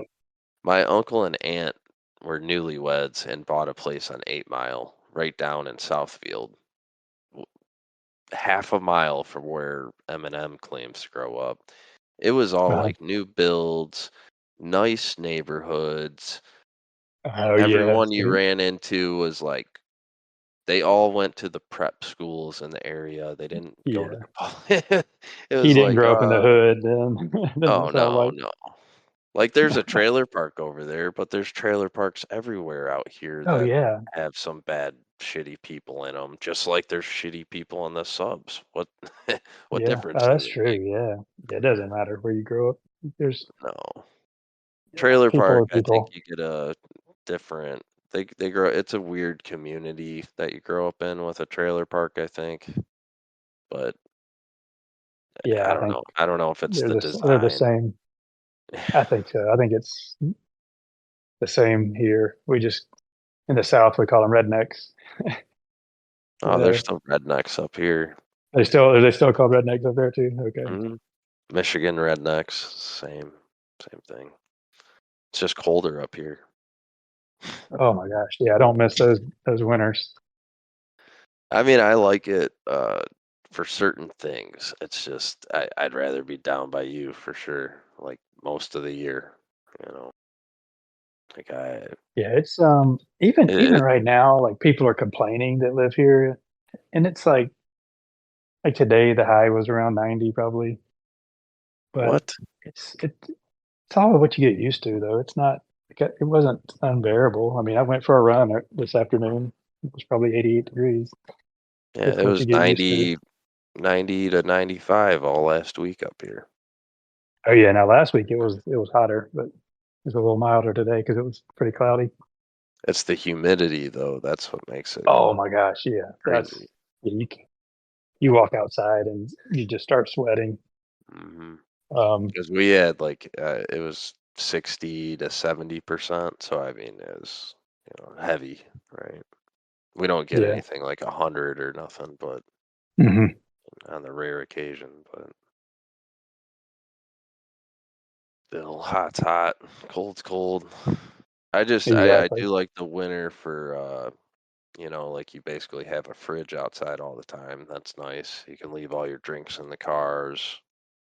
Yeah. Um, I mean, there's like all these little, the little things in life that make it not so bad, a little more bearable. But overall, my girl's definitely a beach girl. She tried to go live down in Florida. Oh, really? What part? Yeah. Uh, where was she at? Or I think she was near like, like Juneau okay. and all that kind of stuff. I want to say that's some Juneau Beach over like on the Miami side. Oh, yeah, that's South Florida. Okay. Yeah, South Florida. Or she was, I don't know. She'd have to tell me again. I've been down there a ton too. Like I know way too many cities down there. Yeah, But I love the beach. It's yeah, nice. I'm not even big on Florida. I don't. I'd actually prefer to be like my favorite back in the '90s was the Carolinas. Anywhere down there. Yeah, we used to go to Myrtle Beach when I was a kid. Yep, It's nice. very popular place. I went there like what back in 2018. Oh my God, it's like it just run down. Like it looks the Oh, is it? same, Yeah, I haven't been. but Yeah. It looks the same, but it's just beat and tethered. Like it Just was, old, yeah. yeah. Like they just keep cleaning, the same hotel rooms. They haven't updated anything at all. It's all like the original build, maybe like swapped out a countertop or something. Like Yeah. I don't know. I remember like and it might be a little bit of like when you're a kid and you go on these trips with hmm family or You don't parents. notice that kind of Yeah, stuff, right? You're just yeah, happy to be at the beach. right. But But yeah, I know what you're saying because we've been to a couple of beaches, and I was like, I remember going here as a kid, and now I was like, yeah, it looks so run down now. But I well, think like part of that's Panama City, Florida. That place yep. like was built up and just wrecked all within like a decade.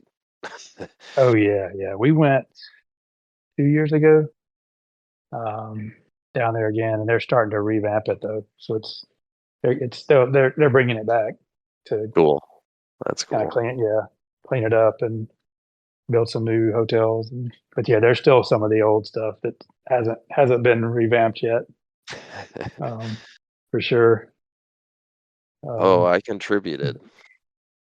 oh yeah, I did too back in my high school and college days. Yeah. Been down there No, many we times. blew up a palm tree on the beach. That was fun. No way.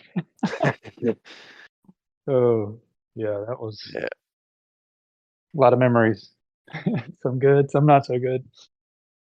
No, I mean, I've been looking to move down there somewhere at some point. I mean, obviously, I have to get a career and stuff lined up, Uh, but we've actually been looking more towards like Alabama's coast. oh yeah. I haven't been. I've been on that side of Florida, like the Panhandle. It's really nice. Haven't gone over to into Alabama yet though. Yeah, Um, is it Alabama and Louisiana's right there. and Can't remember Mississippi. which. Yeah, Yeah, and it's Mississippi. yeah, it's Alabama and Mississippi, and then I've been to New Orleans, um, but I haven't been to any beaches over there. Yeah. No, we wanted to go check Yeah. out like the Gold Coast in Alabama, and then kind of. hmm I don't. Yeah, I've I heard it's don't. pretty nice. I don't need to be on the coast. I don't need to be across the street. We just want to be Right. like, hey, can you, drive 15 minutes, 10 minutes, get beach Yep. access. That's a good I would say that's a good plan because Alabama is pretty it's Well, still probably the cheaper of the yeah. states that are near the beach. You could probably still get some property Well, and for a who says reasonable like price. I'm gonna move to Alabama? Like, if anyone says they're going to the coast, like it's either east or west coast. Like, they don't talk about like Mississippi, Alabama, parts of Texas. I mean, you're on the Yeah. Gulf, but it's the beach, man. Yeah. Yeah, if we my wife and I were talking about it too, if we move, once the kids get out of college maybe, we would look at Yeah. somewhere around like the Panhandle, that side. Like we like that better than the Atlantic. Mhm. Yeah. I don't know. That might be a pipe dream though. I don't know if we'd be able to afford something in Florida, but maybe you'll do like you're talking about, like over in Alabama. It's Yeah. not that far. Well, and I can only Uh, imagine like the coast might not be as like luxurious, or they have a little more swamplands and you get a little Yeah. more redneck and hillbilly out there, but I don't really care about that. They're good people regardless. It's Yep. you know, Oh, exactly. And just the and I, climate is nice, especially if oh you've got any kind of um, like for my wife, especially like the health issues. I think the warm, salt air would be much more desirable than the winters up here, even though oh they're not terrible, but I don't know. I mean, what are your winters, or get down into the 40s, 50s maybe? Um, Little we'll snow get flakes. we yeah we'll get like usually what we get is we get rain and then it freezes overnight, so it'll get into the Oh, 30s, and some yeah. we'll get some like 20s, Sometimes we'll get in the teens, but so we get ice storms is what they call them. Yeah. So like things get wet and then they freeze, and we get this black ice on the roads because everything's asphalt. And you can't see because it looks just like a wet road, but Right. then all of a sudden you're sliding everywhere and you can't stop. So yeah, it'll shut down the city. Like it's crazy. Oh, I was like that Um, in Kentucky. I mean, in Kentucky, like it didn't even get down to the 20s and 30s. That's why I gave such high temps for you. oh yeah, it does. Now normally it's not that low. I mean, that may happen, a few times Yeah, this winter, right. but it did. No, I mean Trying to the two think, a bunch summers of I was pipes busted last year because it got so cold, like for multiple nights in a row, and right, a lot of businesses had a lot of damage because the pipes are not. They just don't build the buildings to prepare for that. right. Well, So that happened it, all it over Texas, if you remember. Like they were getting blackouts yeah, because they they had got those hit. ice Yeah, they storms. got hit hard with that. Um, Alex Jones said it was directed by Harp. Yeah, it was hard. they they pushed the ice storm down there on them. Polar vortex. Shame on you, Texas. We're gonna freeze you. Yeah, gonna freeze you out. They're attacking Uh, Austin because of Alex Jones. Me and the girl were actually down there. We were in Oh, were you in Re- Texas at the time? Okay. we were in Ruidoso, New Mexico. Oh, New Mexico. Okay. And then we drove down to El Paso, which is, I don't know, it's a couple hours west of Austin. But it was cool because it was like down in El Paso, it was like 110 degrees. Holy And then cow. over in the middle of the state, they were having that ice storm with all the That blackouts is and stuff. nuts. Yeah. That is crazy. So like and like where we were in New Mexico, I mean it was like 50 degrees. So it was like the weirdest like weirdest kind of thing that was going on at that time. Cuz it was February. I have a timeshare out there for second week of February. But Okay. yeah, so we were out there. That was 2021. And I just remember because we were watching all the ice storm stuff. Like I had it on all my YouTube weather watchers, right? We're like, oh yeah, Texas they had like over 250,000 people without power.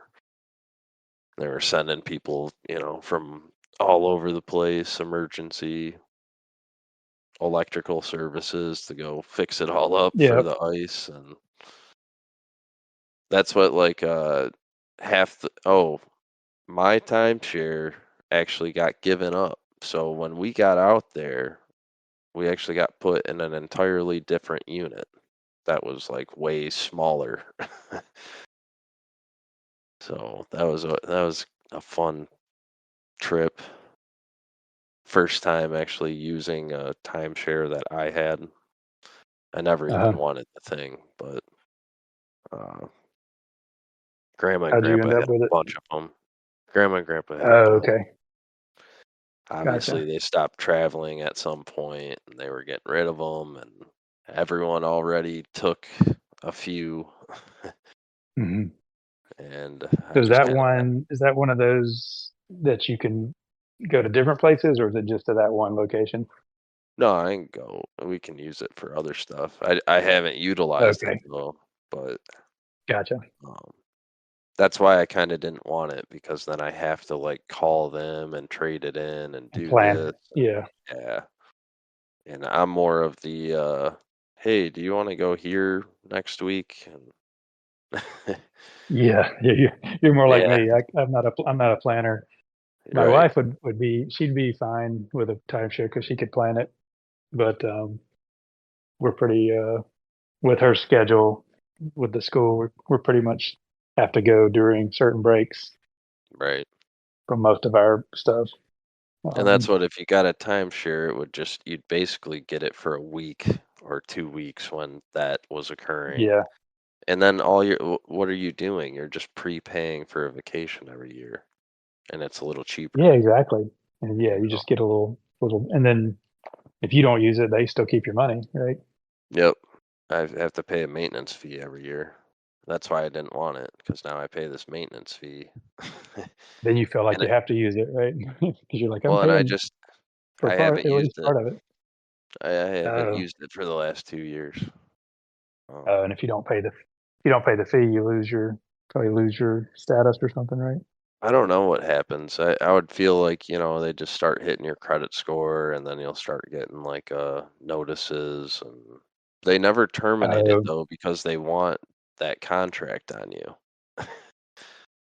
yep. So you're just Yeah, my always held to that contract. If you don't pay it, they'll just keep adding it up. Like, you know. yeah, my So mom had one. But it was like here. It was still here in Georgia, so it wasn't like a great location, you know. Um, but she got sold it like years ago when we were still kids, actually.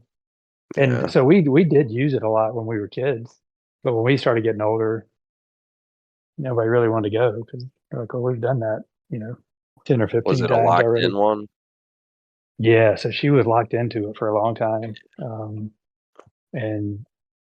and they were like, "Oh yeah, we'll try to sell it for you." Of course, they never sell it for you, right?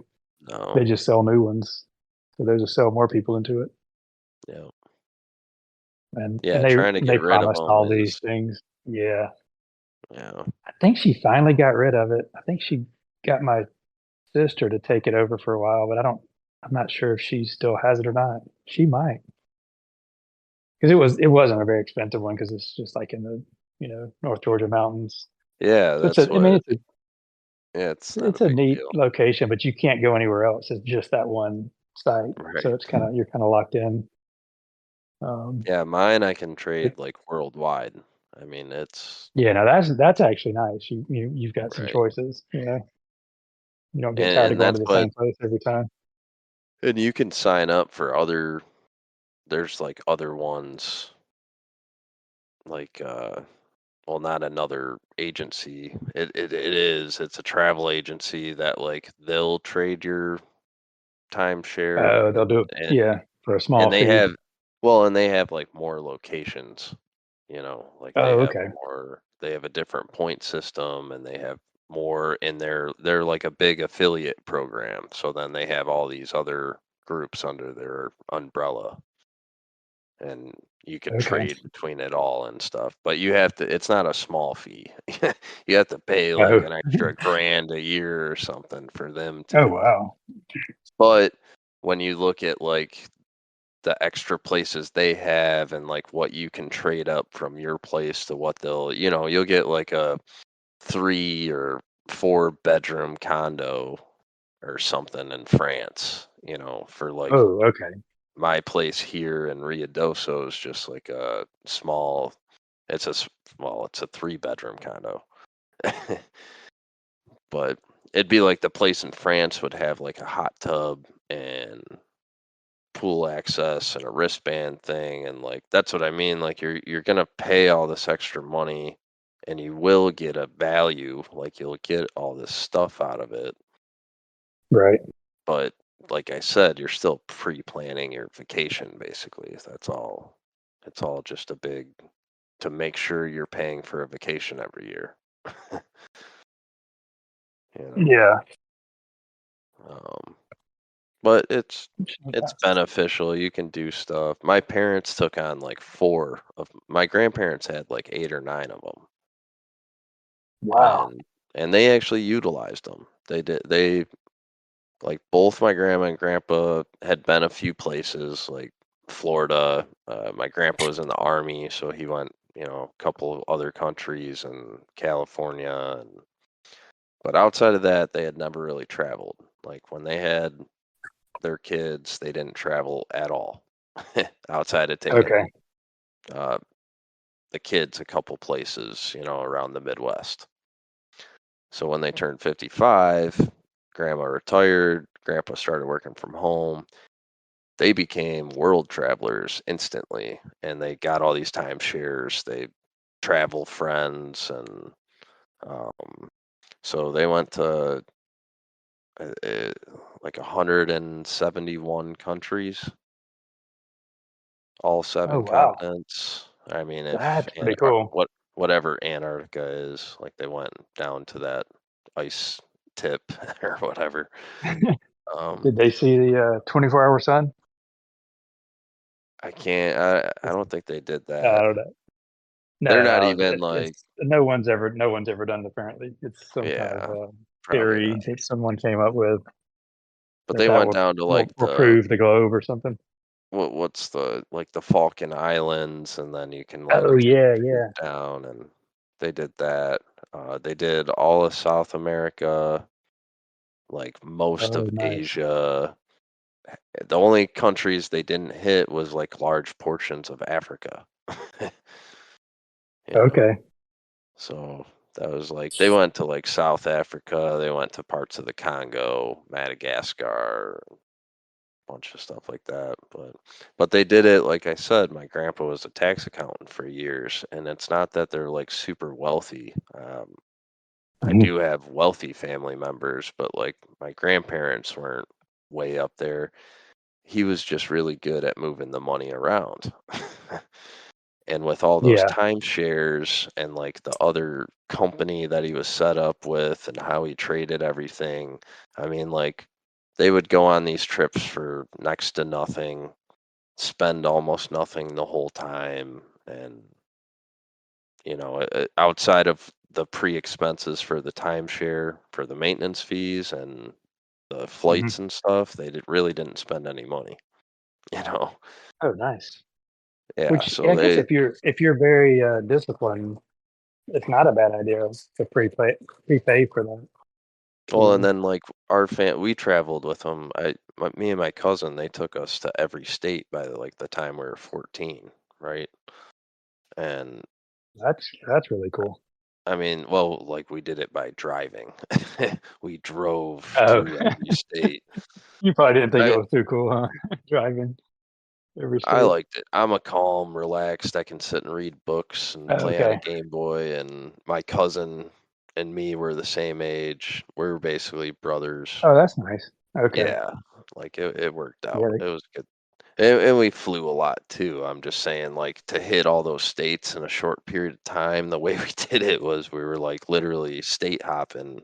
You know, my grandparents would be like, "All right, we're gonna go to Arizona and we're gonna hit these 10 states on the way down, and then we're gonna hit these 15 on the way back." And it'd be Okay. like a 3-week trip. You know, and no, we had good times. I mean, we learned a lot. We met a ton of people. I mean, you get world experience and knowledge, and you realize that like the United States are very separate. They're very individual, their own countries in reality. Um, Yeah, because what is it? I say most, I think all probably have their own constitution, right?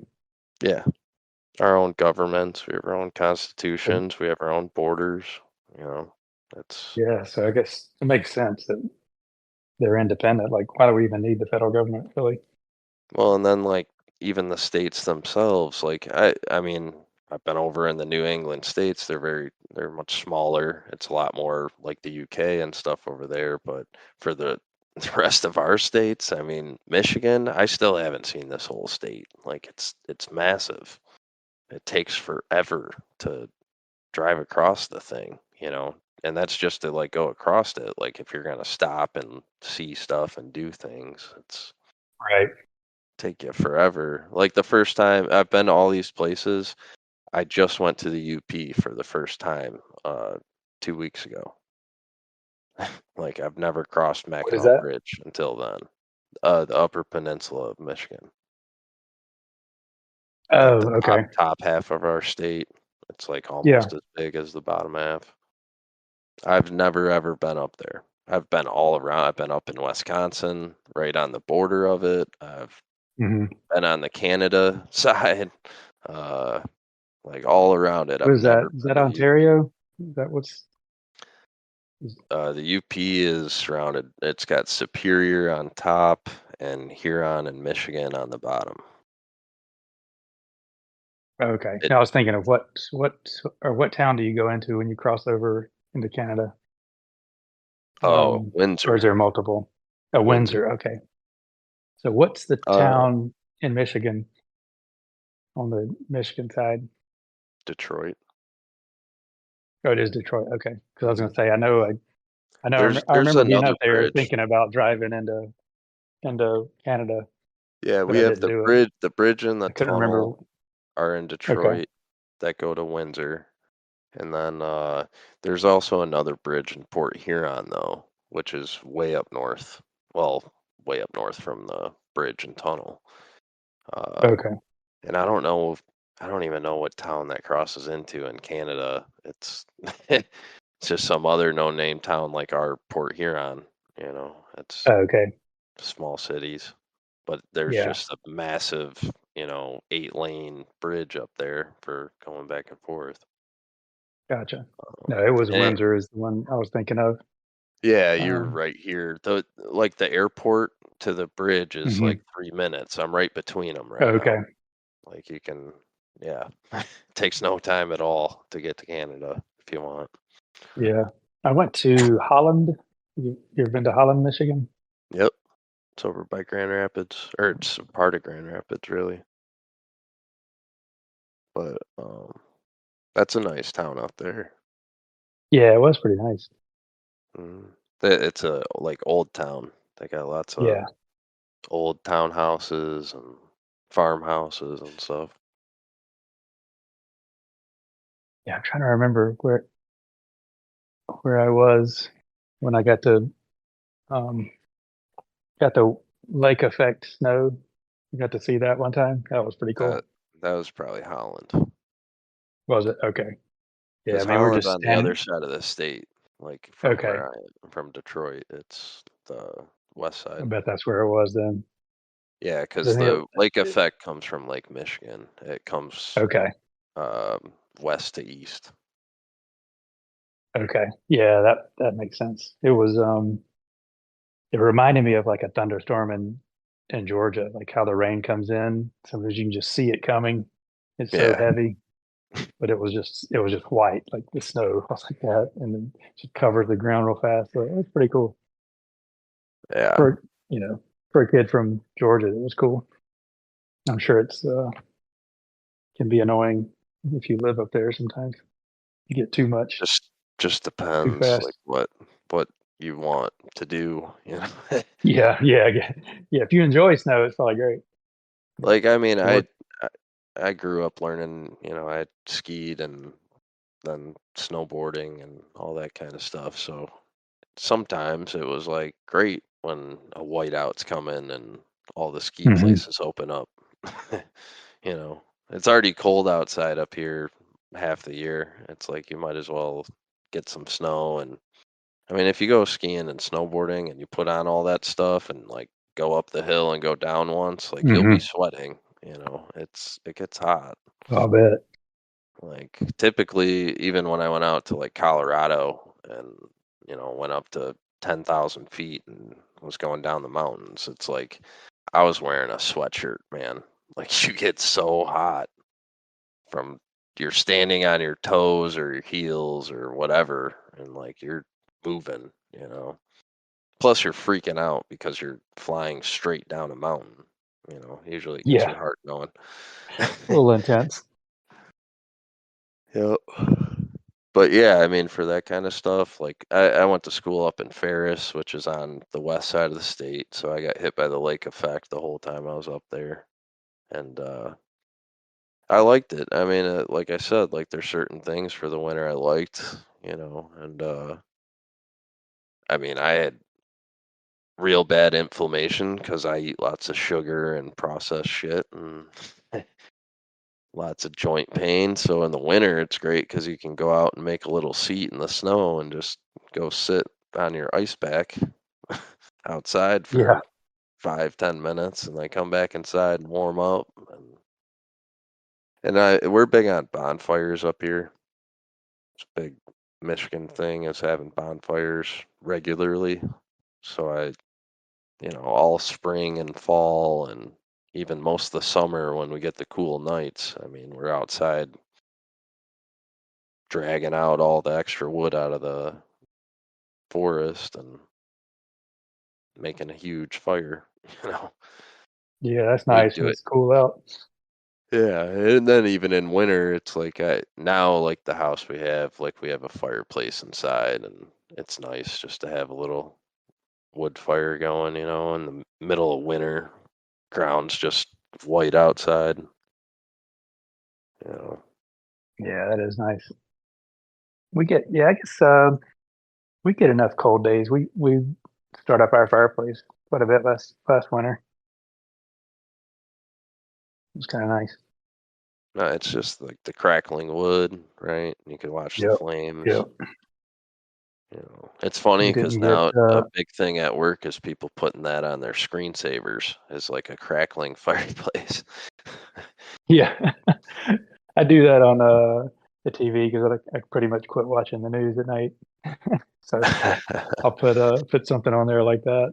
Like there's one I like it. It has a fire, but it also has like some background music. Like Oh it's like yeah. a simulated coffee shop or something, but it's like fire crackling and there's some jazz music or something in the background. It's very relaxing. Yeah. Well, that's why I think the big bonfire draw is up here. I don't know. Oh yeah, yes, yeah. There's nothing like that being a chill in the air, but having a warm fire to stand next Mm. to. It's pretty nice. I'd still take the beach. I mean, that's Oh yeah, it's the yeah. There's a goal. bonfire on the beach is great. Yeah. There's, Bonfire on the beach. yep, Oh, that'd and be that was the perfect. cool thing. Like we went up to in the UP. We went to it's called Pictured Rocks, and it's so like along the whole northern coast from, I mean, for a big chunk of it at least, on the Superior side, there's like cliffside that's just all these different imagery, and you can see it's like all the copper rust has like melted into it, kind of. Oh And so it's really? made That's made cool. all these pictures across it, right? Like you can see, it's just like looking in the clouds, right? And you can see different things. Oh And cool. so you go get on a boat, they have a boat tour, and you can go and do kayaks, or um, I mean, you can take jet skis out there or whatever, and go out and take pictures of all the cliffside. And I mean, it's just miles and miles and miles long, and all different pictures and types of things going on. That's like a big thing in Michigan is the cliff sides along the Great Lakes. Like over in Ludington, like you were talking about Holland. Holland's close Hmm. to Ludington's like another spot over on the Michigan side, Michigan Lake side, that's in the lower peninsula, that has a bunch of cliff sides that it looks like the same morphic rock you see out in the southwest, but it's Oh like really? Okay. up here on our cliffs kind of popping out over Lake Michigan. That's what Ludington's known for. And you can go like hike it, and you can go kayak around it, and there's all the dunes around it. Like the beach is all that sand dune type beach sand. I don't know how to Hmm. describe that. It's that real soft, it's hard to walk through, Um, and that's what, even up in the UP down here, all over the place, they have like dune buggies and quads and side by sides you can go ride through, dirt bikes, do all that kind of stuff, and go ride along the cliffs, and either like down below them, or you can go ride the trails like up on top of them. And then they have certain sections that are national forest where you can't have any motorized anything, right? And that's, you can bike, hike, run.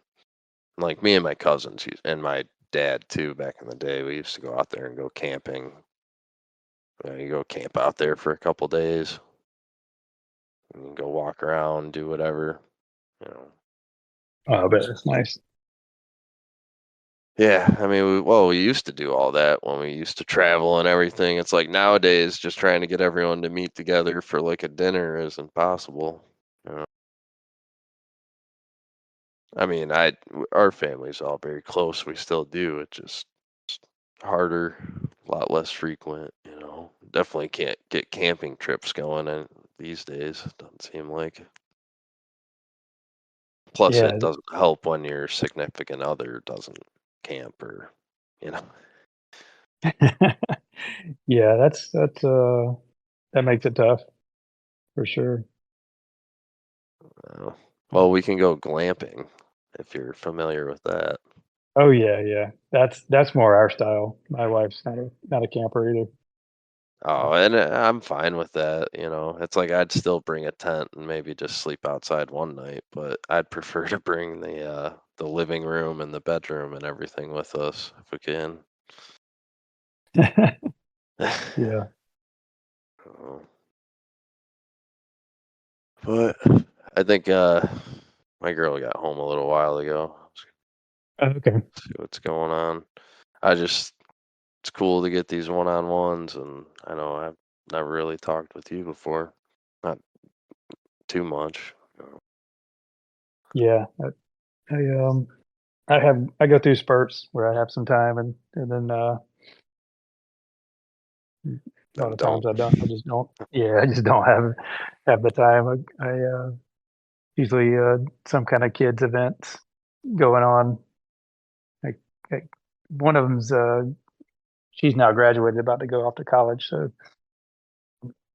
have a One's few more out. nights a week. Yeah, but the other one, she's still like, I'm not coaching our team anymore, but she still has sports. So, but I won't be as tied to that where I have to be there all the time. But Oh yeah, I mean, I that's enjoyed a it, good so strain. it's nice. I'll still be Still, getting her there and back for sure. But a lot of times I'll just sit at practice and sit in the car and jump in an audio or something. oh yeah, that's nice to If, do. if it's yeah, like sometimes I'll get time that way. So it's typically not super close by for drive time, so it's kind of like I might as well stay if I'm gonna drive 15, 20 minutes somewhere and then have to come right back in an hour. Yeah. No, I used to do like, oh, I mean, I've done it with like the girl and stuff. She goes shopping. Hmm. I'll just sit in the car. And she's Yep. always like concerned, like, I won't take too long. I'm like, take as long as you want. Like, I got this book. Takes like Yeah, I'm good. 8 hours to read. Like, I'm not gonna sit here for 8 hours, but you can go for a while. Yeah, but I can knock out quite a few chapters in an hour. Right. I mean, or the So, audiobooks or whatever. Half these chats are 6 hours or 3 hours long, or you know, even well, if you're gonna listen to like Silas or Armin Rai or any of those guys for a while, I mean, they'll talk for three, mhm. 4 hours alone in some of their videos. I know that's like I think it's awesome. Like I love listening to it. I'm just like there's no way I could talk that long by just by myself. Couldn't. No, So those guys have a lot of content, which is awesome. I can go back and Mm. forth with them for just like we've been doing all day here, but yeah, to do it like a monologue, I mean, I'd have to have it all written out for sure, which I'm assuming they have quite a bit. Silas has lots of notes, assuming he Yeah, reads from a lot of it, but that's what I was wondering. Does he take notes or does he write it all out and not and prior I, to that, like when he says notes, I imagine he's got this notebook, just pages and pages of notes.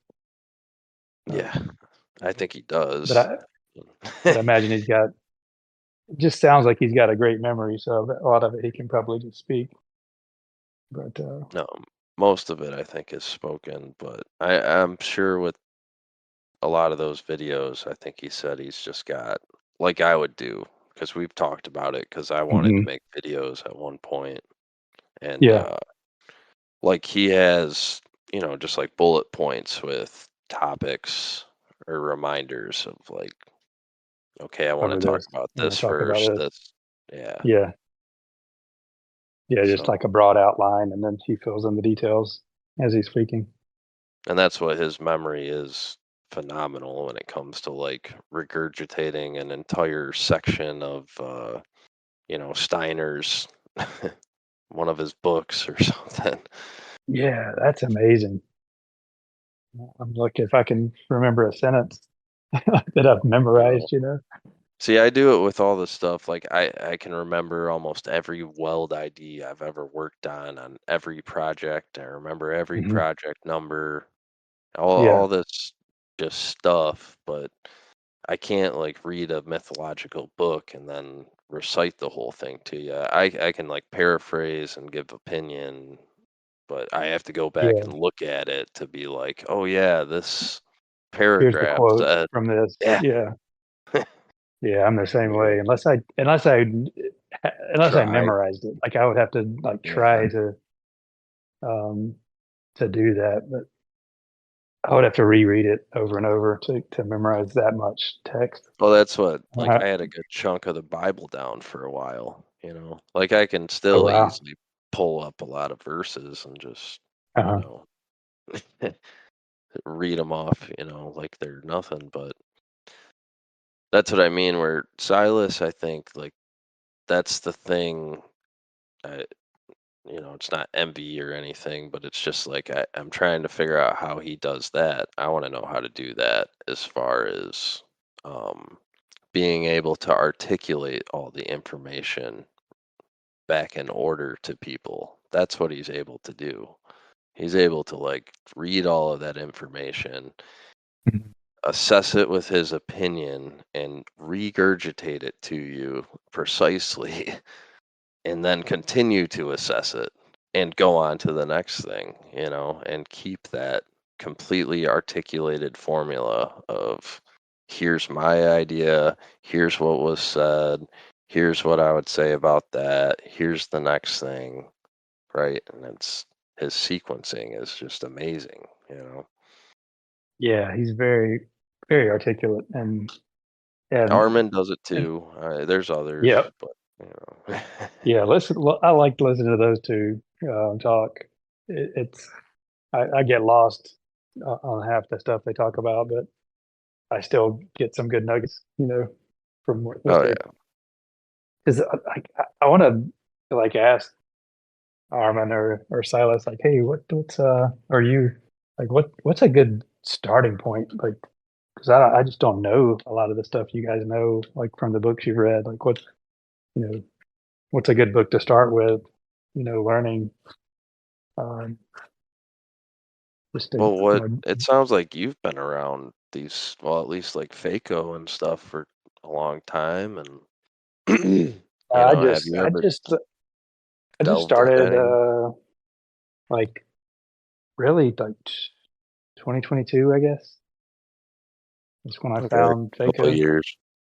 Yeah, so and I really just like I'm trying to remember how I think I was listening to like the health podcasts and stuff, and um, Amanda Vollmer, can't remember if she interviewed Ab or vice versa, but Yeah. it was from her site, um, and I was like, oh, I'll go check out his site, see if I can learn anything. And I was like, what is this? What's this fakeology stuff? Yeah.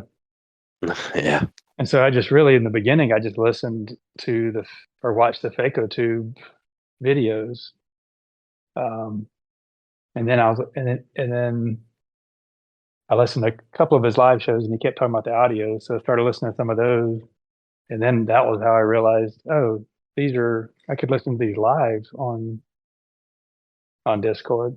So, um, and then I was like, oh, I can actually talk too. It's just kind of like cascaded into this whole thing.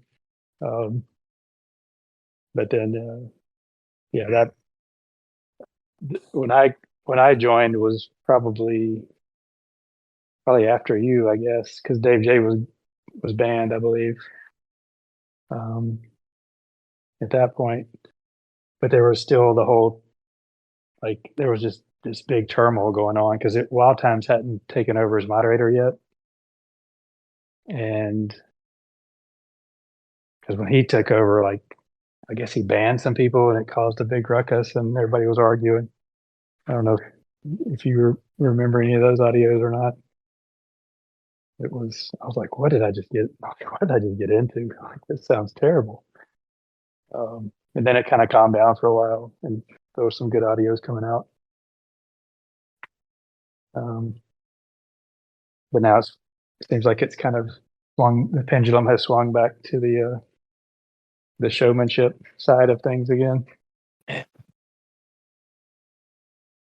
That's I don't know. It seems to be that's what I mean. Like I just think Abe wants that. Yeah, I think you're right. I because even JLB asked him one day in an audio. He's like, what do you like? What's the mission of fakeologists? Like, what do you? That's basically what he said was like. Mm-hmm. I'm just paraphrasing, but basically he's like, I want to put out a show that people want to listen to. Yeah. I was like, oh, okay, so it's just a show. It's not for people to learn and really teach anything, or it's just No, it's just that content is there. What he's trying to utilize as the show, like the content of the show, conspiracy culture, and right. And some of the shows are good. He'll bring in some good guests sometimes. mm-hmm. But I think that those are because I've like gone to a couple of people's sites or watched their videos, that they've produced outside of Fakeology, and some of them are pretty good. Some of the guests he's had on. No, yeah, I've listened to some of the best shows I listened to. Was like Abe and was it Fake News Phil? Had a couple good ones. Yeah, Phil. Yep. Them two That going guy at it. That guy cracks me up though. Like just Yeah. the things he says, it's like he is kind of a showman, I think. Like just Mm-hmm. the way he talks is funny, It's like Yep. you can't help I find myself giggling when he says stuff. Just the way he makes fun of the rubber babies and everything. It's just he's like, are you kidding me? What do they think we are? They think we're stupid. It's just like he just says it like he means it, Yeah. It's pretty funny. He's definitely not reading off a script. That sounds just like how he would talk every day, probably. Yeah. It's regular language. Yeah. Sometimes No, that's good to hear stuff like that. just thinking Yeah. of where would you start if you're gonna start reading all this craziness? I There's know. there's I so don't want much to stuff waste out time there. either. Yeah. I know. Well, That's it's funny. like one of the first things I did right when I started talking to Silas. I told him because he was I proofread his first book. I was one of the Oh, okay. proofreaders for him, Oh, cool. and at that time I was learning how to speed read. I was trying to learn because same as like what you're saying right now. I had no idea. Like I started on lots of different things, but the way that Silas presented all his stuff and what he had going on, I was like, wow, I have to catch up. You know, I'm Yeah, so that's what far I feel behind. like. I feel like I don't have like the base knowledge I need to keep up with some of the conversations. Yeah, so um, But I don't want to yeah, waste time either. speed reading helped, and I mean, Okay. it's just I mean, just you can look it up, like we were saying on YouTube and all sorts of things. There's a ton of So you just different taught yourself methods. how to speed read? Yeah, I That's learned cool. about it from somebody at some point, and I mean, I don't think I'm all too quick. I mean, I've slowed down recently, but um, no, it helps a ton. Your comprehension increases, and really, that's all you're doing is just paying attention to your comprehension And instead of actually reading every word, I'm thinking Hmm. about what the word actually means. I don't really care what it says. It's like, if the word is red, I'm I'm I'm reading it, but I'm thinking the color red, right? You know what I mean? Uh-huh. Like instead of actually reading each individual word like you're taught to in school, you actually read the entire sentence for what it's actually describing word for word all at once. It's kind of like a weird concept to think of, but once you Uh-huh. actually start looking at like a whole paragraph all at the same time instead of trying to start at the beginning and read through it, it's kind of Hmm. like that scene in the Matrix where you got Cypher looking at all the code and just pointing Yeah, stuff out. yeah. Like that's all it Gotcha. is. So you Like, see it a different way. yeah. Okay.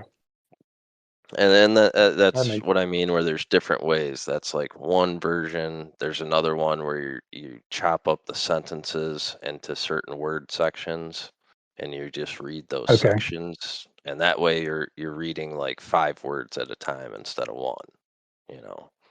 And it really increases your rate, and then the comprehension picks up because you're focusing more on just those 5 words at a time and just these three and then just these four, and it compartmentalizes it, which is how we do everything, so it kind of like feeds into your brain faster, essentially, right?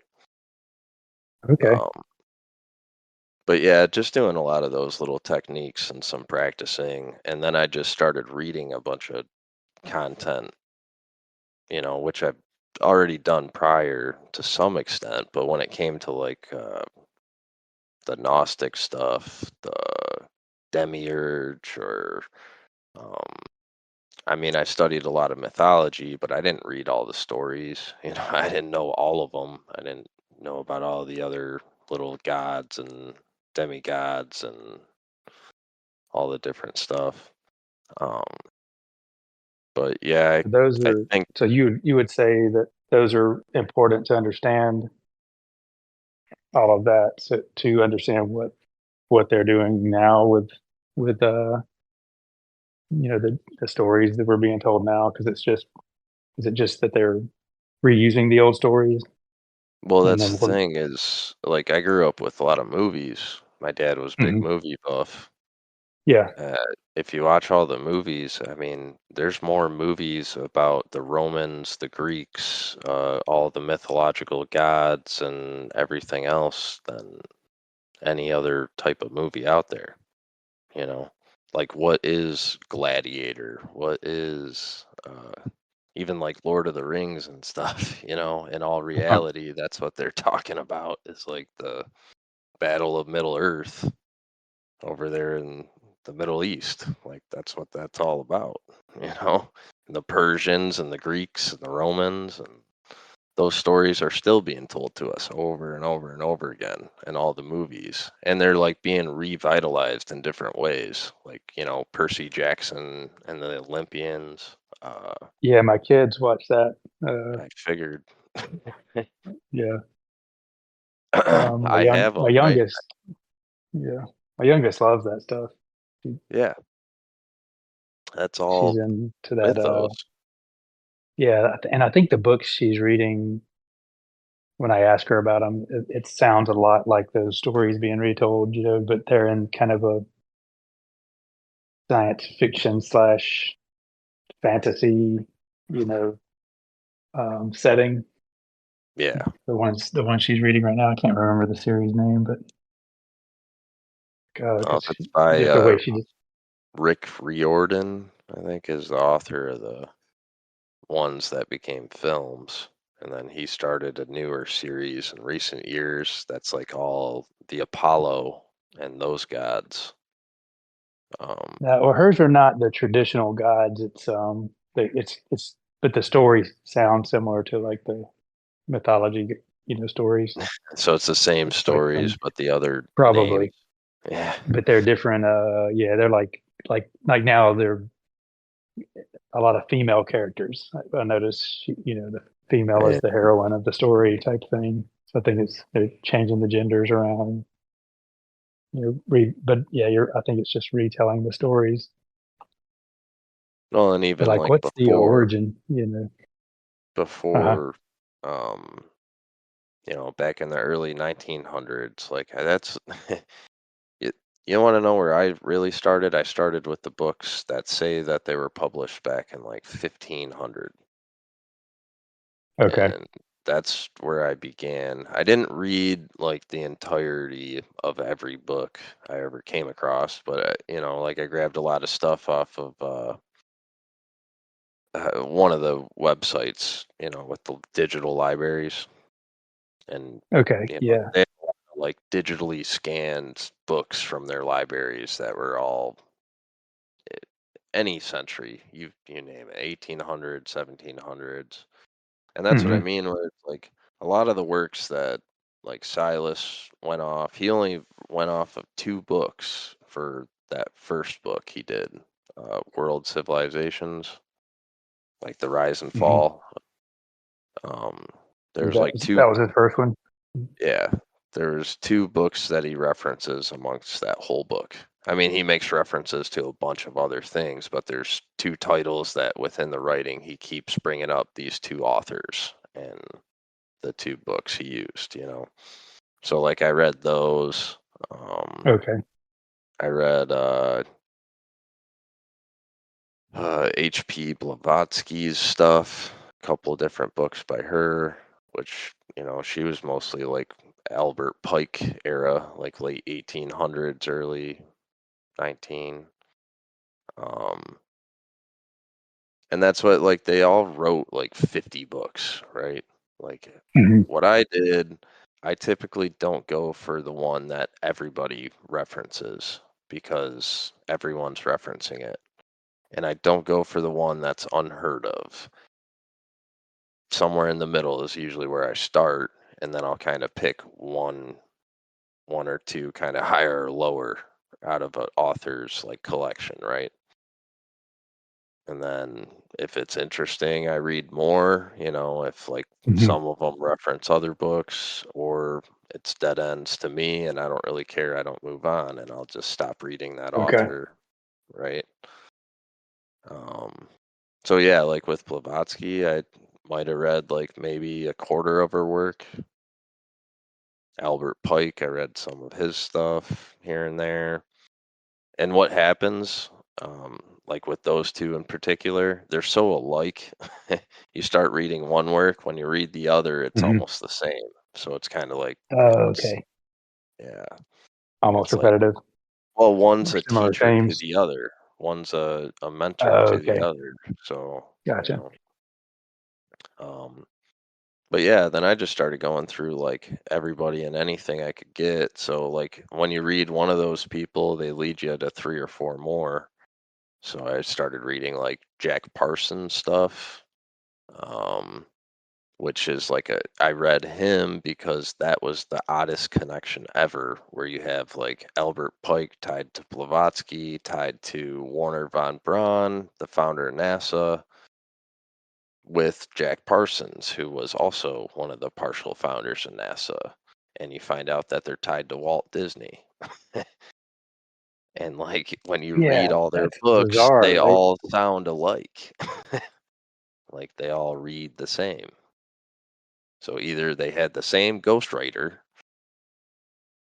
or they at least all thought the same and had, I'm assuming at those levels, those guys had people write their books anyways, but, they Yeah. might have wrote some Oh, of their that's own good. stuff. Yeah. They Um, contributed at least. so, and then, I said I read a bunch of books even older than that.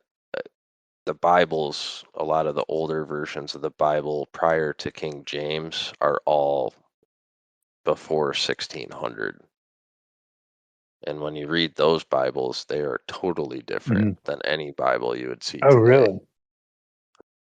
Interesting. Well, it's like the letter V and U is switched for one, and that's also in like all the other text of that era. So like the So word if, have so if you see a is new, is okay. H A U E, not HAVE. And then there's also like most words have an E at the end. So like born, being born, Mhm. you know, there's supposed to be an I E at the end of born. Um, That's and what just, oh, sorry, go ahead. like the old English style. Is that what that is? The Yeah, E? it's Old English. Okay. But when you Does get it it, like, change? Does it change the meaning of certain verses because of that, or is it just uh, or just the way you interpret it is different because it's well, written one thing differently? that me and Dave kind of found out was it was way easier to read. It's Oh, much okay. easier to read like the Geneva Bible and the original Old English. Like your mind can actually once it understands that switch, like you can Hmm. read that book quick. Like it just you process the information so fast. And I had to think it's just something with how the lettering was set up. And that's why they had to mess with it because people could actually read it and figure it out like really quickly. It was like too easy. People are too literate, basically, you know. And so that's what ended up, leading me to like read a whole bunch of other like just random books by random authors from like the 15th century because then I was like, wow, I was doing the speed reading stuff and Hmm. the lettering And was helping. you were understanding it very easily, I guess. Yeah. And it made it very, very quick. I got to the point where I was reading like I was clocking myself around 700 words per minute or something like that. So, I Holy can do cow! like a page in a minute, right? Like Dang, yeah, so you can Silas's. read. Yeah. Well, and that's what I mean. Like right now at this moment, like I haven't been reading very much lately. It's down, outside of reading stuff in these rooms sometimes and things, Silas puts up big posts, Keys to the Yeah. Truth puts up big posts. Yeah. I mean, but yeah, I can read them in like a couple seconds. That's It's wild. Yeah, it took because I very read helpful. something from Silas today, and I was like, "This is the longest post I think I've ever read on Discord." You know, I mean, it was good. It's just like, wow, like most people can't string that many sentences together. I don't think Right. coherently. Well, that's why I started being like, man, I got to be able to read to keep up, and especially in all these rooms and stuff, like with people posting, if you're going to be an admin or something, like you got to be able to go through everything quick. That's true. Yeah, if you're, yeah, yeah, So, I can skip and catch up sometimes, or I just, but I'm not yeah, I'm not moderating or an admin in a server or anything like that. So if I yeah. miss Well, something, it's not a big it's not deal. like it's not like I do a whole lot, or we're not enforcing a whole bunch of rules. We don't, Right. you know, it's literally just keeping the peace if people get a little out of hand. Yeah. I And I don't don't I think don't even like that's a doing huge it. problem on, yeah, on most servers. It's probably not as big a problem, right? Yeah. I mean, it's like I don't like to do it. That's one thing with certain people. They get kind of a power trip, being the admin of a server and being able to kick Yeah. people out. Um, I don't even want to do it. Like that's what we've always had to have, like some private discussions with everybody who Silas made and captain or on the other servers, like Beachies or something. And like that's what you have to do then if you have someone who's being a real big problem. All right, do we have to kick this person out of here? Like, is it too much? Can we try to talk to him a little bit? Yeah. And you try and keep them around, but it's like there's just some people, we talked about them already, where it's like they just got to go. They just can't have a conversation with people. They can't give you any. They're just going to tell you what their points are, and they're right and you're wrong. And that's it. You know, Yeah, not and that's where I if I've learned anything, is that the more I think I learn, the less I think I know. It's like I realize I believe a lot of things, don't know very much, and so I'm like, you know, I don't think that I don't think that you know, I'm gonna really know that much, but I would like to learn more and yeah. and ask more questions, because it's like I still feel like I'm learning, even though I really don't think we're gonna know a lot of stuff, if that makes sense. Well, I don't think I know a whole lot of stuff. Still, I don't, just because I read a ton Yeah. of things. Hmm. That's the thing. Like I could tell you about all these books or where to start reading, but what are those really? Did that person even exist? I mean, for Right. all I Yeah. That's what I know, was saying. Yeah. yeah. Like the Ministry of Propaganda could have wrote all these books and just put all these publication dates on them. Wrote these ones in Old English if it was prior to this time period, and released all these things, 50 years ago. For all we know, like that's Yeah. Just to get us talking about it and right. thinking we know something. Um, yeah. That's where it gets like mind boggling.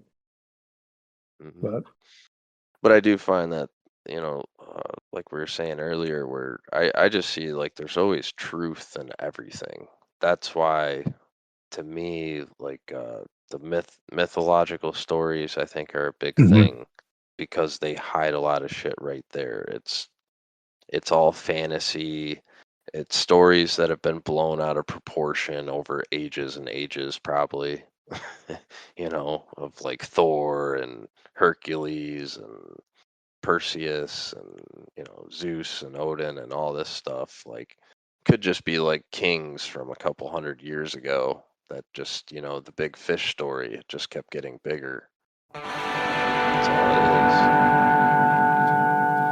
You should think of a lesson as a weapon in love and teach your brother, teach your sister. Think of a lesson as a weapon in love.